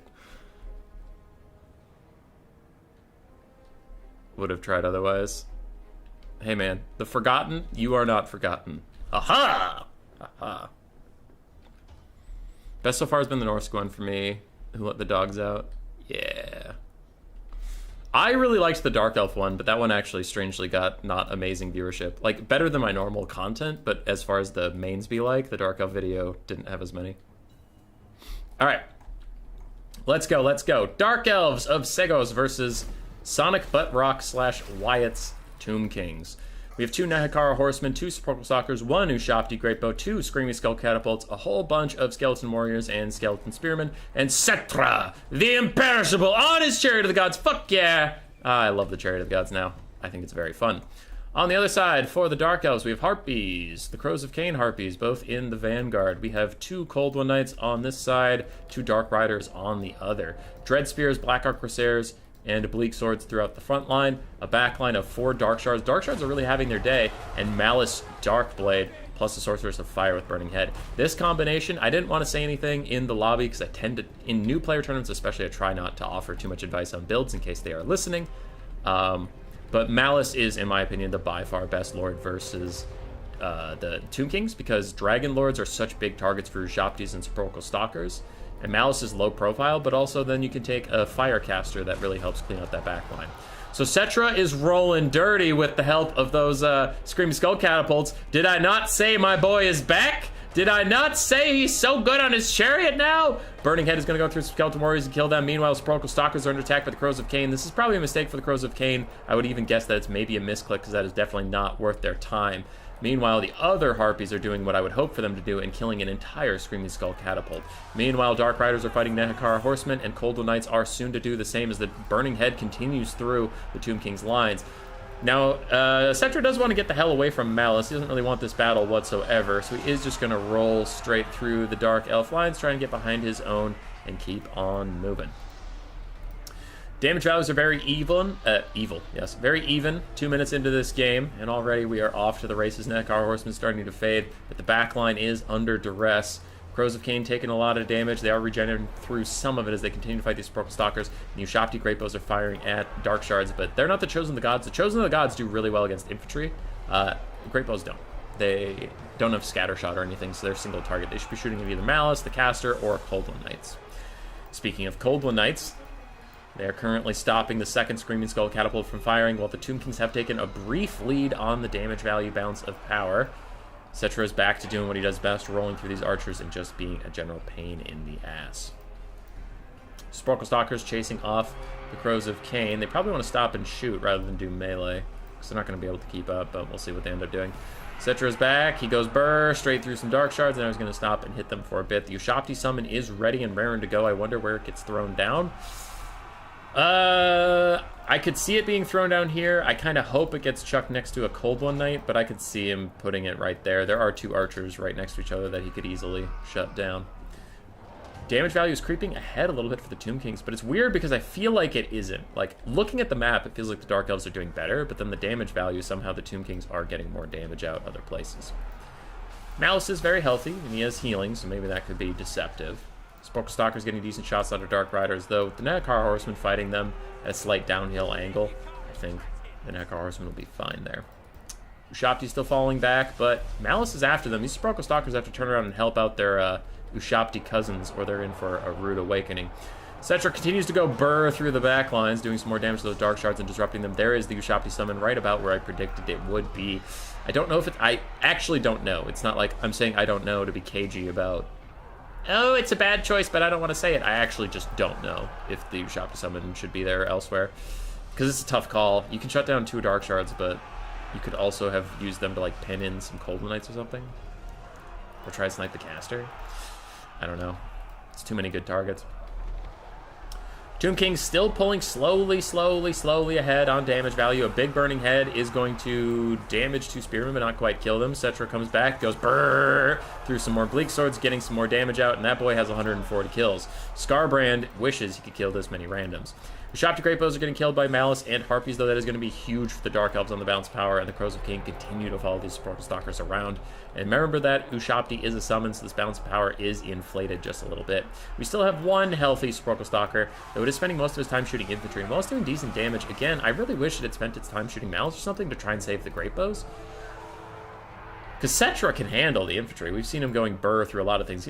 Dude has 170 kills. Like, he can kill infantry all day. The only thing he doesn't want to fight is Malice. So Cetra's still running around. Tomb King's still up on damage value, slightly up on the balance of power, but the Ushapti summon has faded.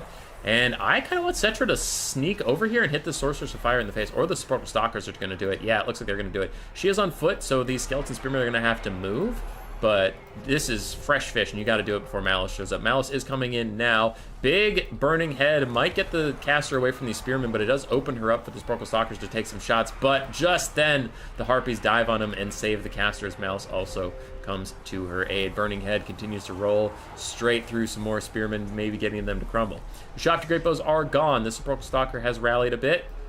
Cetra himself rolls over to try and help the Sparkle Stalkers, but this does inflict the ire of Malice Darkblade, who gets a rear charge on him. And this little Firecaster actually still struggling to get away from the bare remnants of those spearmen. Nekar Horsemen, very injured, are just now being dedicated to dog duty of killing off anything that routes to make sure it doesn't come back. And we have a close one on your hands, lads.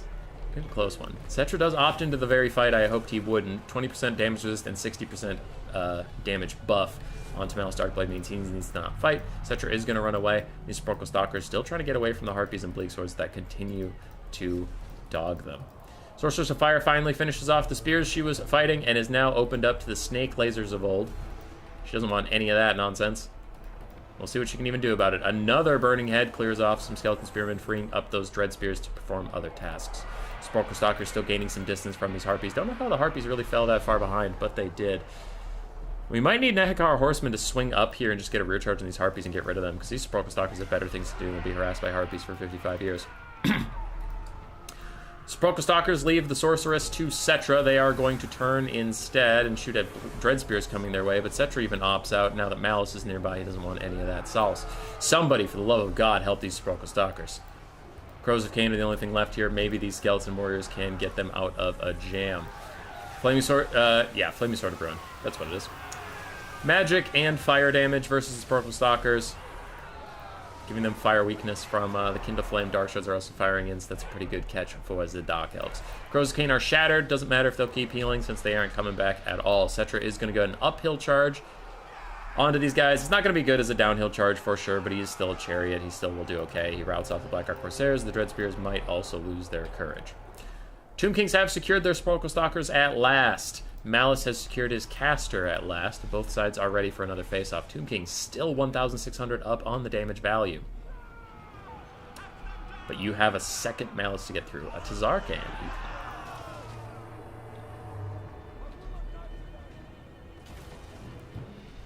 Why not do those again? Oh, I've just been busy. I've just been busy.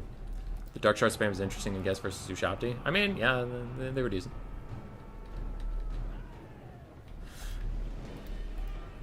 So, Nehekar Horsemen getting run down by Malice. They don't want anything to do with this. Those Horsemen are going to be useful in the late game for cycle charging, but also chasing down anything that routes, so Cetra doesn't have to do it, because Cetra is going to be needed elsewhere. He really can't afford to just be chasing around random chaff, but something has to. So, the loss of these Nehekar Horsemen will actually really hurt Wyatt in the late game. But they do look kind of doomed. They're taking some serious damage. They'll crumble and stuff. How are we doing elsewhere? Yeah, this is exactly what you would want Nehekar Horsemen for. So there's just random tattered amounts of melee infantry coming back, and Cetra can deal with them easily, but he doesn't want to. He's busy. He's got other shit going on. Sepulchral Stalkers thinking about lining up. It looks like they're going to shoot at the Harpies. This isn't a terrible choice, but it's also not ideal. Like, someone has to shoot Malice, for God's sakes. Like, the Harpies can be dealt with by this chaff, but Malice actually needs to be shot by those Sepi Stalks. Thankfully, the Harpies are filthy cowards, and they will immediately run away. They aren't going to shatter, but they are running away. And now Malice is just trying to gun it for these Sepulchral Stalkers as Cetra goes burr, does some good damage. Another big burning head goes straight through, and it curves! And it hard curves into all three skeleton units. That was a fucking curve if I've ever seen one. Takes out all the chaff, leaving us alone here. Malice is about to get gunned down by the Sepulchral Stalkers as soon as these last skeletons fade away. The skeletons are actually helping the Dark Elves right now. And yeah, the Nehekar Horsemen lived long enough to come over here and do all that stuff. Cetra charges into Malice. He's trying to buy some time for the Sepulchral Stalkers to be able to fire, but they supposedly can't see past one skeleton. Yeah, sure, buddy. They refocus onto Malice again. There's like one skeleton in the way they can't see. Big shot. So here's the thing. Do you transform Malice? You gotta go. Can't let him break. You can't let him break. You gotta transform. Transform right now. You can't let him break. I know you're being very greedy because you want to get the most out of every health bar he has, but there you go. Because he can terror route if there's a source of terror nearby. And also he can just naturally route, or army losses can hit, and it's brutal. So Cetra gets away from Tazarkan for now, but he took a lot of damage from that blood price thing. Sepulchral Stalkers are trying to stay away from Tazarkan as Cetra dives onto the fire caster. Nehekar Horsemen are back, trying to help out a little bit. And Sepulchral Stalkers are scuttling away as Cetra tries to finish off Sorcerer's Fire. Big shot onto her, does rout her, maybe even will kill her with the follow-up attack. No, he just rolls over her body. Dread Spears are routing and shattering. Cetra's continuing to chase Sorceress of Fire. He's just buying time. Everybody's buying time from Tazarkan. Maybe if the Sepulchral Stalkers can get away and actually get one good volley onto Malice, maybe they can whittle him down a bit, but I think Malice is going to carry. Sepulchral Stalkers continuing to try and buy space, trying to get somewhere. I think these Nehekar Horsemen, they're so fucked that they might just want to dive into Tazarkan, buy the Sepulchral Stalkers a bit of space, and then when you die, you can see how much damage that one volley did onto Malice. You can get a similar volley onto Tazarkan, but Cetra does start to run away now. He took a little bit of damage. Sepulchral Stalkers got some space with Cetra buying them the time they needed. Now Malice is on Cetra's ass, and these fucking Nehekar Horsemen are now in the way as the Sepulchral Stalkers are trying to shoot Tazarkan. They're like, get the fuck out of the way! Decent shots, a little bit of poke. Cetra's still trying to live. Sepulchral Stalkers What do you mean obstructed? No. You answer me. What do you mean obstructed? He was running straight at you in the middle of bumfuck nowhere. Don't you give me that we're obstructed bullshit. Anyway, Nakar Horsemen could probably chase down the Dread Spears at this point or sacrifice themselves into Tazarkan to buy the Sparkle Stalkers some time. Either way, they got to do one of those two things. Cetra is trying to finish off this Dark Caster, though I don't think she's coming back. Even though she's not shattered, she has 8 HP. I severely doubt she is returning, and even then, I don't think a Burning Head is that big of an issue for the army you currently have left. Like, nothing matters anyway. Cetra, what do? Hit and kill the Sorceress of Fire. Nice. She is dead as hell. Now everybody's grouping up around Tazarkan. Oh, this is bad. This is really bad. He's going to pop that blood thing he has and do, like, the AoE damage. And he's going to hit all 3 of them, and he's going to end this game. It's definitely off cooldown right now. This is a mistake. The Tomb Kings are grouping up too much. Unless he somehow doesn't have it, but I swore I hadn't seen him use it for a bit. I thought it was going to come out, but I guess not. The Sparkle Stalkers actually get some distance, and if Cetra can fuck off, let his Nakar Horseman die. If Cetra just leaves, maybe the Sparkle Stalkers can get a good shot off onto Zarkan. He's starting to leave now. He's getting orders to run away, but he gets distracted. He keeps fighting. He overcasts twice! He overcast the physical resistance, and he overcast Joff's Cursed Blades, so he does himself double damage. He needs to get out of here, and he is now getting orders to run away. He's trying to get through his own Nakar Horseman, and he does, but those 2 overcasts are going to hurt him. They're going to plague him in the late game. Now, the Sparkle Stalkers are lining up. They just need to wait for the Nakar Horseman to die. Don't get too antsy. Don't get too crazy. Don't get closer to him than you have to. Your horsemen are going to die. Just give it a fucking second. This is a last chance. These Sparkle Stalkers have to get the nastiest fucking volley of their entire lives, or this game will end. It's open field. Don't know why you guys still aren't shooting. There they go. Big volley down to half HP. That was about what you needed. Another incantation of protection, giving them some physical resist, giving them and Cetra some healing as they opt in to fight Tazarkan.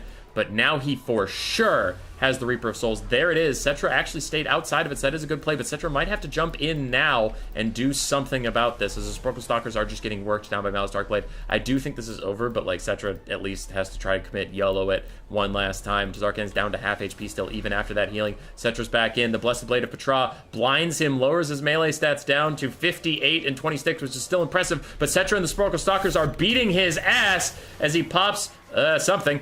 I think it was Bloodstorm for the damage resistance and a little bit of damage. Cetra opts out. He wants to get another charge bonus as Tazarkan is getting danger low. 1/4 HP. The balance of power is coming back towards the Tomb Kings just a little bit as the last of the Sparkle Stalkers is going to die. There's 3 of them. There's 2 of them. They are crumbling. And Cetra thinks about getting a nice little dive in, but he's down to 1 sneaky snake. No, it is still technically 2. And he comes around from the side, gets a little charge bonus onto Malice. He has a 100 charge bonus while on his chariot, so he needs a big hit here. And it is down to the Duel of Fates, the Lord battle we've all been waiting for. Cetra continues to fight with that Blessed Blade, lowering Tazarkan's stats. He gets a big hit in his roughly similar HP values, but Tazarkan has a higher weapon strength, and he has healing from the Warp Sword of Khorne, as long as he's in melee combat, and he has Tazarkan's abilities, but Cetra is the goddamn king of Nehekara. He doesn't give up for nothing! 800 HP on him, 1,000 on Malice, he doesn't give a fuck! 500 HP on him, he's gonna continue scrapping! 1 leadership before he starts crumbling, he's down to 300, he officially starts crumbling, and army losses hits him, and Tazarkan got down to absolutely nothing.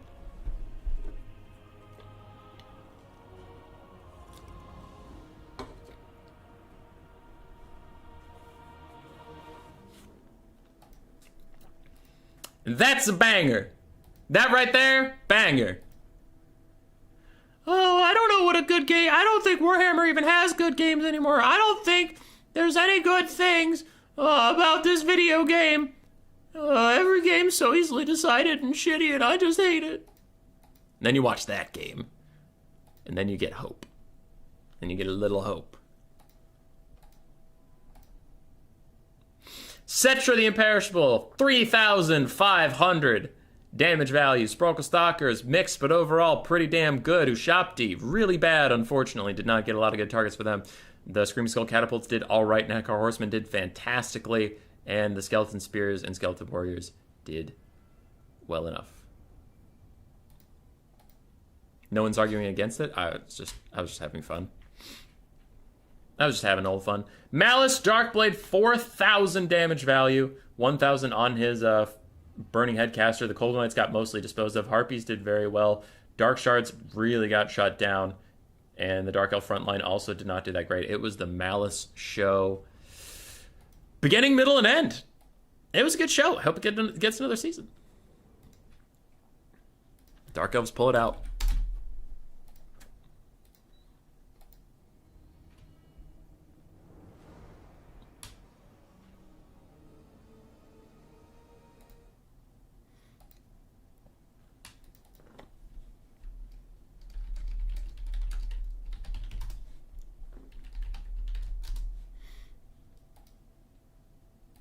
Guess its type, probably metal.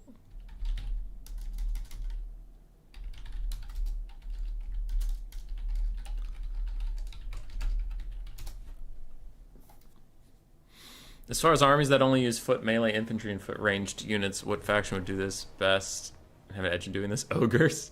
I mean, yeah, ogres, but if you don't mean monstrous infantry, probably the Empire. Or dwarves. Actually, yeah, dwarves. Dwarves.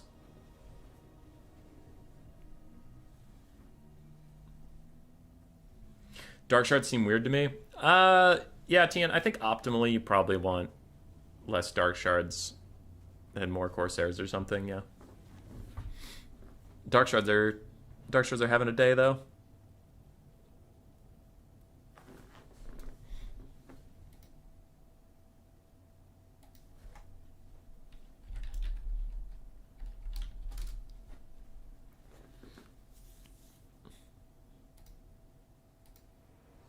It was a joke. You're a joke. How dare you?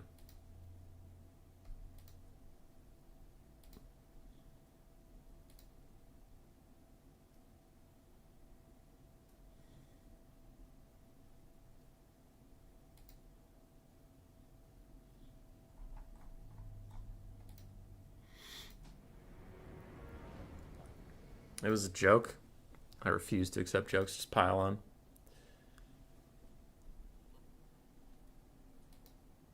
God damn, that was good. Oh, that was a good one.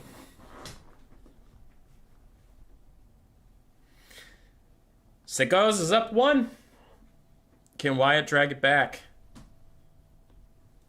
Or will the spooky purple-eyed dark skull that haunts me in my dreams win the new player tournament? Sigos.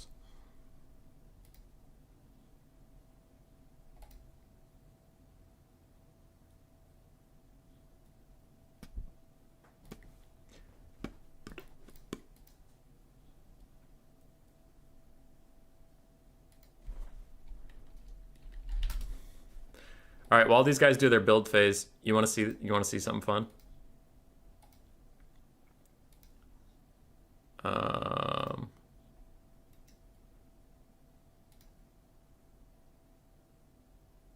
Your content? No.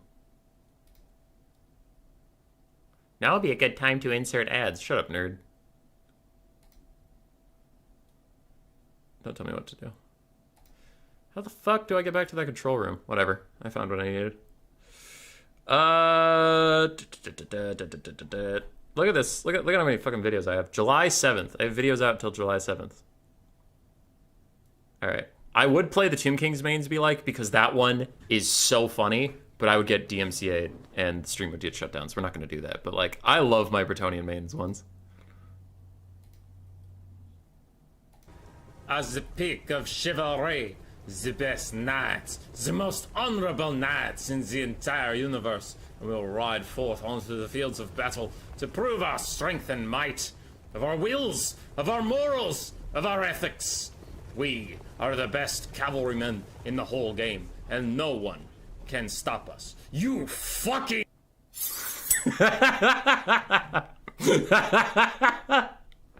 love that one so much. Like, so goddamn much. When he fucking turns and just sees, like, a million halberdiers stop us in a circle. It's, I love it. You can't stop me from loving it. It's my favorite thing. You fucking just cuts off. Oh my god. I'm so excited for when that one comes out, man. Alright, we have Greenskins versus Ogre Kingdoms.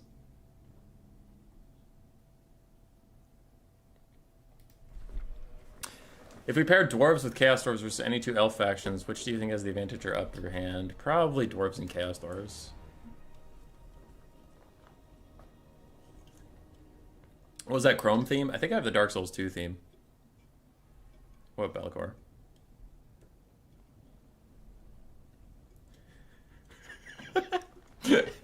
We are the most honorable knights in the whole game. We are you fucking. It just ends. Oh my god.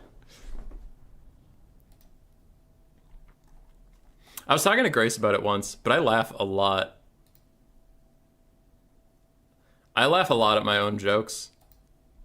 And for some reason, now maybe I'm just a dumbass, but for some reason it's considered like rude or like full of yourself to laugh at your own jokes. Like I can kind of understand that, but I've always laughed at my own jokes. And my argument to it that I talked to Grace about is like, look, if I don't think I'm funny, then why am I making the joke? You know what I mean? We're like, what? So either you're supposed to make a funny joke and not participate in the joy of it. You're supposed to just stone face your way through a joke for some reason. Or you're supposed to say things you don't find funny, which are just, those don't make sense to me. So I tend to laugh at my own jokes quite a lot. And I eventually got Grace over to my way of thinking. But when we were first dating, like she was like, you laugh at your own shit a lot. I'm like, I do. I think I'm funny as hell. That's good, man. I think everybody should think that they're funny. You know? Or at least have some humor of your own.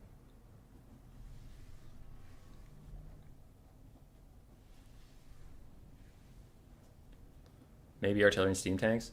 What was the thing, Greven? I mean, you weren't involved. I don't know why I'm including you in this. But like someone in one of my recent mains be like videos just had an objectively better idea than the idea I did. I think it was the ogre mains, but I can't remember what the idea was. But it was really funny after he said it in the comments. I'm like, well, I'm not going to take down the video and redo it, but that was a good idea.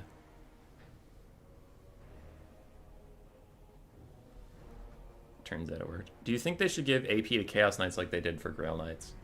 Chunguska Blast.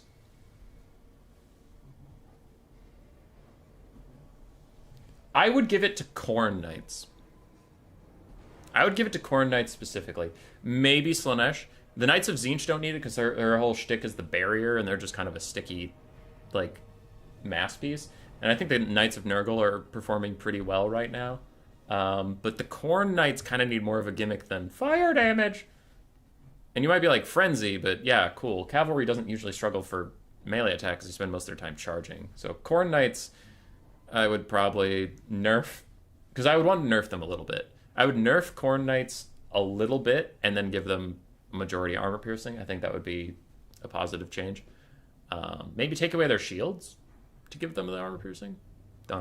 Anyway, and maybe Slaanesh, but Slaanesh Knights are performing okay right now. It's just like Seekers. I think that's a better thing. So Slaanesh Chaos Knights shouldn't get armor piercing, but Seekers and Heart Seekers need fucking buffs because that's your armor piercing cav, and they're utter trash. They're super bad. So they need buffs, but not the Slaanesh Chaos Knights. So yeah, I guess to answer your question more thoroughly, Khorne Knights, yes. The other three are performing well within their own rosters, and they're doing fine. Sounds like the correct way of thinking, to be honest. I know my jokes are more missed than not, but I still chuck out lace. Yeah. My jokes are here. Hero Hammer, do it count. Main vids volume 2. If we gotta juice the algorithm some more, then sure.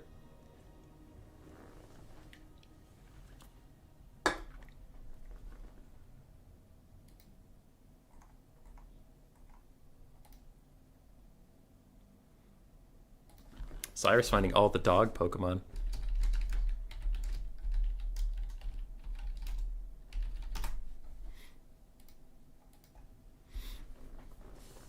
Chunguska Blast anytime, man. All the Chaos Knights could use a tiny bit of AP, make them more expensive in return. Yeah, I was treating the question as like majority AP.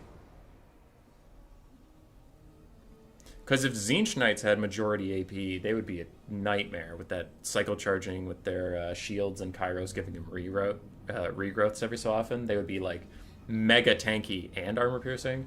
Same with Nurgle, but like their high melee defense plus the healing on the roster, giving them armor piercing would make them just really annoying to deal with, in my opinion.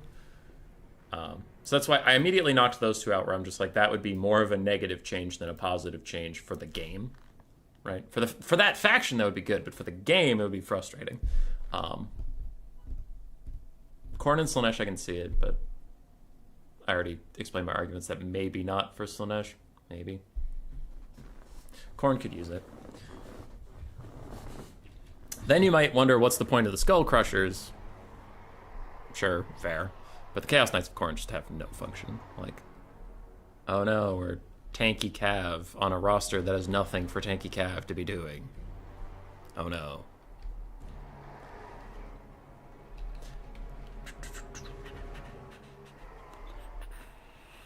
This is a greenskin build. I don't know how I feel about it. I have to really assess how I feel about this. I was watching it get built, but obviously I didn't want to talk about it behind the blocker. So we have 4 Orc Boar Boy Biggins, and then a front line of Orc Biggins and Orc Boys. Just a shit ton of Orc infantry. Then we have a Black Orc Big Boss with the AoE ITP aura and his plus melee attack aura. And then we have Azhag with Soul Blight and Spirit Leech.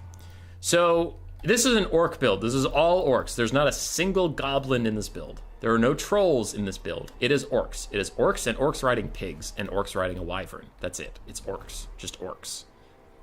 Are Savage Orc Biggins and Biggins going to be good in this matchup? Depends on who you ask. I have not played this matchup a ton as the Greenskins. I played a little bit with Coops, and I lost my first attempt at it, but I have not played it enough to pretend to know what the meta is in it.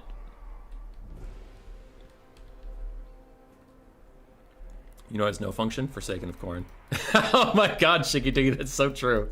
Forsaken of Khorne are trash. Is Khorne going to get all their AP in their DLC? I don't know. I don't know what they're going to get their DLC. On the other side, we have 5 Noblar Trappers, triple Ogre Bulls, 1 Lead Belcher, 4 Sabertusk Packs, another Noblar, 2 Crushers with Great Weapons. Ooh, wait, no. 1 Crusher with Great Weapons, the Sky Striders, and then just a Mournfang Cab with Great Weapons. And a Slaughtermaster of the Great Maw with Bone Crusher and Troll Guts. I think the Ogres are probably favored. I think this build is too spicy. I think it's too spicy, but it's not terrible. I favor the Ogres, but I don't think it's unwinnable by the Greenskins. I'm worried. Because Noblar Trappers is actually the big problem.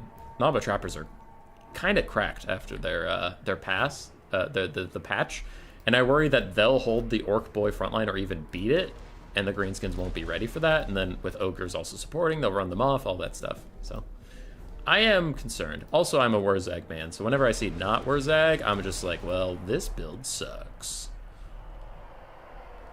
Obviously, this build doesn't suck. I was being silly, but I do just generally think Wurzag is better in most cases.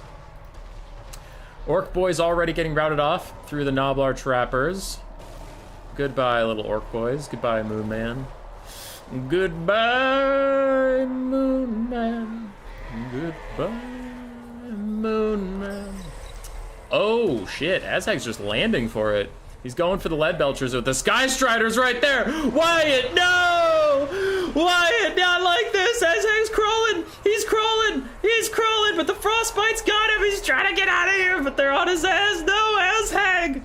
You might be like, I've seen this before. Dragon Lord lands in the Sky Striders. He casts Soul Stealer, and he gets away. And that's Saint Malekith, bitch. This is Azhag. No, Azhag.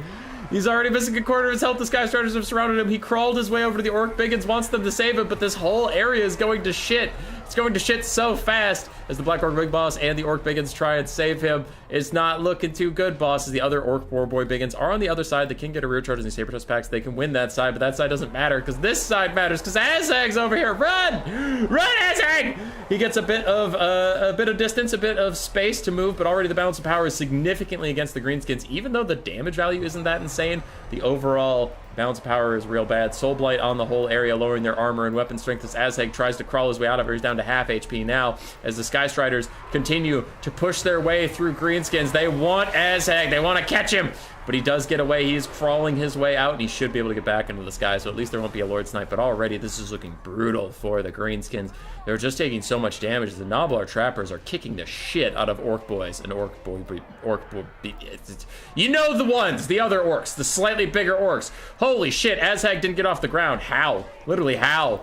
As the Morfang Cav are still on his ass, he's running. He's trying to crawl away, but the big boys are here to stay, and I think this will be a quick win for the Ogres. Game 1 was a banger. Game 2 was silly, but swift in its entirety. Azhag is going to get murked down, and without Soul Stealer on a flying dragon type character, you're not allowed to land near the Ogres. You're not allowed to play video games. And that is a very swift GG.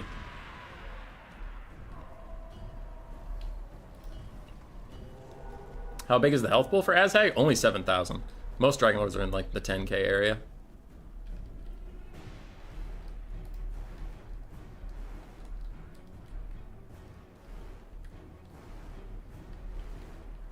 Alright. Azhag is going to route straight off the map. He walked himself to the edge of the map so that if he routed, he could get to safety and not die, so he could be used in a further game. And yep, he's still technically alive! The cannon is not broken. He is alive.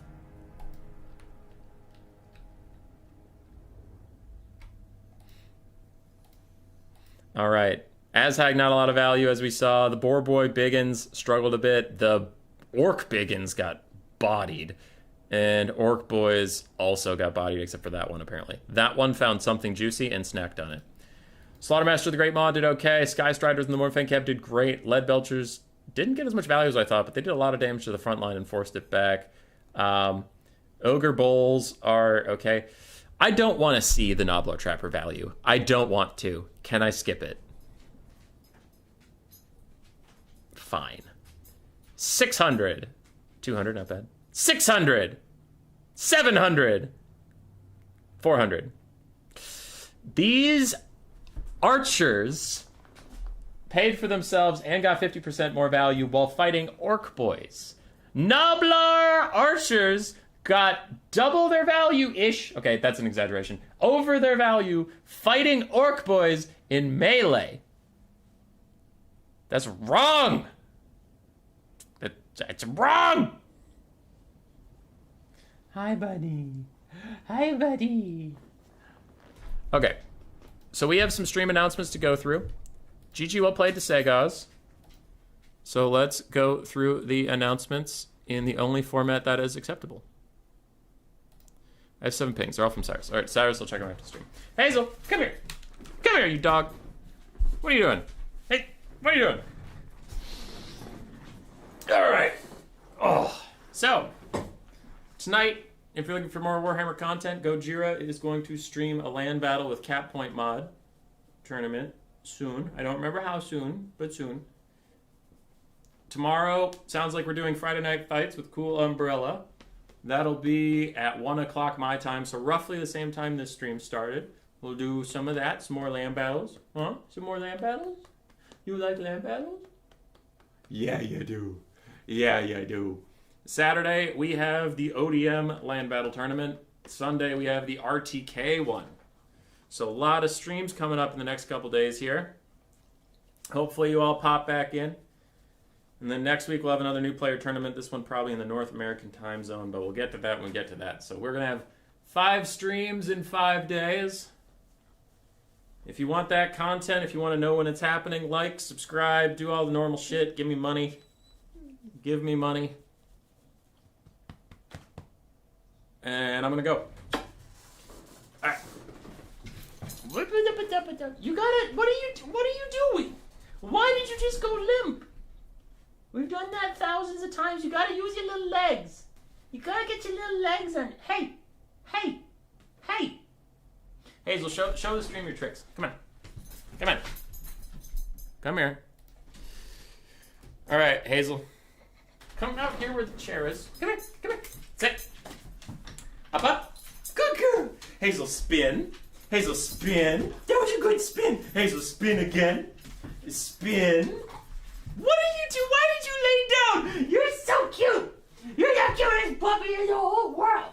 You're the cutest puppy in the whole world. Did you know that? Did you know you're the cutest puppy ever? Oh, she's so good. Oh, she's so good. Okay, that's all I have. And I'm gonna go figure out what she wants. She probably wants to go for a little walk. So we'll go do that. Goodbye, everybody.